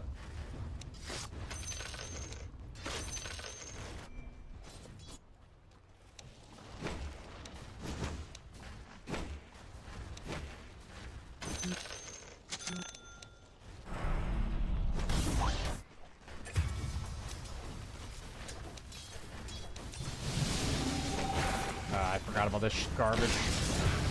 I forgot about that. That was obvious. Really bad death. In my head, I'm like, oh, it's fine. I can just mana drain stun him, but yeah.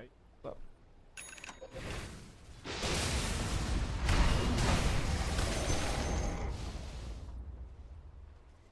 DD morph.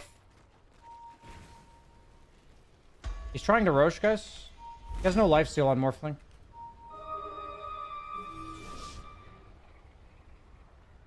He does have a neutral item, actually.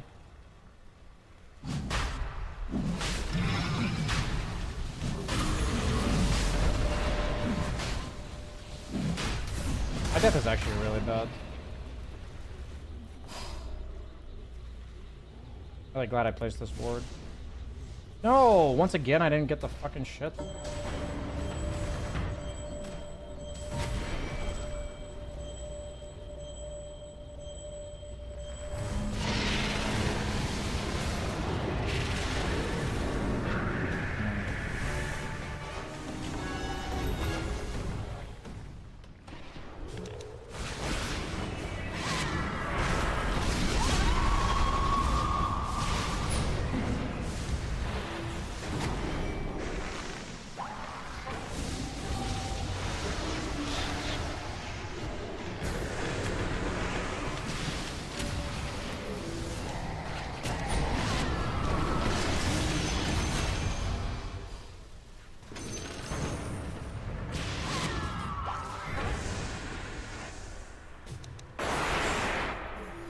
No. Oh, I get a finger charge for that. Very cool.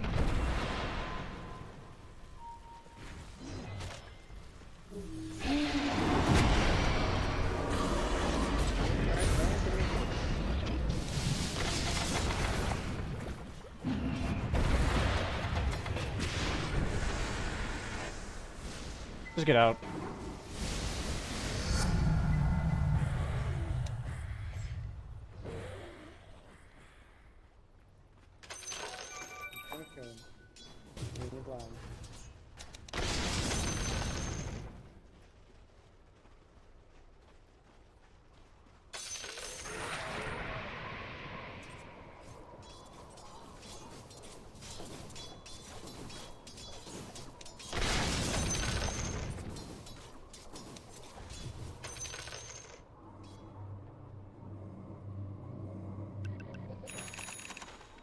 Daedalus. I'm gonna buy a ghost.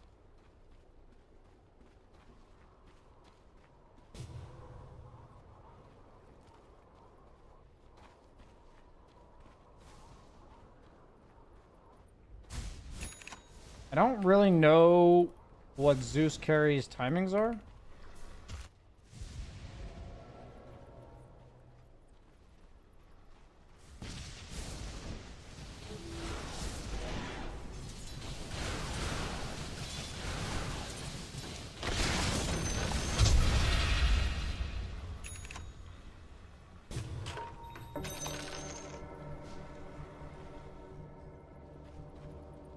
I really need this. Smoke on GB.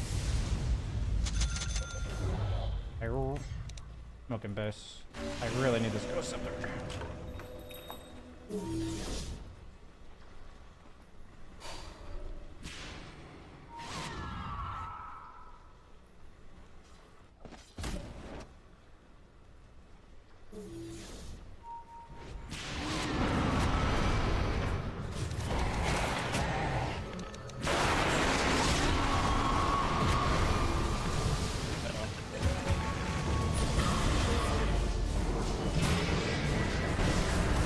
Yeah, there's like, I just don't really believe in this Zeus carry shit, but I guess we just kind of were uncoordinated there.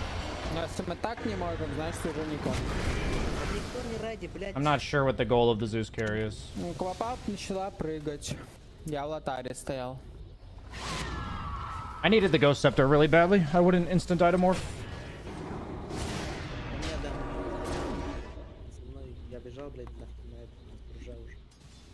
Really bad to not have the ghost scepter yet.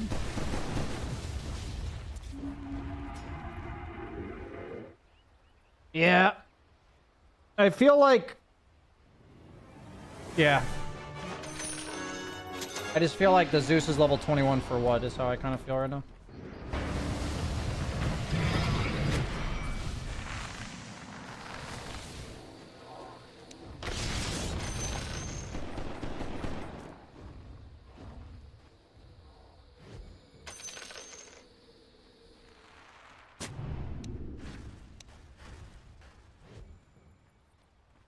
I want to use my Midas. That was pretty bad coordination on our part, though, because we didn't smoke. And it was really staggered.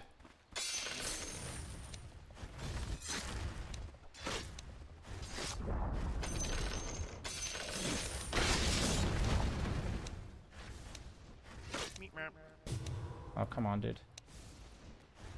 Don't miss. I really want to level this, actually. I actually believe in it as a... Oh no. He's just dead.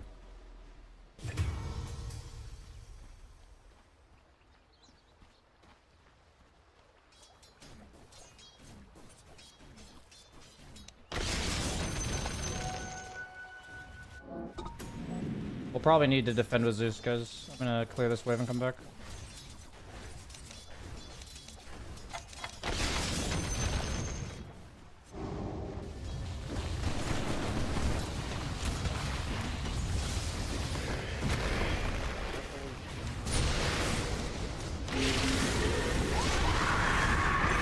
Nice. Tried to finger him, didn't even get it.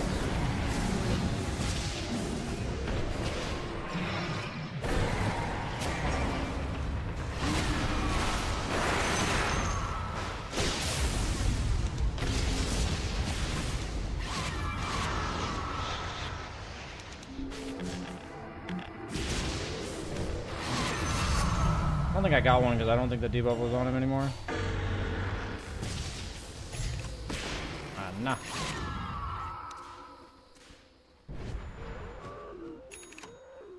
I call 5 eggs? Yes.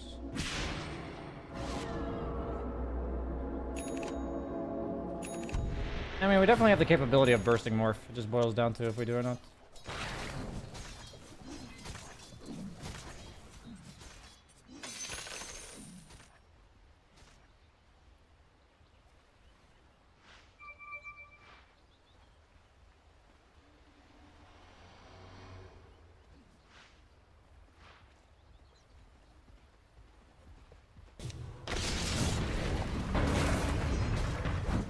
Guys, you want this?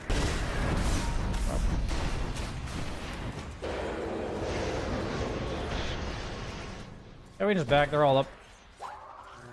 Dawnbreaker all used.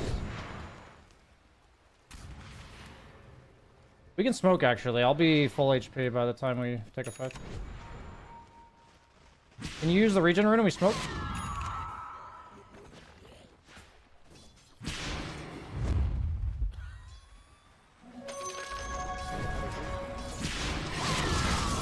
I mean, I was trying to do it for him and then please don't be dead. My Spearbreaker solo smoke? He did not.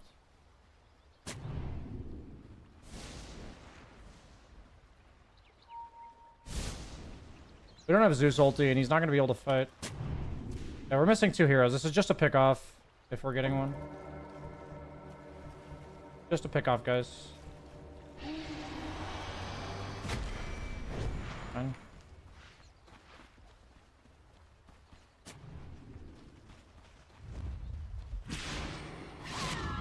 I think I need Force Staff to get away from Dawn.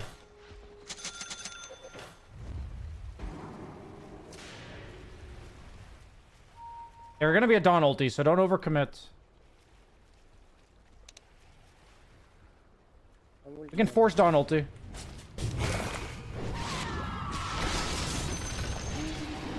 I mean, follow it up.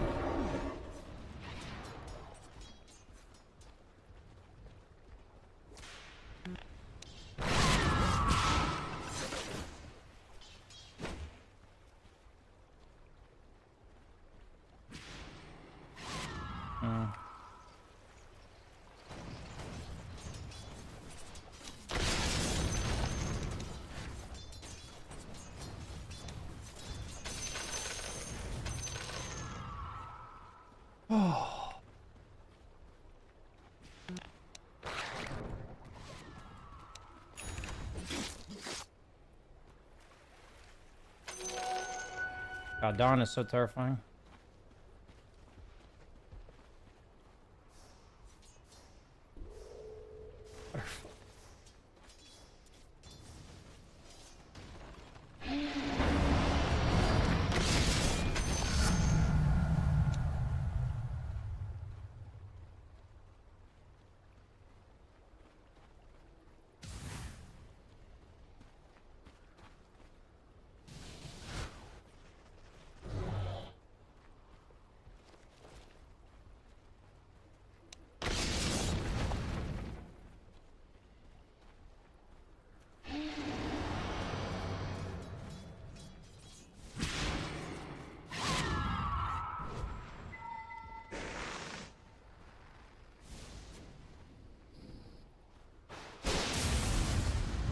Guys, I ain't smoke. Really hard to fight them here. Yeah, it worked.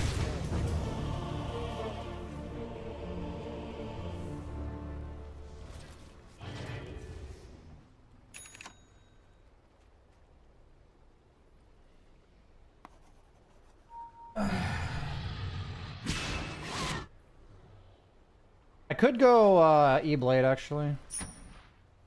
Worth considering.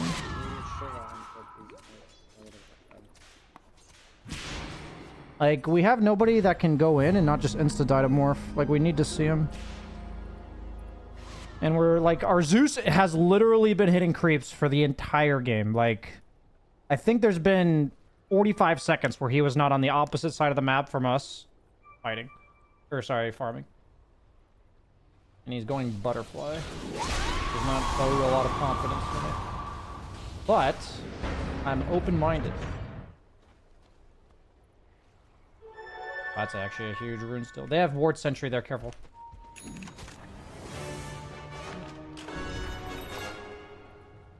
Does it blink yet? It does.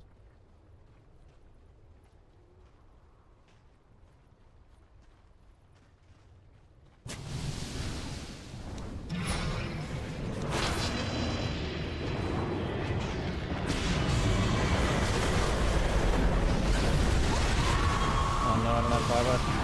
Actually disaster.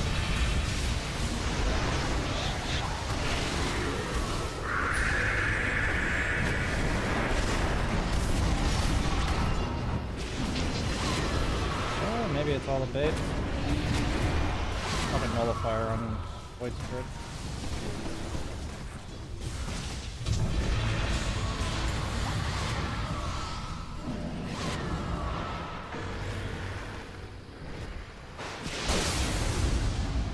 Oh, Aegis down. Aegis down, guys.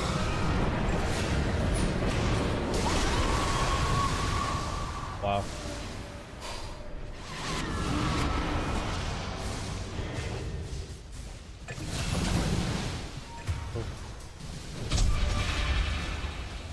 I'm up in 10. You guys can stay on him.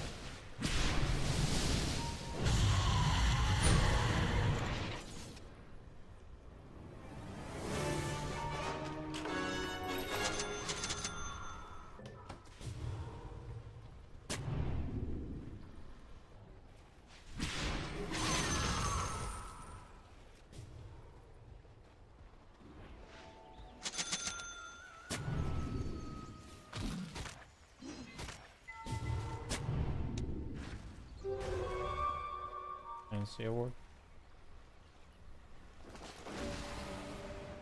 Really hard for me to stay alive. I'm gonna be public enemy number 1 for this fucking Void Spirit and Morph.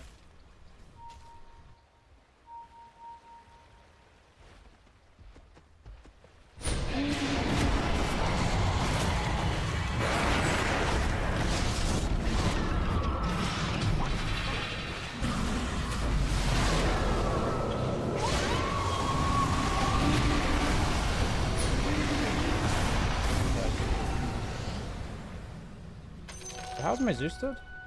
Oh yeah, he died in the fight. He's just fucking level 25, so he's dead for eternity.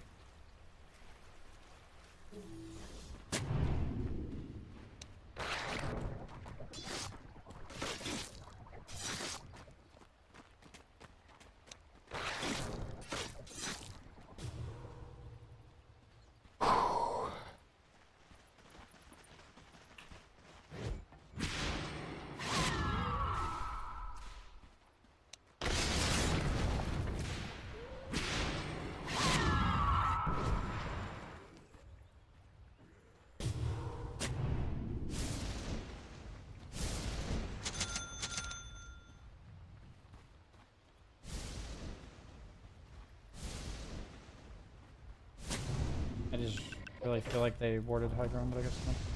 I have buyback this time if I die, guys.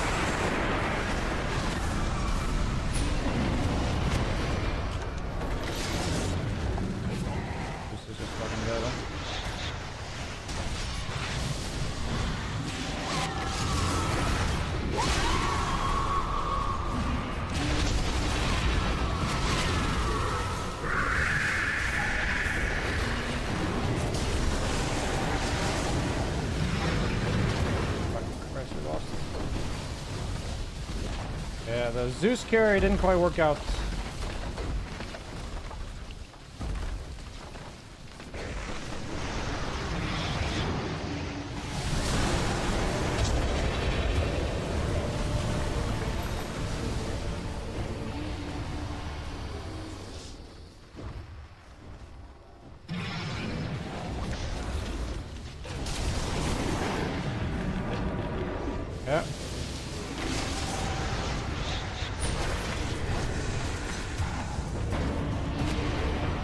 Yeah, we tried. I believe this guy's build can work sometimes. I just think in this game he needed BKB to play Dota and he didn't buy a BKB. Nice.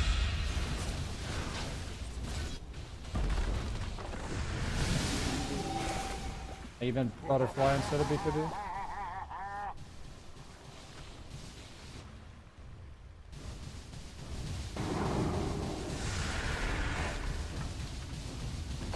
To have no dispel on carry at this stage of the game is like pretty blasphemous, I would say.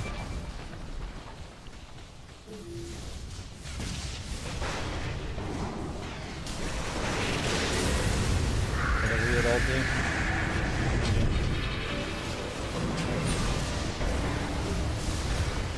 Yeah. It is what it is.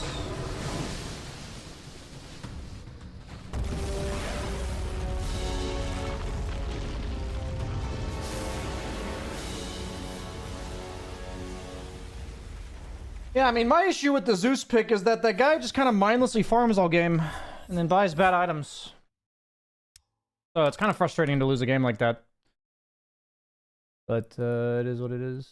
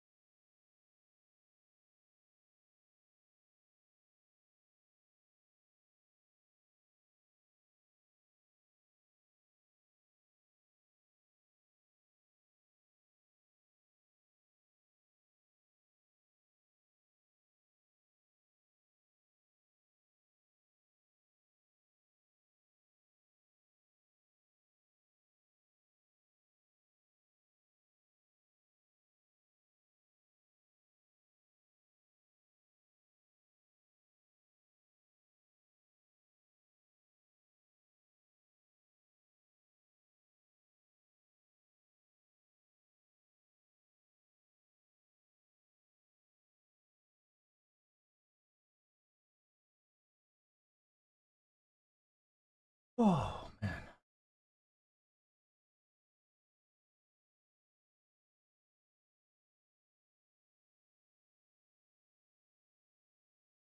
I see one issue. All of their assists are higher than yours. I feel like that gives me no meaningful impact, no meaningful reflection on the game. Like, what would I go back in the game changing to have higher assists? These are the type of feedback that has no weight. Like, it means nothing. Like, what am I supposed to do with that?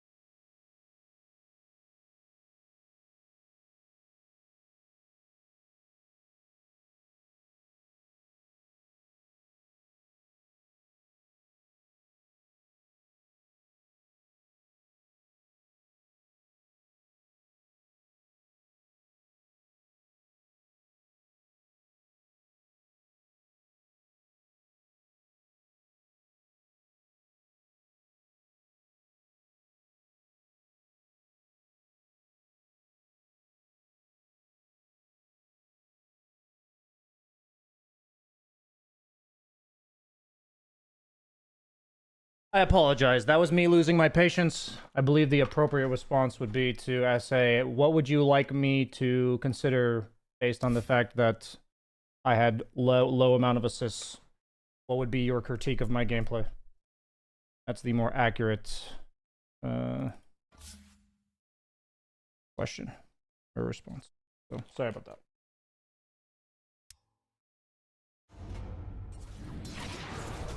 The lesson about the game is pulling dire camp. Yeah, honestly, it's like it's just lack of muscle memory. It's like a good lesson to learn from for sure.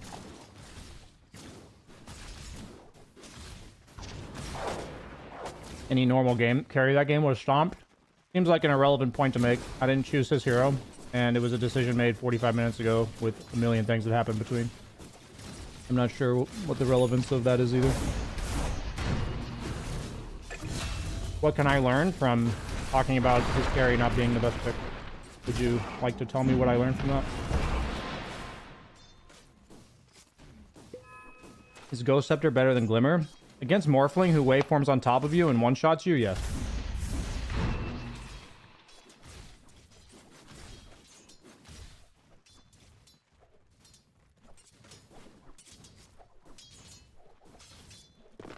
Aren't all of Dire's heroes high tempo?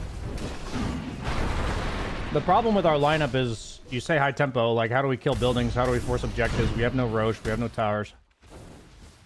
We have literally no way to end the game, right? So somebody fucked up in the picking order in regards to giving us a way to end the game. And you can argue like, you know, it should be Zeus a different hero, but at the end of the day, regardless of what tempo our heroes are, we can't end the game. That's why I bought a Midas, because we can't end the game. You know, maybe the takeaway would be, because Zeus doesn't push, and we had no way to push, it doesn't really feel good to play the game. So perhaps the critique would be, you know, if I have a Zeus carry, you know, if I'm ever going to try Zeus carry, I should keep in mind that my offlaner needs to be like a Beastmaster, or my mid laner needs to be something that pushes like a Death Prophet or something. Don't you die to shotgun then? Doesn't sound like you've played against Morph a lot. 99% of Morphs are going like 2-0 or 4-0-2, no points in W. And the W doesn't really do that much damage. Like, his W does less damage than right-clicking me once.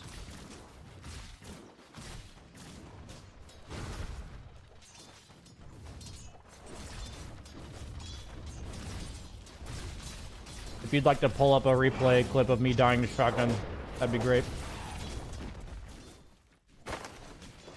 I think Darkseer should have built Helm as well. I think that's like a noteworthy thing.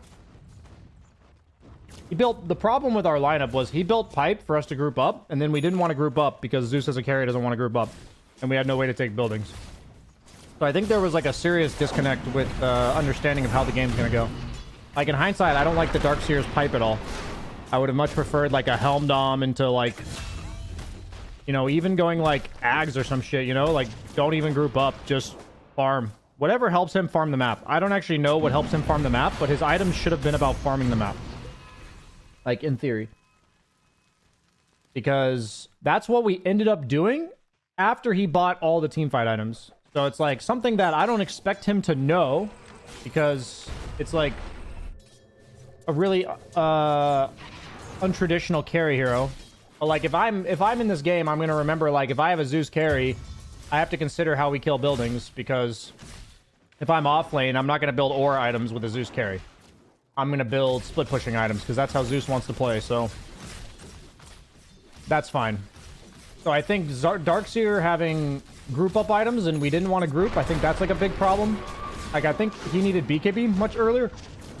Like I think if he buys a BKB, then the times he dies, he wouldn't die. If he goes like BKB, Ags, Blink, Shivas, stuff like this, and not any particular order, like I don't know what the buildup needs to be, but he obviously needs mana, so maybe like Soul Ring or something.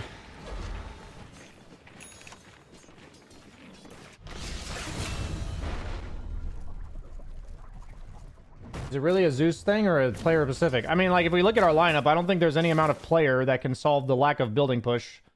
Unless, you know, Darkseer builds Helm Dom, which even then, it's not like we have good power push.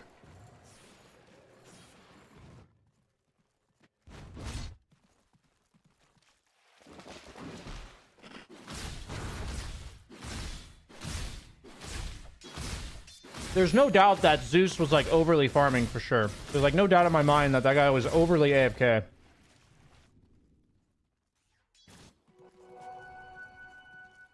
When there's like a 4-on-4 engagement happening up here, and your carry is farming here rather than the wave that's right here, that's like what I mean by overly AFK. If that makes sense. Like, it's not that he's not fighting with us. It's like he's not pushing lanes. He's not like pressuring the map. He's not doing anything useful. He's just hitting creeps. So it's really difficult for us to get like advantageous fights that way.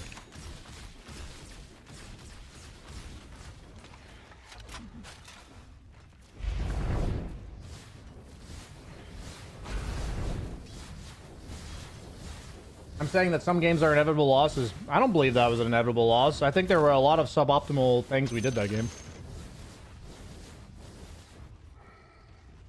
When I'm reviewing the game, it doesn't matter if it's a win or a loss, right? Like, if we had won that game, I probably wouldn't have because I'm not as disciplined as I'd like to be, but I should have the same reflection even if we won that game.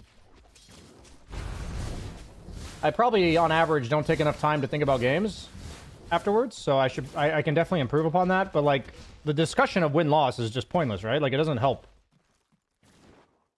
Like, I could have the exact same reflection that I'm doing based on winning. Like, I don't know what your reflection would be based on winning.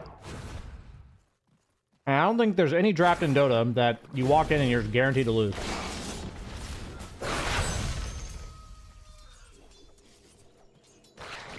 Like, I think looking at that game and thinking it's a guaranteed loss is like so close-minded. I think that's so close-minded. Like, how do you watch a 50-minute game and think, yeah, you just lost from minute 0. Nothing you could have done. No decision you made had any impact.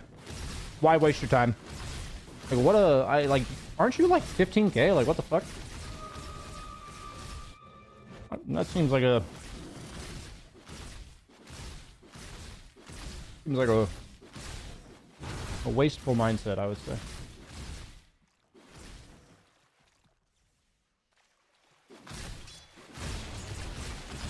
Is Meteor Hammer a thing? Not really. I don't really know of any heroes that can willingly or like realistically buy it. Maybe OD or something, but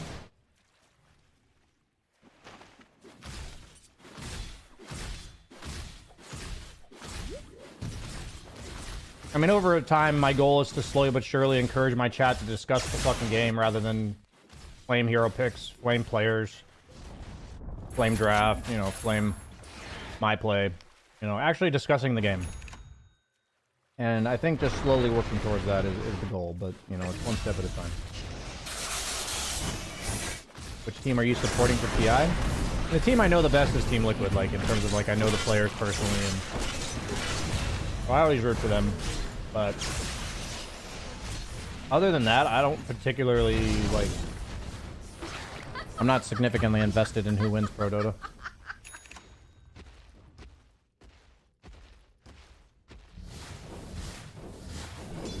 Marcy Core with Helm is a thing now? Yeah, it's probably one of the most, you know, OP hero item combos right now.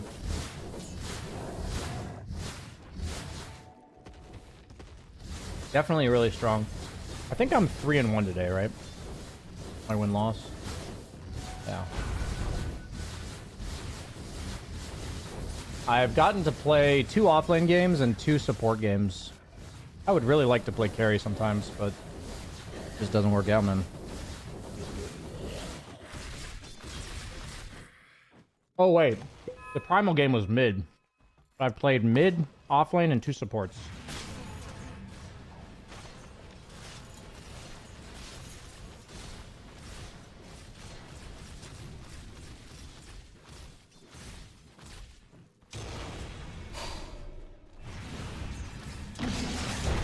How many numbers you have for your dojo? We're not at 100 yet.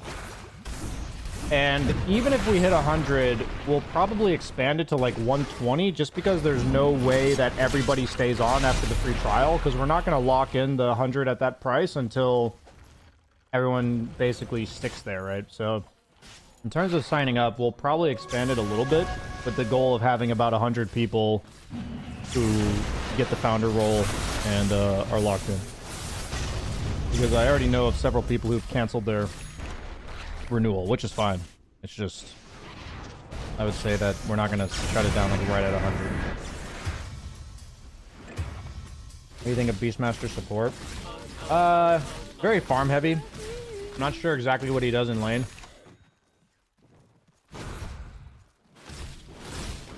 I guess I would just argue why you'd want him support instead of core. Could it work? Probably. Is it optimal? Probably not.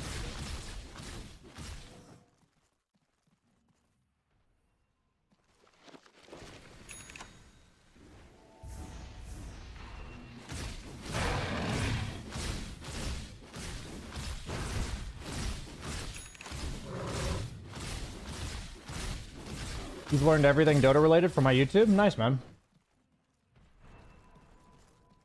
Which country are you in at the moment? I live in the Netherlands. And I'll live here for hopefully the rest of my life. But I guess I don't want to assume anything.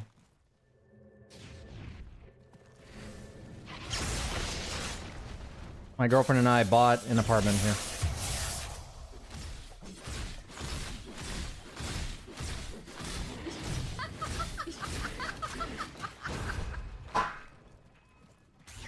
Right now, the classes are at 7 p.m. CET on Monday and Sunday.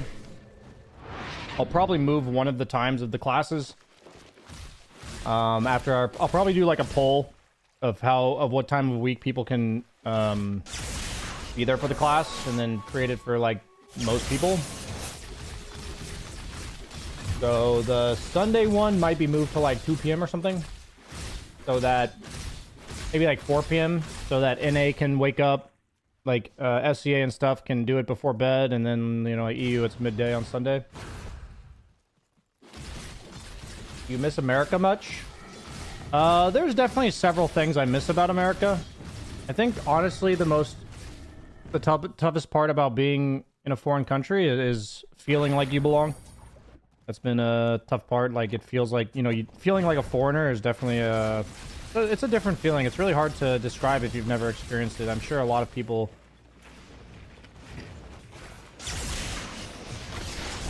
Yeah, it feels weird. But in terms of American culture, I'd say I miss Mexican food. I miss casinos. In terms of the vibes of the casinos. And I think that's about it.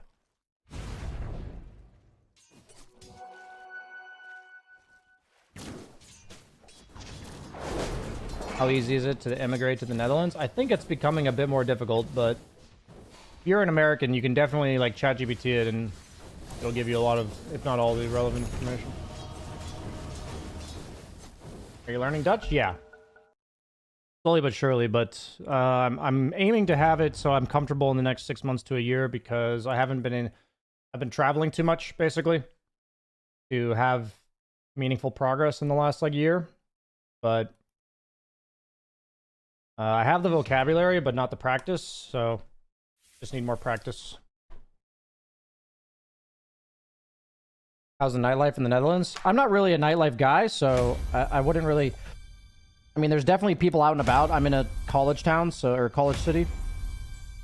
So, like, I personally don't care that much. Like, not my scene, but... there's definitely nightlife.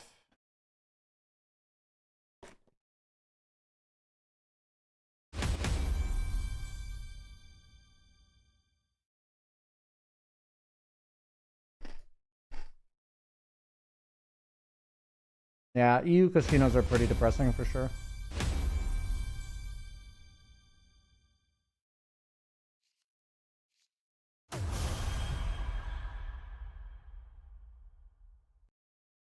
Good food. Utrecht specifically has very good food. Amazing food. Probably one of the best food destinations I've ever been to, let alone lived in. But it's not because like Dutch cuisine is good. It's more because the people who live here make really good food from all over.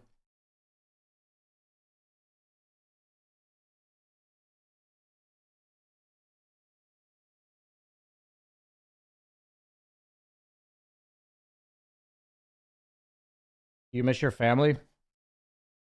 Yeah, I mean, it really does suck. Like, my mom's trying to come visit, and, you know, it's... You know, she wants to come for, like, a week. And it's tough, because she has to fly, like, 11 hours to get here. And I do miss my family, for sure. But, like, it's... You know, it doesn't change what I want in life, I guess.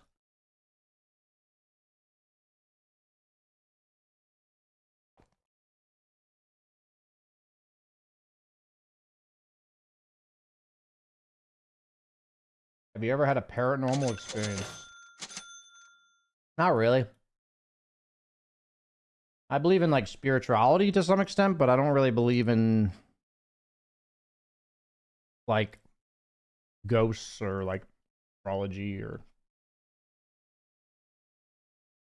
You reckon Holland's worth a visit?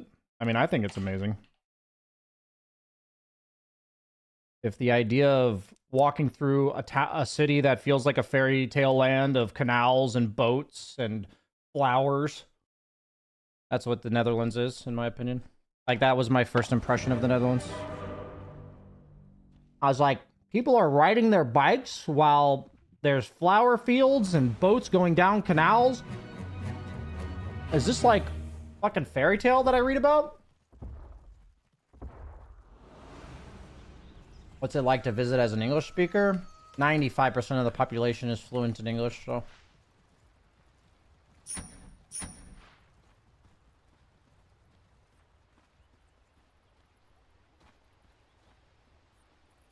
I personally don't like Amsterdam very much. And whether or not you like Amsterdam or not, I think the major emphasis for me is that you have two experiences in the Netherlands. You either go to Amsterdam or you go pretty much anywhere else. Like, I think all of the other cities are like a very different experience. They're less touristy. They're more like, you know, the authentic Dutch experience. So it's like, you know, if you're asking me if I like the Netherlands and I would recommend visiting, everything I'm saying doesn't really apply to Amsterdam.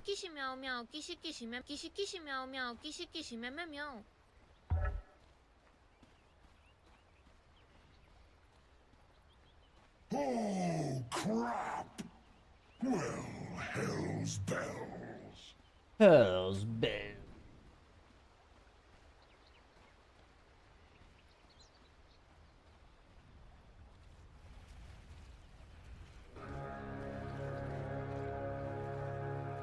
I think this is a...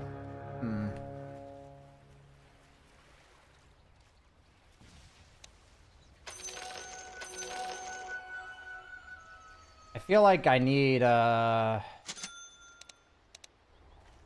feel like I need Manta against, like, 4 of their heroes, and I need BKB against the other. I wonder what that means.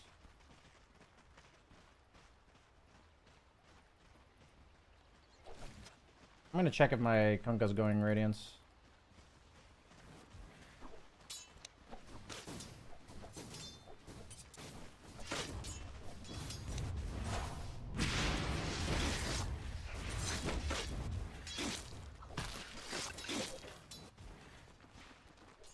Try to get XP in that range.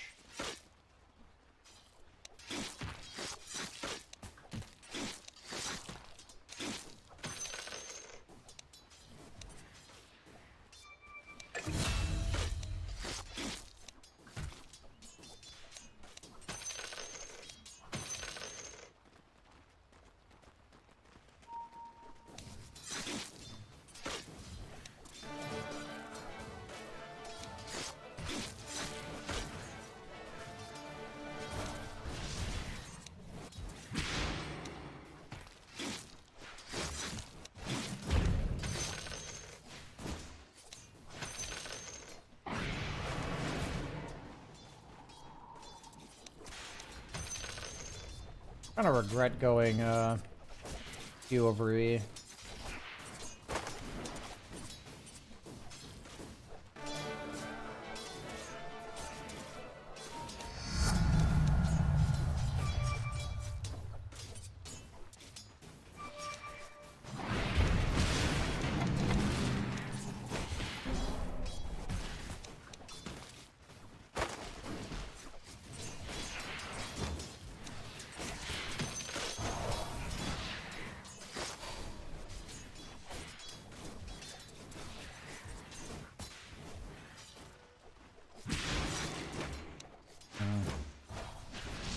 Yeah, this lane sucks.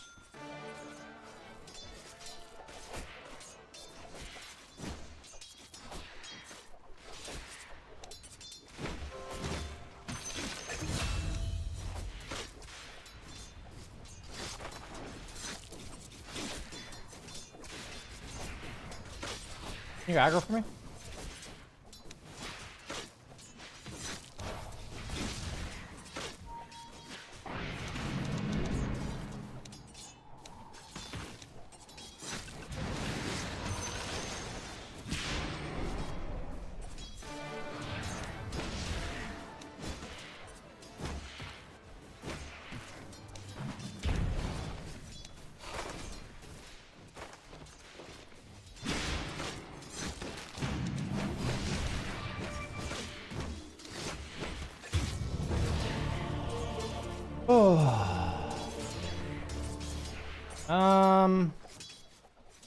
I'll buy this again. Actually, yeah, I'm gonna buy that. You can guys free kill.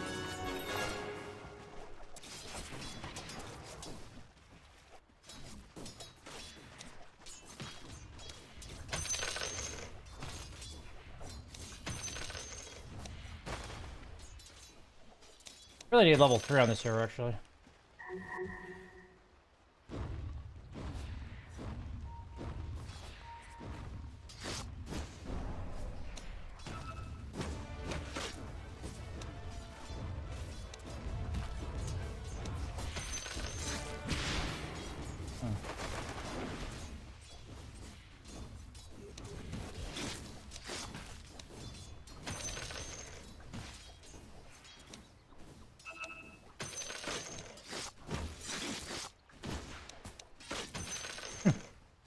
Like 1 XP off of.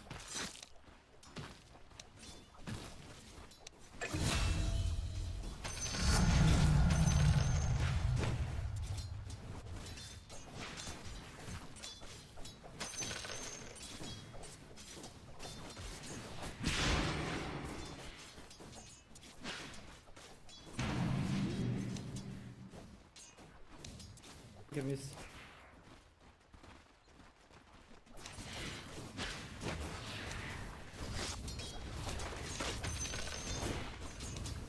Give me, guys.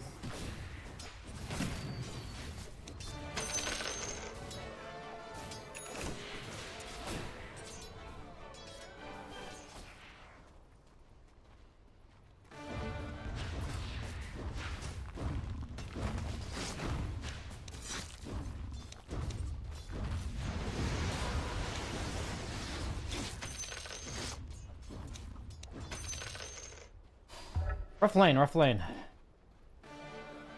can maybe go on TA? I Maybe don't not. know, we can, I think we chill a bit maybe, no?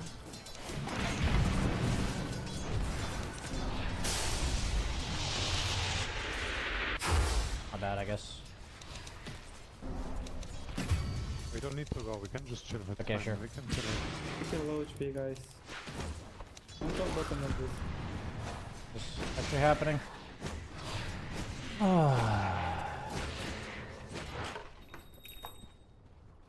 Lane pushing because of that or no? It is. Yeah, sure. My game's pretty rough, but that's life. I know, bro, but my hero's grief in lane, my friend, but later it's strong, so that's I all it is. understand. I mean, that kind of greased me directly then, because my hero is, like, if he's admitting that, because my hero literally is a lane dominator, and that's, like, how the hero functions.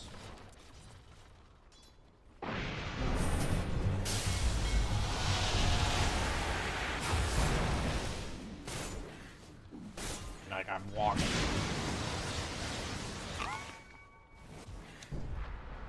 You're a trusty mate.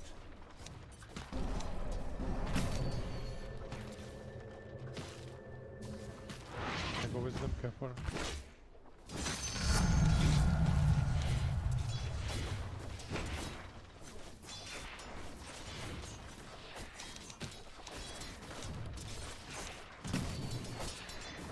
Rough fucking game, boys. Rough fucking game.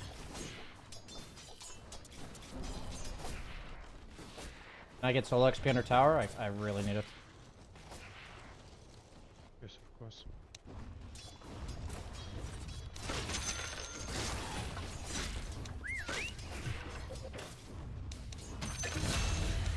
safe lane is owning, it's fine.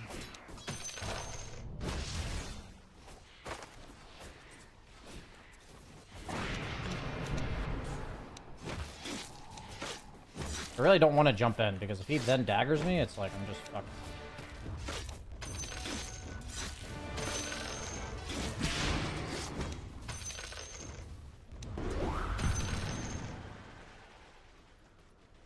Take your miss. Might be tough.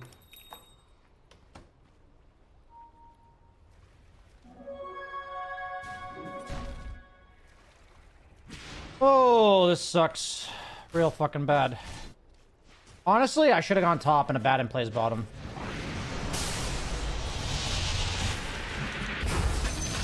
Okay, well that works out. That was really nice. In hindsight, should have been a lane swap. It's actually a really important thing to notice.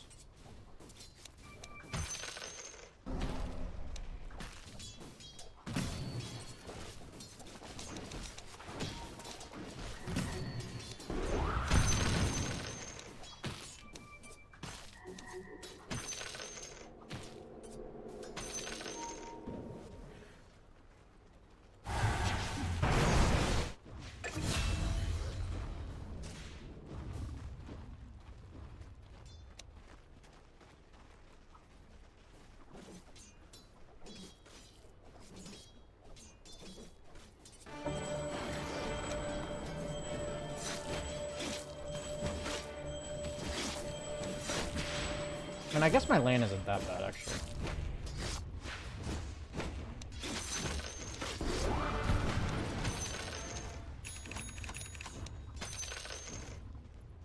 I will go mid, okay, Master? Be careful. Sure, sure.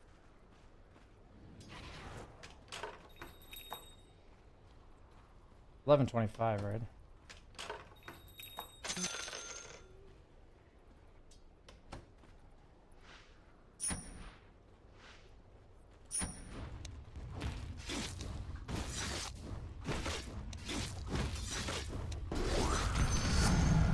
Active runes, guys, please.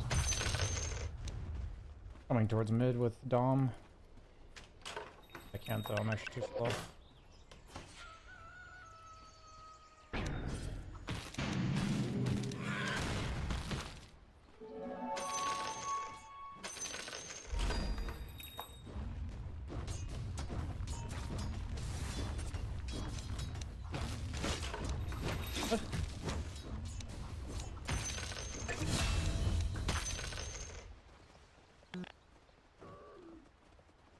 I'm coming top.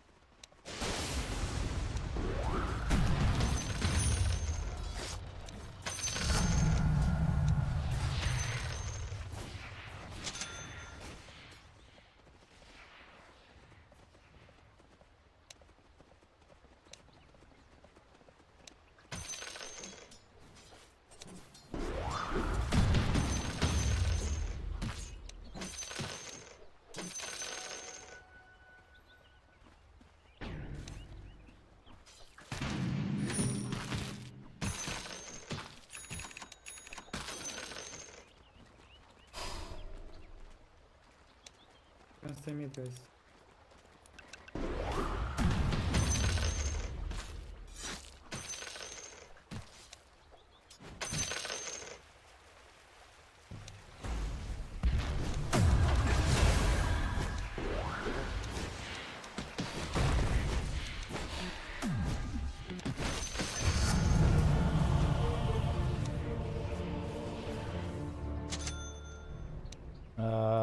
No ults used. Spout Rider didn't last or anything. Would have killed him if I didn't get fissured there.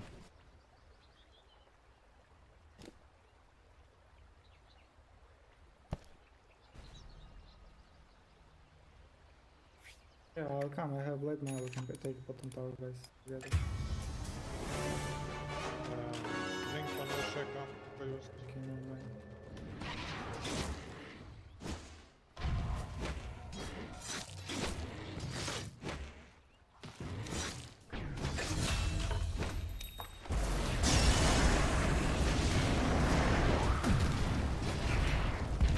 Help bot maybe, guys. We have to be so bot. Yeah, go bottom, go bottom, go bottom, go bottom.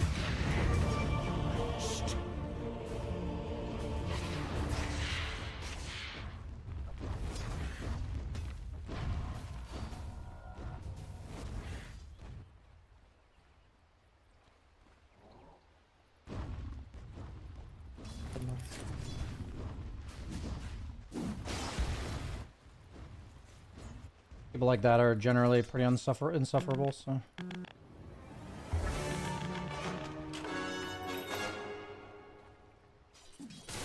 Alright, let's push down. Maybe no echo slam cooldown.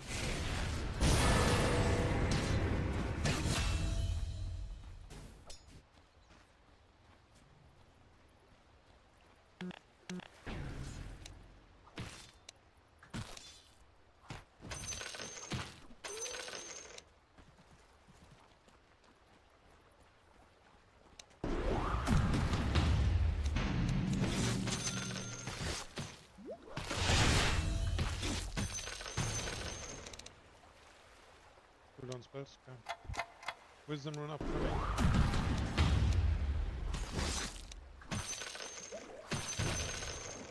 Careful, I'll go wisdom.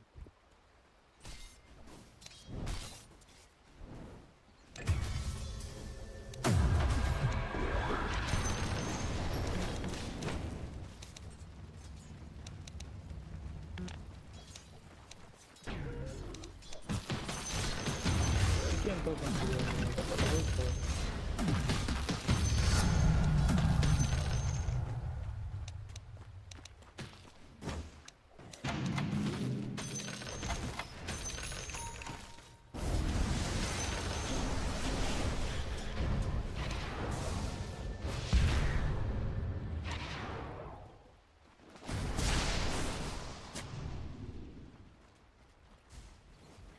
Take your touch, shoot it for me.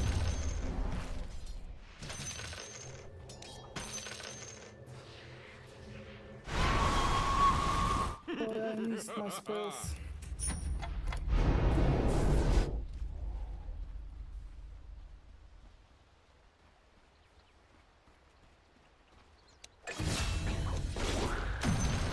Nine game is good.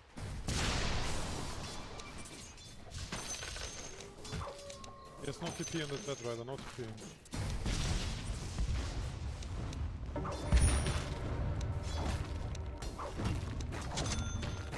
problem.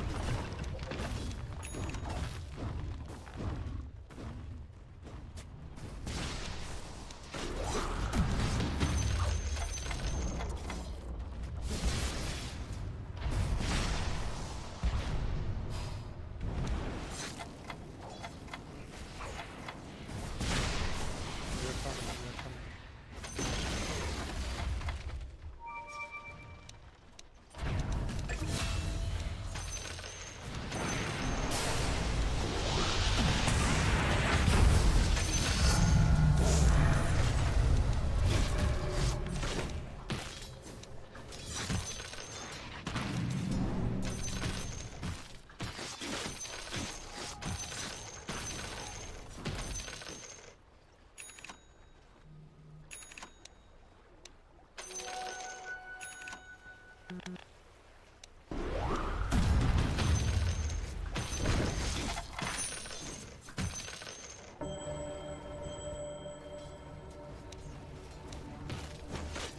Catapult very fast.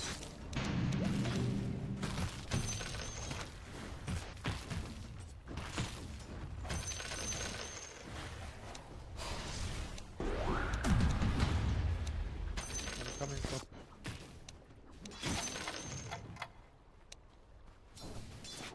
Walk up with me. Come.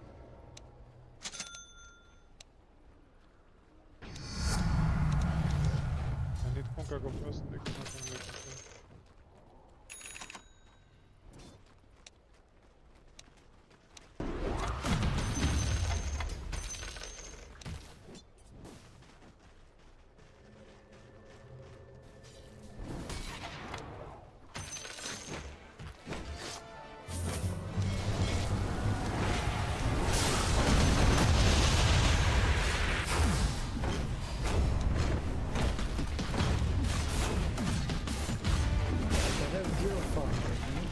Echoes.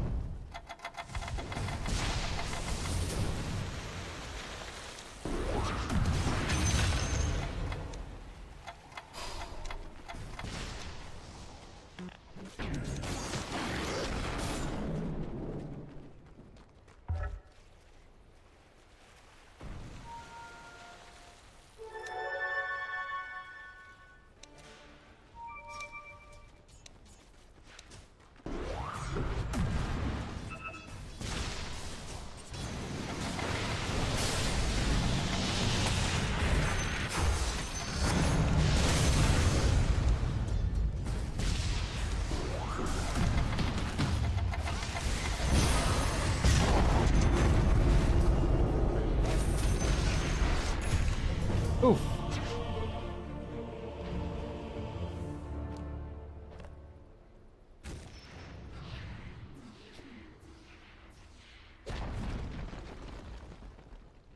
Baited by the D-Dizzle. For shizzle.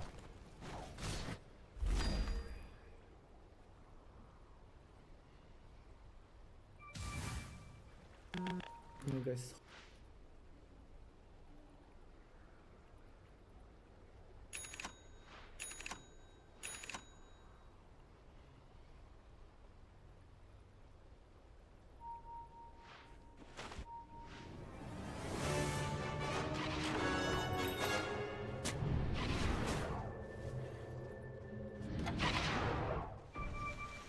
Not worth me chasing.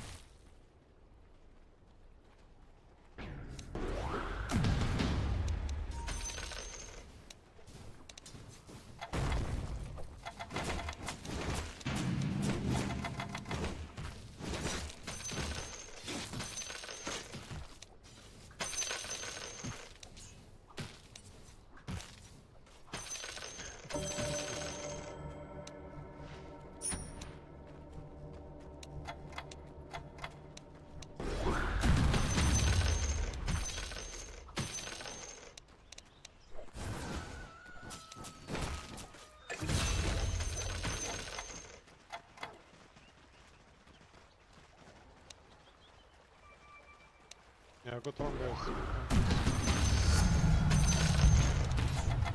really good shot. Come.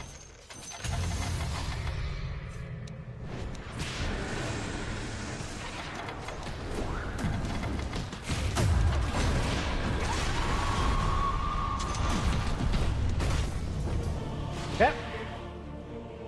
Too strong.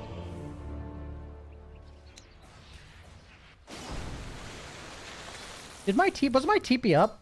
Or did I like not have one, or not sure. I feel like I didn't have a way out, but maybe I did. I think Zoo's gonna die.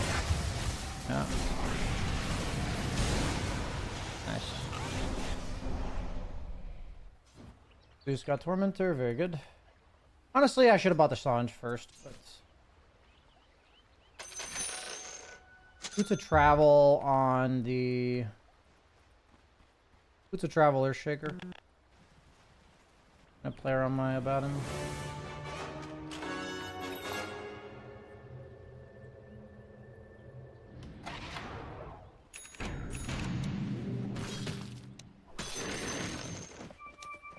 This guy.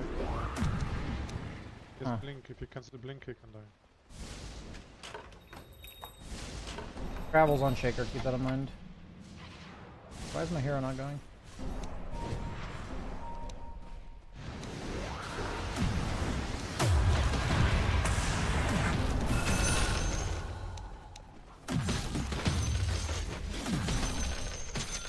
Back that up.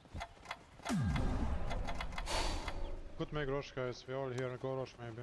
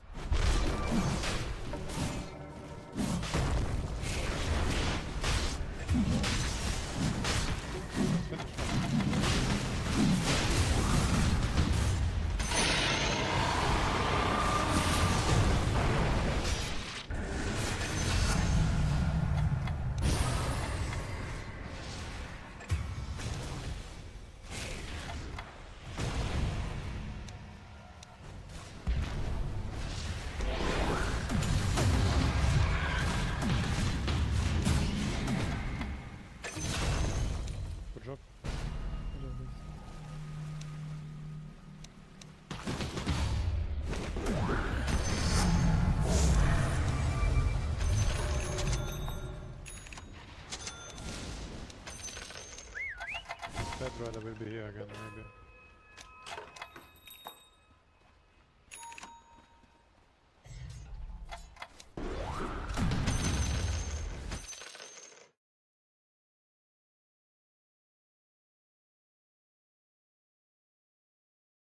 Honestly, like, Marcy's talents are pretty garbage. I'll say that much.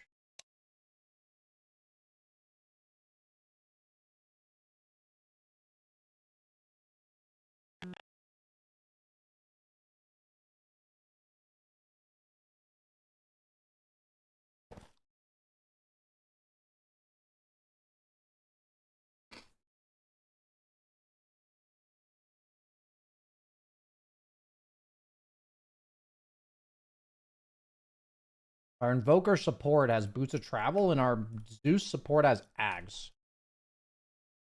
Seems like supporting is a myth.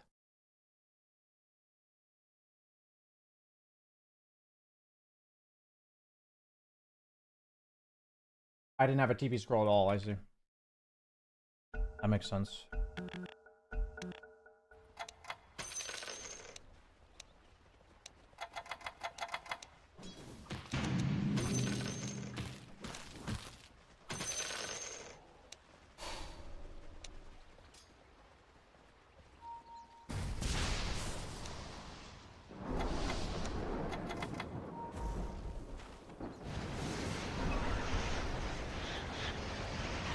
This is so boring.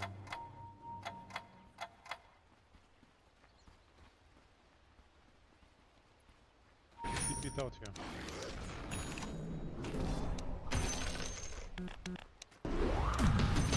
Good smoke up, guys. Still have ages. Take bot tower maybe, just go here.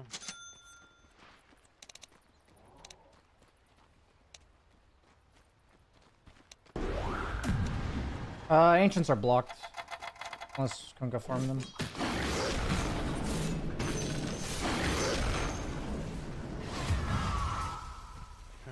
Opposite century here. Seems bad. Guys, we Play need to around a group Batten, up, I we are think. not He's allowed- our strongest Oh. hero.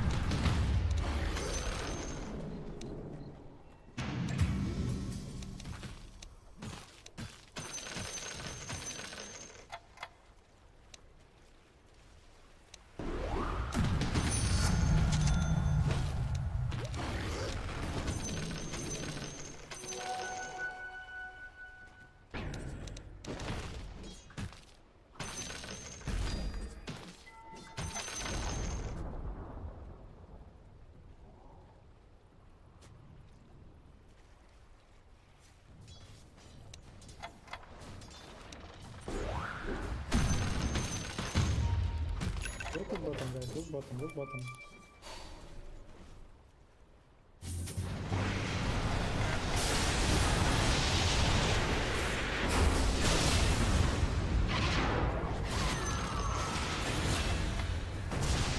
There's a ward here. Zeus ulti just activated. Guys. Right there. There's a ward here.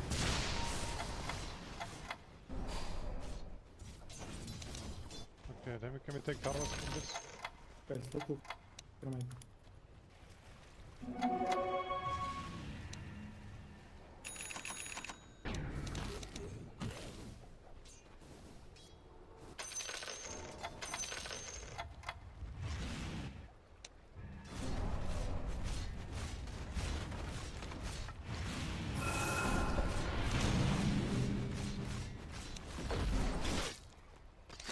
They're respawning, guys. Need to group up.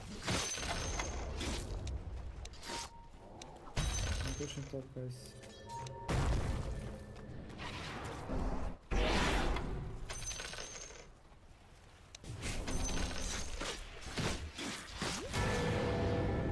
Doing two separate things.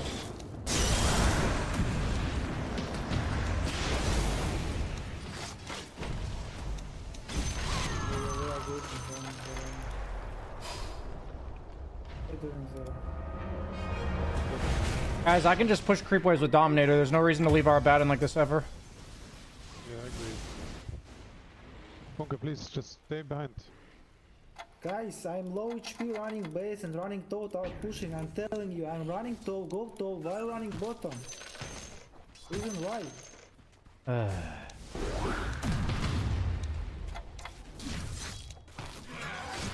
Nobody seems to be listening.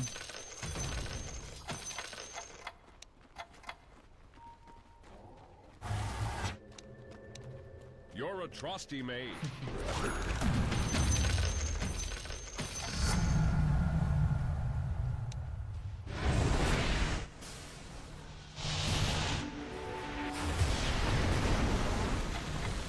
I hate you guys, I hate you. My friend, you're solo again. Why are you always solo? All we need to do is prove up. We are constantly playing solo. That's the only way we lose. You my have friend. zero We need fucking power. vision and you're staying there. You get mid tower, they are up and you're just staying there.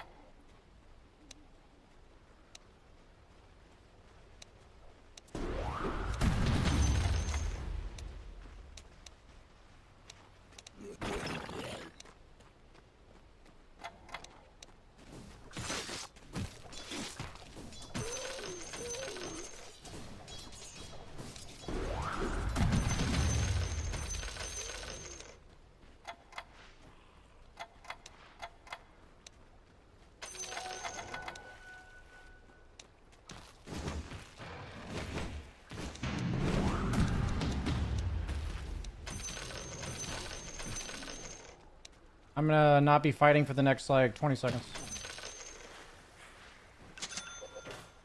I need to regen enough to TP.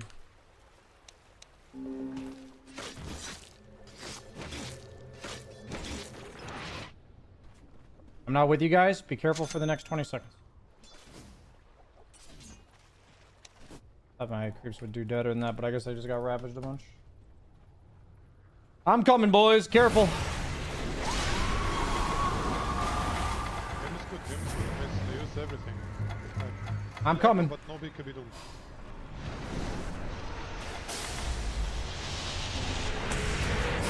Ah, it sucks that his ult went on. Don't debate it.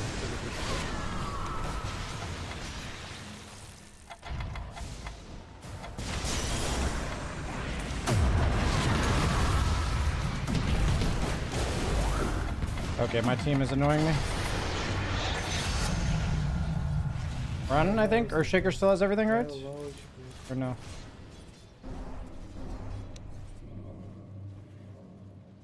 I'm gonna buy a fucking blink.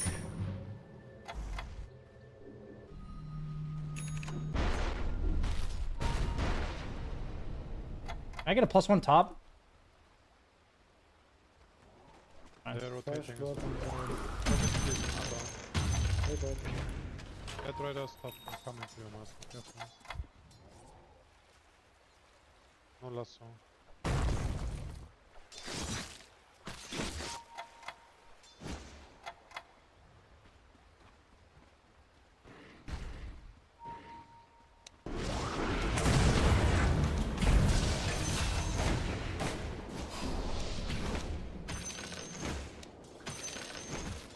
Okay, we should stay bot right. So, take the wave mass and then come bot. You cut out, that's all we need.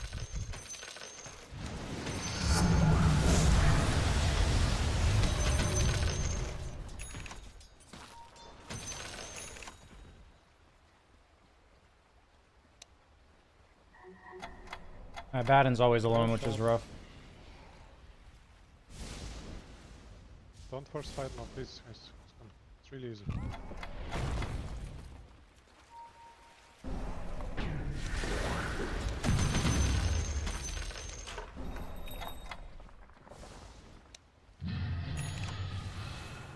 They're here, guys. They're here.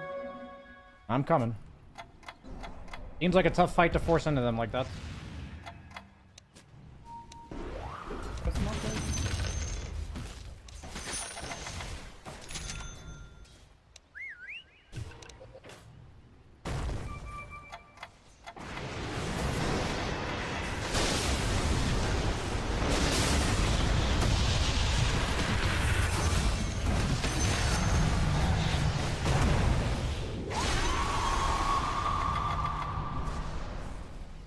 very good. Just make rush now. Don't chase, just take rush.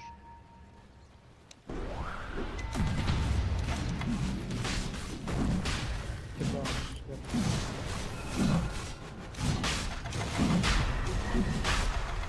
Can we kill this guy? Like he's doing this shit? we need to kill here, guys.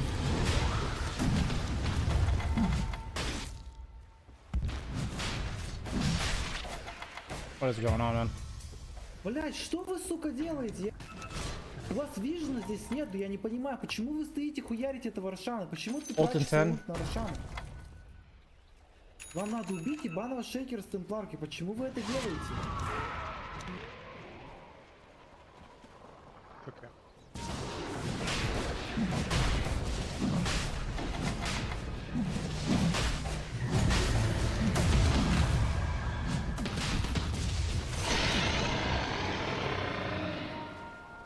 Right, good job, that's fine.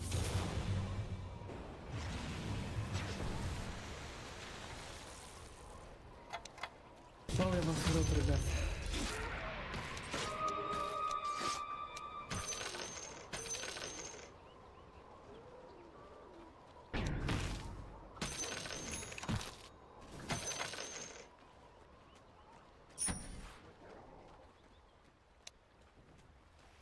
Какую-то хуйню я покупаю, да? Что поделать? Я ж виноват, что ты стоишь хуяришь ебаного Рошана с low HP. Вместо того, чтобы зафорсить файт, правильно? Хорошая идея, сказать хуярить Рошана, отдавать ультимейт Рошана. Нихуя не сделать по итогу. Красавчик, красавчик. Так и надо, так и надо.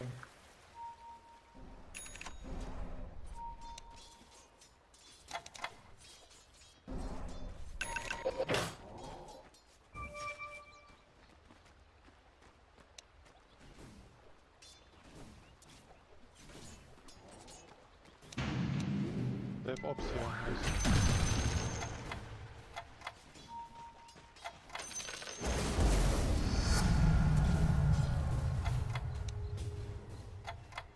Lincoln 7.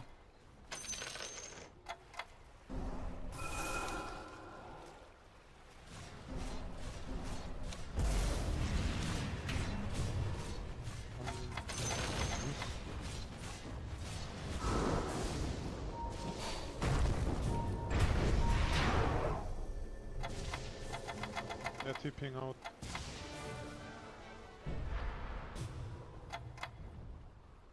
I TP top, I'm running to you guys.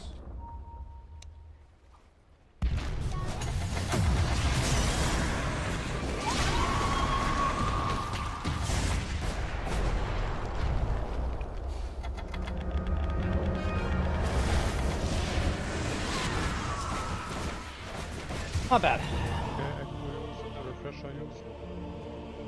This constant splitting is literally killing us at the moment, bro. We need to stop this. I overreacted to my Zeus getting gone on.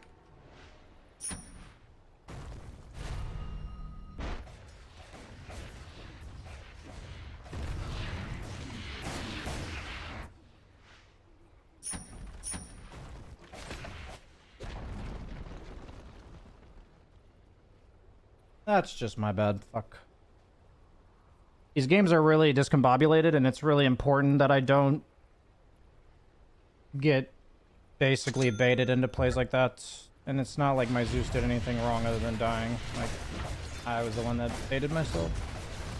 I'm just like, we're ahead, I have Aegis, we shouldn't be giving them kills on the map. But that's like his responsibility to be in position, it's not my job to save him. Can we smoke up? I think we're still really fucking strong. We have Zeus refresh. Whenever we fight 5v5, we win, guys. Yes. Not that split. I agree. Looks like they warded here. Zeus, can you smoke us? I'll buy it. I mean, like, we need one of the supports to play fucking support.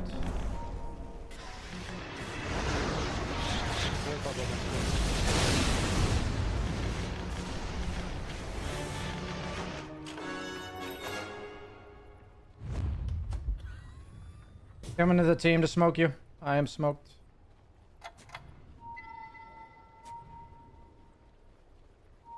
Can you run at them, please? Oh, I hate this fucking game.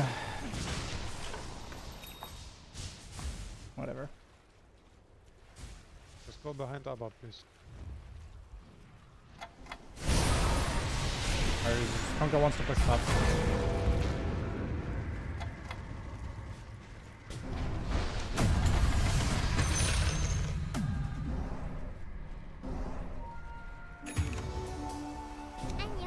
My Konka is being really uncooperative. Stay behind Abba. He must have muted us. Behind. He's being like insanely uncooperative.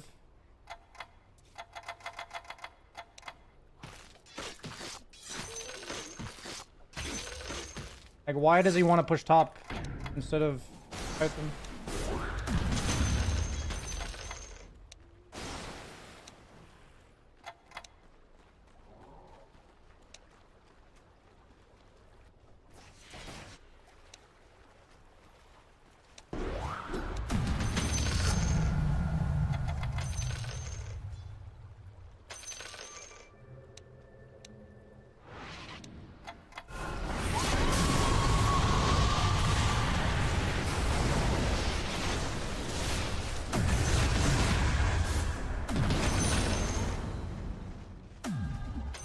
Okay. Yes, can you send courier back on your mouse?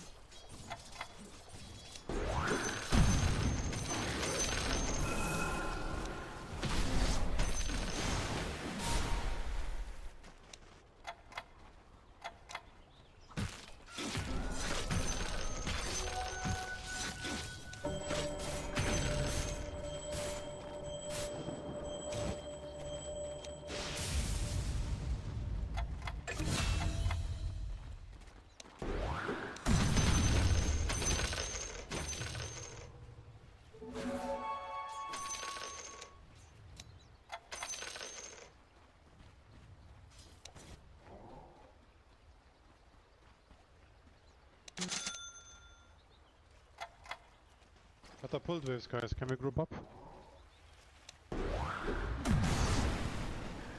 Just let catapult sit. Stay here. On bot.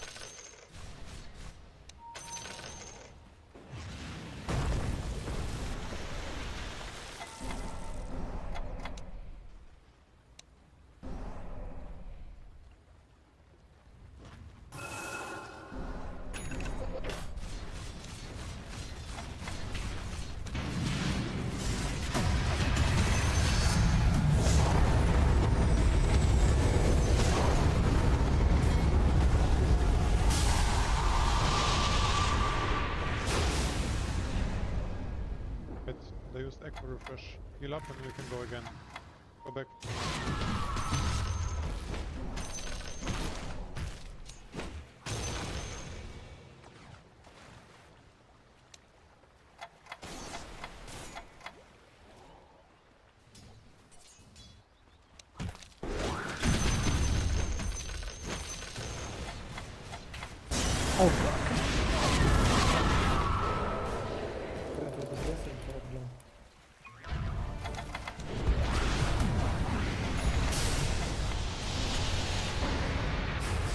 Thank you for the save.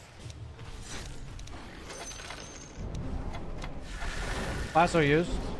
I have ult again. We can fight. They have no refresh now. Let's focus.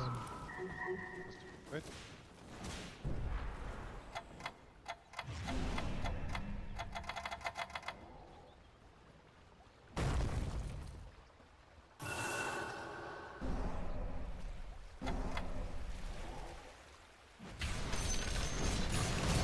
Maybe just stay rush. Let's refresh a cooldown.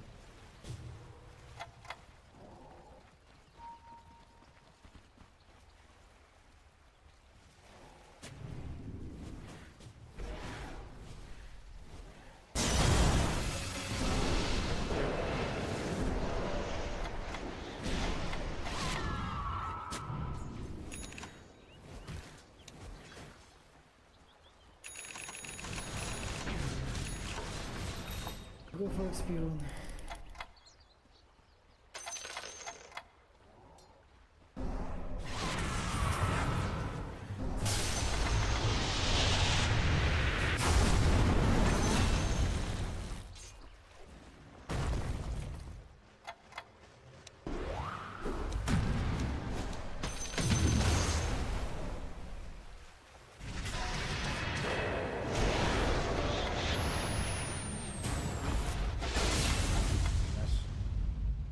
We should make rush before it moves. Unlucky not one.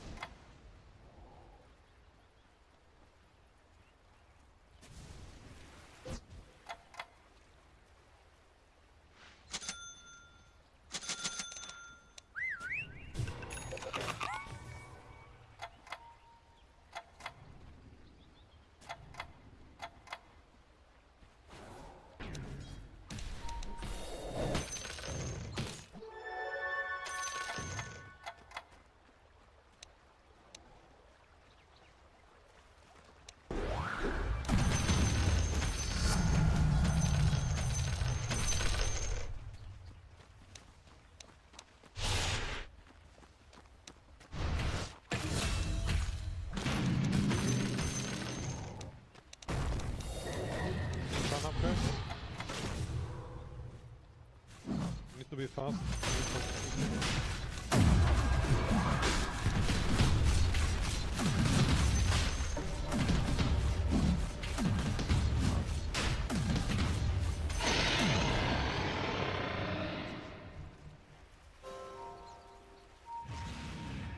Take wisdom.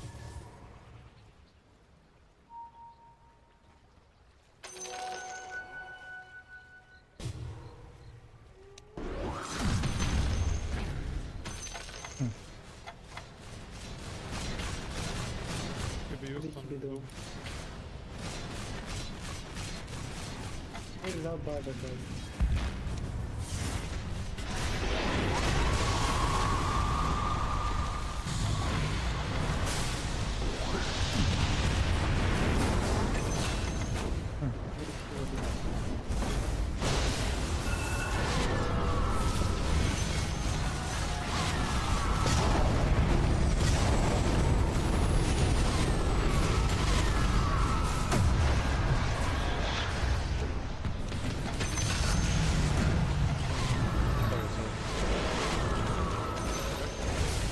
Yeah, okay.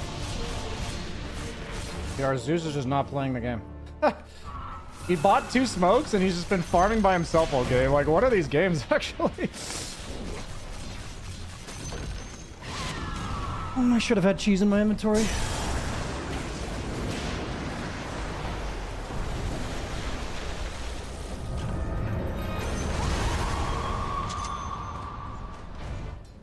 I used everything.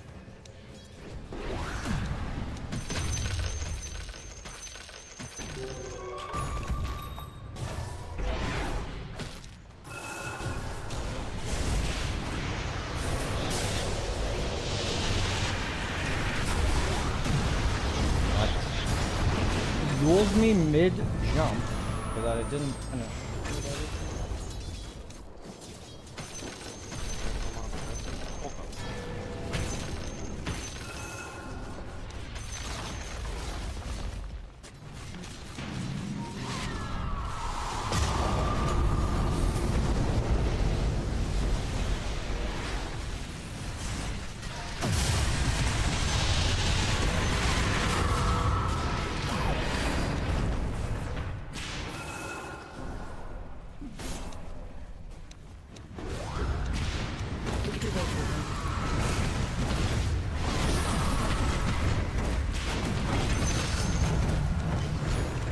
Got him. I just wanted to kill that guy. That was not a good play.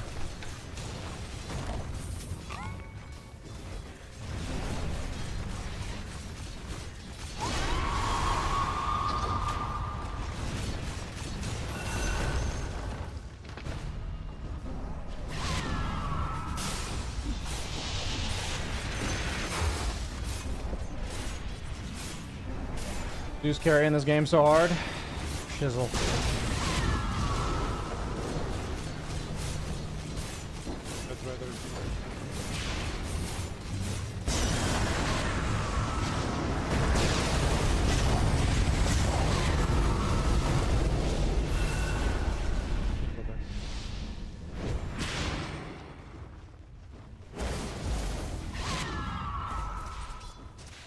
Why did he get mad at Zeus? I didn't get mad at him. He's just not playing the game.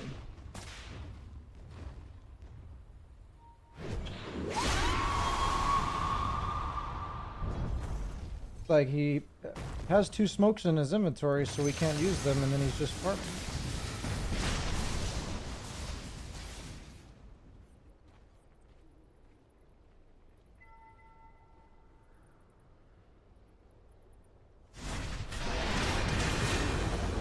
Like, of course, he's probably the most impactful hero in all of Dota playing like this, but like, you know, I feel like buying some wards and smoking us and shit could be helpful. But, you know, I just think the guy's taking his playstyle a little bit too far. Guy going nullifier? No. I'd probably go nullifier.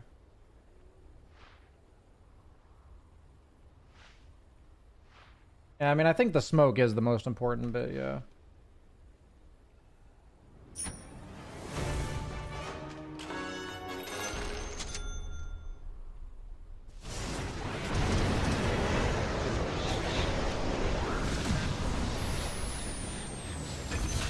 Yep.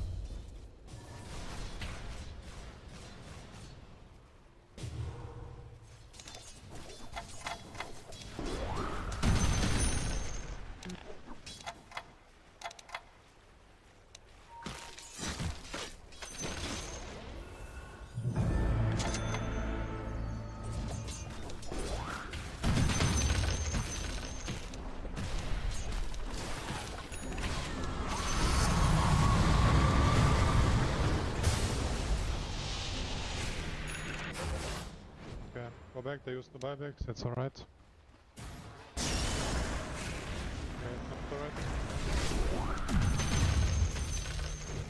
Sentry here.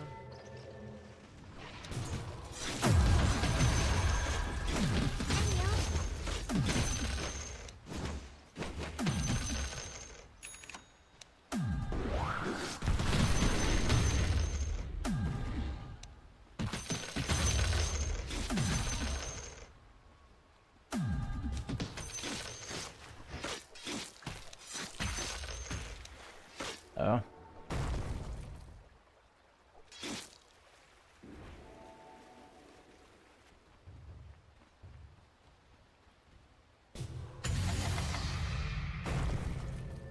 Good job, nice PGB.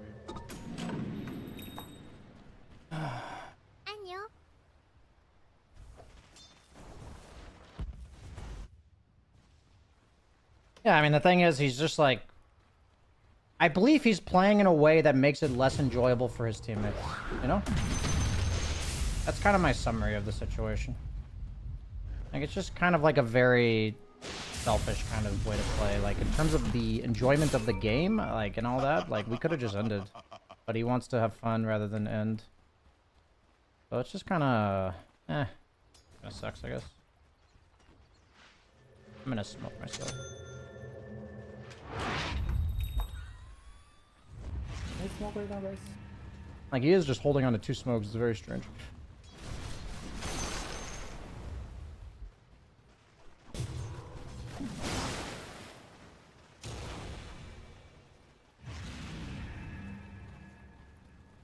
I buy weapon second turret.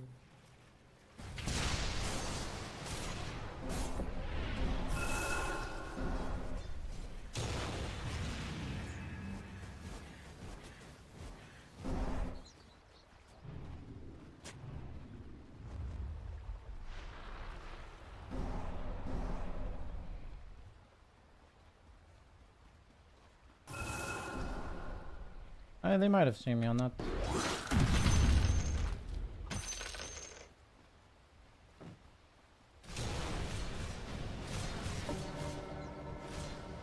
Problem is, Abendon can die now to Doom because of break.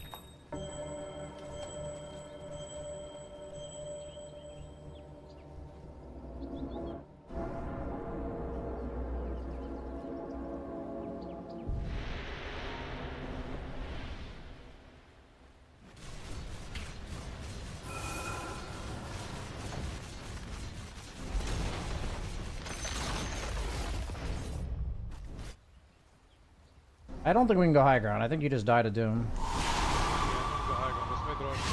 Go high ground with I gambled. You lost. Why can't I see his Firefly?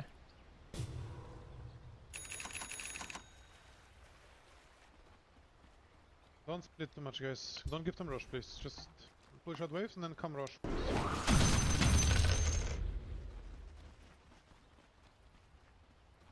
Yeah, Huston, I saw your message. I just need some time and energy to respond to it, and I don't have much time right now. But I promise I will respond to your message. D.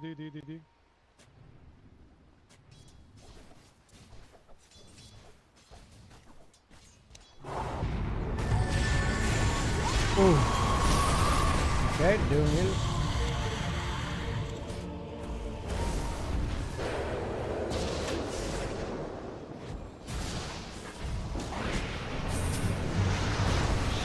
One Echo and one Doom use.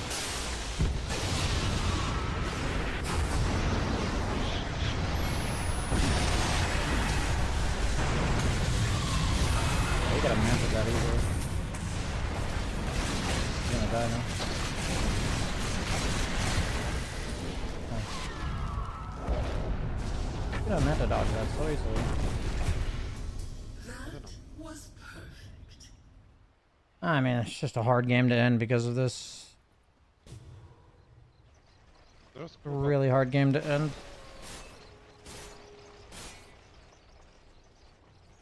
It's fine. Rush going top. Just try to get rushed in top.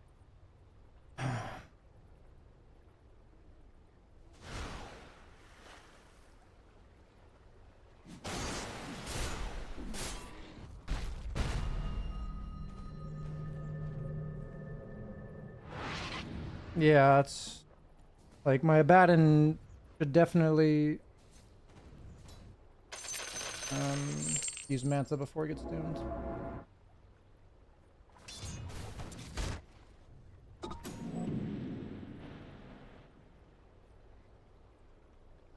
Late game ABBA is hard match. I mean, we're just playing 4v5 with some damage.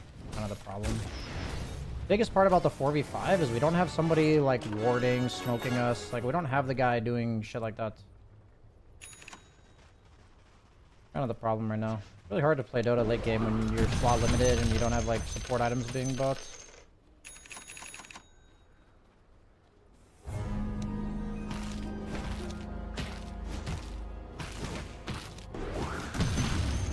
I'm just gonna try to get buyback.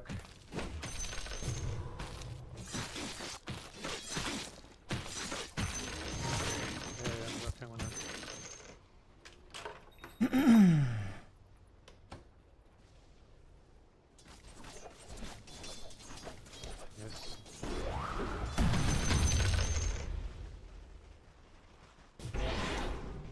I might have a warder on here, so I'm just gonna get out of here.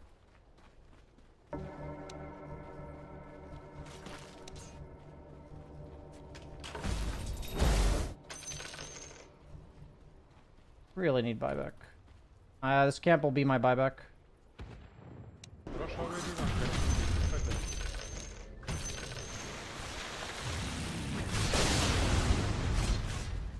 Lol.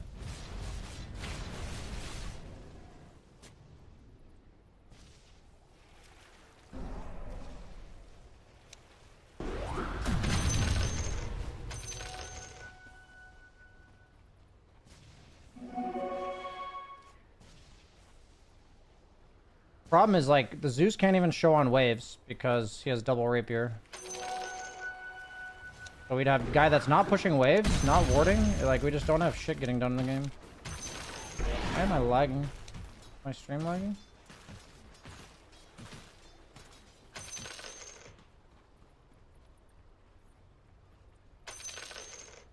Oh no.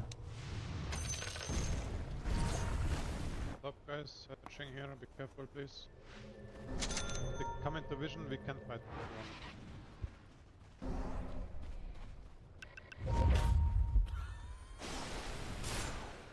I'm down to smoke if you guys are. Yeah, let's try it. I already used it, but it's fine. Zeus, can you at least drop this? Like, give him to your courier? I have buyback boots of travel, so I'm kind of down to like get doomed and die. You can ulti Zeus, one ulti maybe for vision. Zeus ult.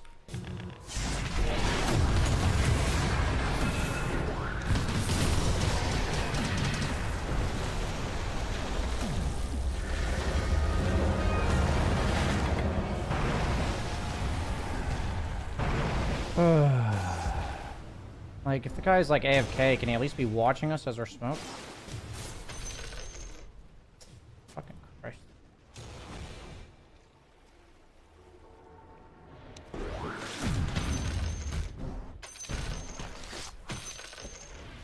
Oh, frustrating fucking game. I mean, it's just a long game for no reason, really. And I'm lagging now, so that doesn't help.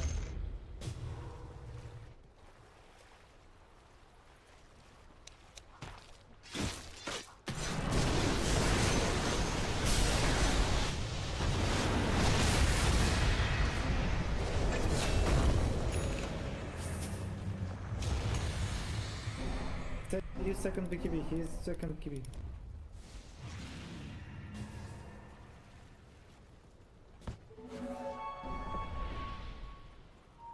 I'm looking, BKB boys. doom, guys, no BKB doom.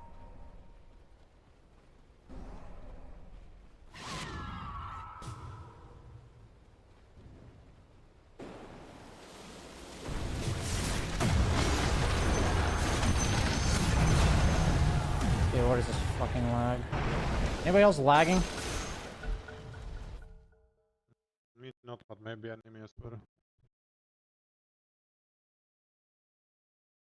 Doom has only one doom and he has no BKB, guys. I have buyback.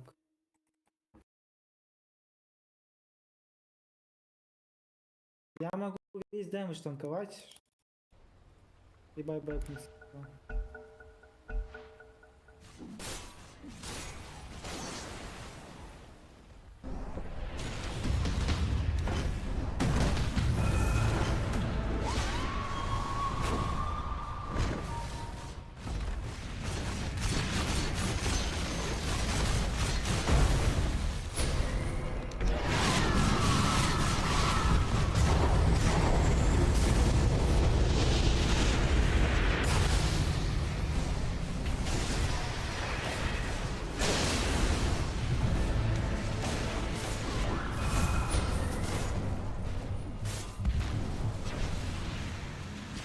I don't have ult for 10. Dude, what is this fucking lag, bro?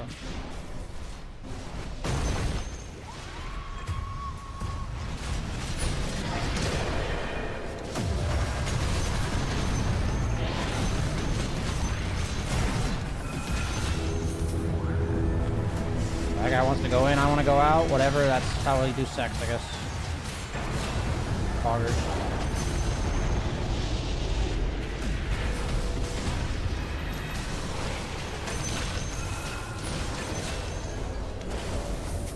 Hey, we did a...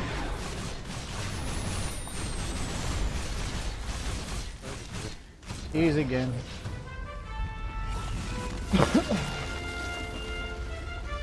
Easy fucking game, boys. That's a classic last game of the day situation.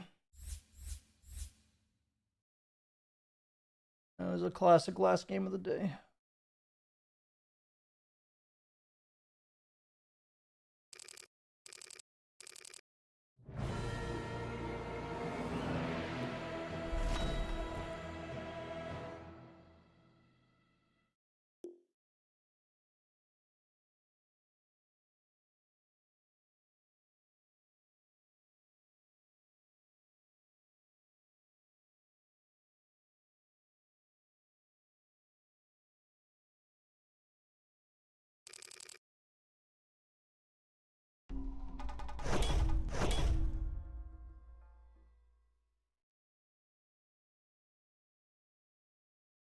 Yeah, I think Zeus caused the Dota servers to explode for sure.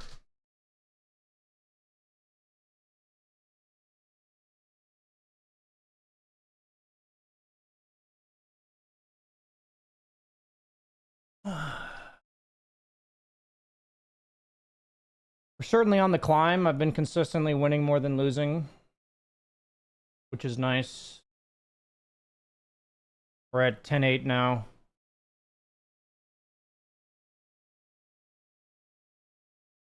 So we went 4-1 today. I feel like I already looked at my history, so I can't check plus and minus.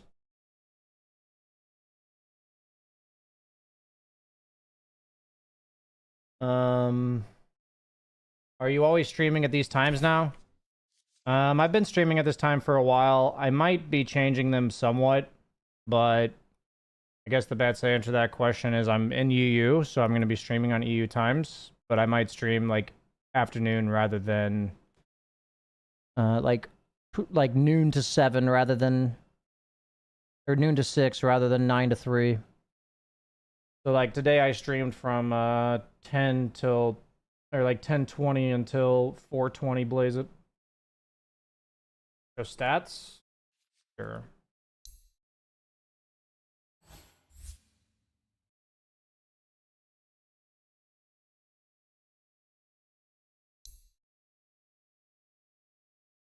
Zeus had 74k hero damage. This Invoker really wanted to 3-2-2. He has 3-2, 3-2-2.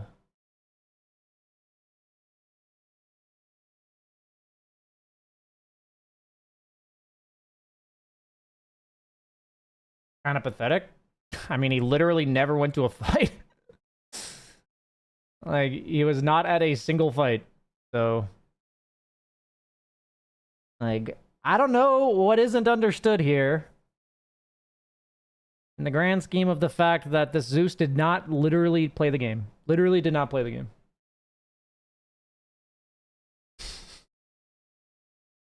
He had a fallen sky to farm faster? Yeah, he did. And he had the debuff duration spell amp timeless thing.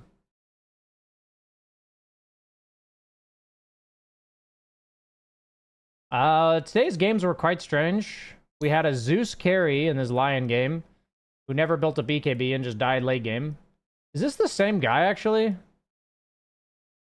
No, it's not. So 2 different Zeuses that literally never stopped hitting creeps all game. 2 different Zeuses. Interesting.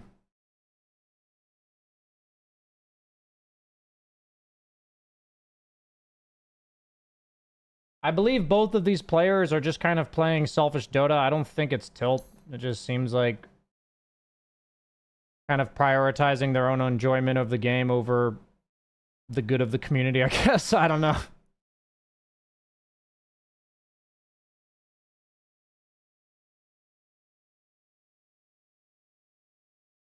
What made you choose the Netherlands? Initially, I moved here because Team Liquid invited me to be a streamer. Slash like content creator for them, and their headquarters are in Utrecht, and they wanted to they wanted somebody who wasn't just streaming, they wanted somebody who was available for in-person content. So I don't see what 75% spell amp this game does over Wind Waker. I mean, I think the spell amp is better if you're never showing up to a fight.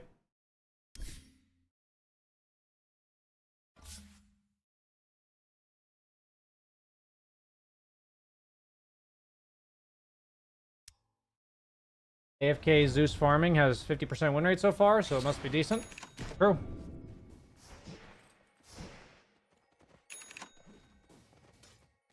Is it worth carrying a gym? I mean, it might be worth it over like boots or something.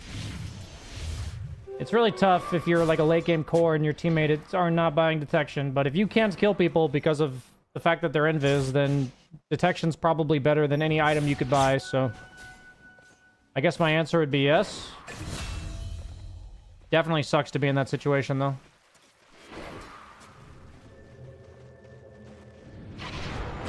You can just TP, because they don't have stuns.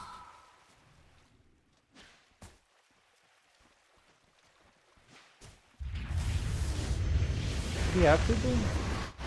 Shit.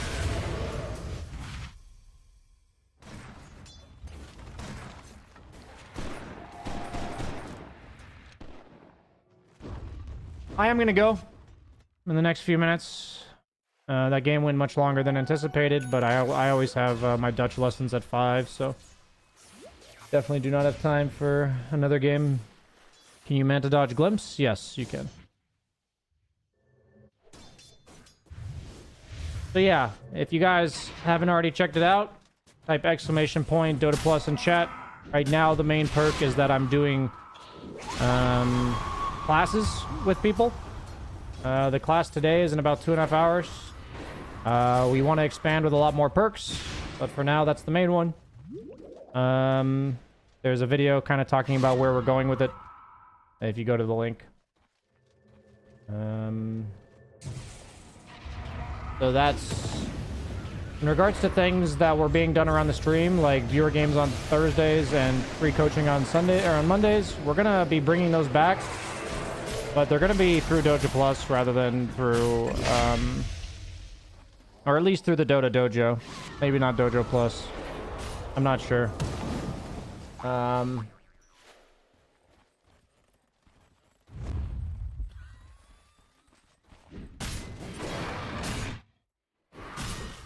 But yeah, so they're gonna be reinstated, but right now they're not being done. How's learning Dutch going? It's definitely going. Sadly, right now, not sadly, but I'm in the process of moving. So it's pretty stressful. So I'm gonna have to, you know, I've got other things I'm primarily focusing on, but I am doing 2 Dutch lessons per week, so.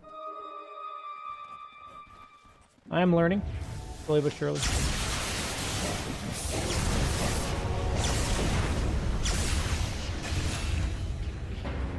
It's on my secondary YouTube channel. I believe it would be here.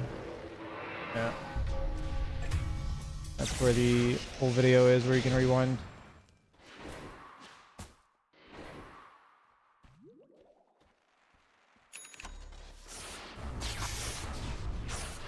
Sounds awesome. Hopefully it's a lot more enjoyable once the move is finished. Yeah, absolutely. I mean, the whole point of the next, like, 6 months for me is to expand upon the community. Slowly but surely, expand upon my life in the Netherlands, settling into our new home, you know, really embracing learning Dutch. You know, I've been learning Dutch for a while, but it's kind of been like off and on, so a lot of it hasn't really stuck in regards to like putting it into practice, so I think this week is probably going to be the most stressful week that I have in general, so yeah, it's just not going to be a fun week in that regard. But they're all good problems to have, so at the end of the day, I'm very grateful for the problems I have. Will you be working at TI? No. You can type exclamation point TI. I recorded a video talking about my history with TI and why I decided not to attend it. Also, I don't get invited anymore, I guess is the TLDR. But exclamation point TI if you'd like an explanation for that. It's a pretty long video because it's a pretty long history, but if you are interested, you can watch it.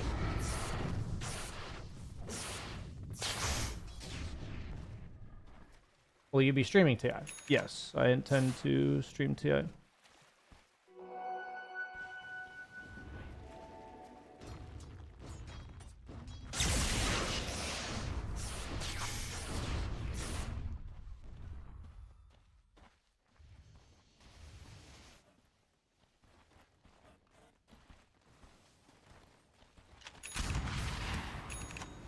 Thank you for the video, by the way, and thank you for sharing.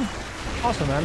Yeah, I mean, I try to be as transparent as possible. I try to talk about things that a lot of people don't talk about because, you know, I think there's just a lot of, it's kind of interesting when I post a video like that because there's a decent portion of comments that are kind of just like, stop being whiny, you know, shut up and accept the, you know, consequences of your actions. It kind of just shows like the, I guess like really just the toxic masculinity culture that like men aren't allowed to talk about their feelings and shit that bothers them and stuff.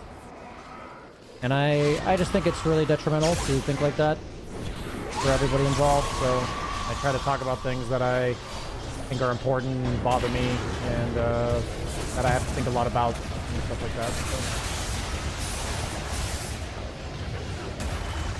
I do think it's very important to talk about that kind of stuff.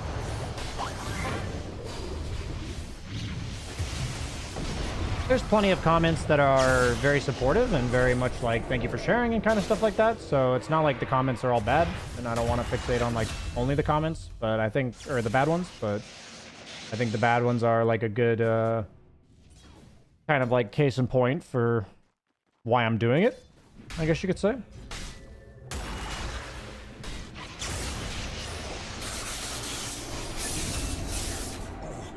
What a beauty!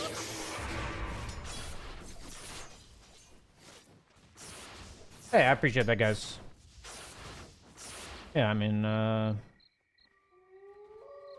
appreciate that it means something to you, that I talk about my inner thoughts, I guess you could say.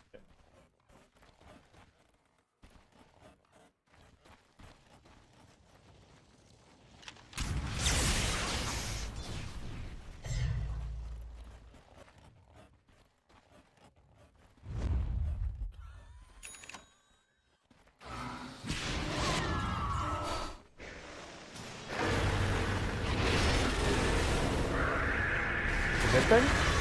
That's a good thing. You talking about shit? I mean, I think the changes I'm trying to make in my life, you know, obviously I believe they're good to some extent. So, like, there's a reason I'm doing them and stuff. Sharing with your community is good? Yeah. Absolutely.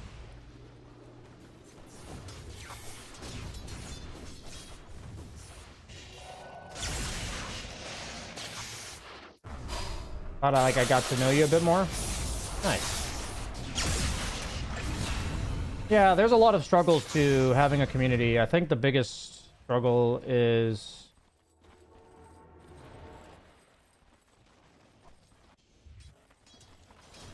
I don't know if I have the mental to articulate it right now. I'm not gonna do it right now.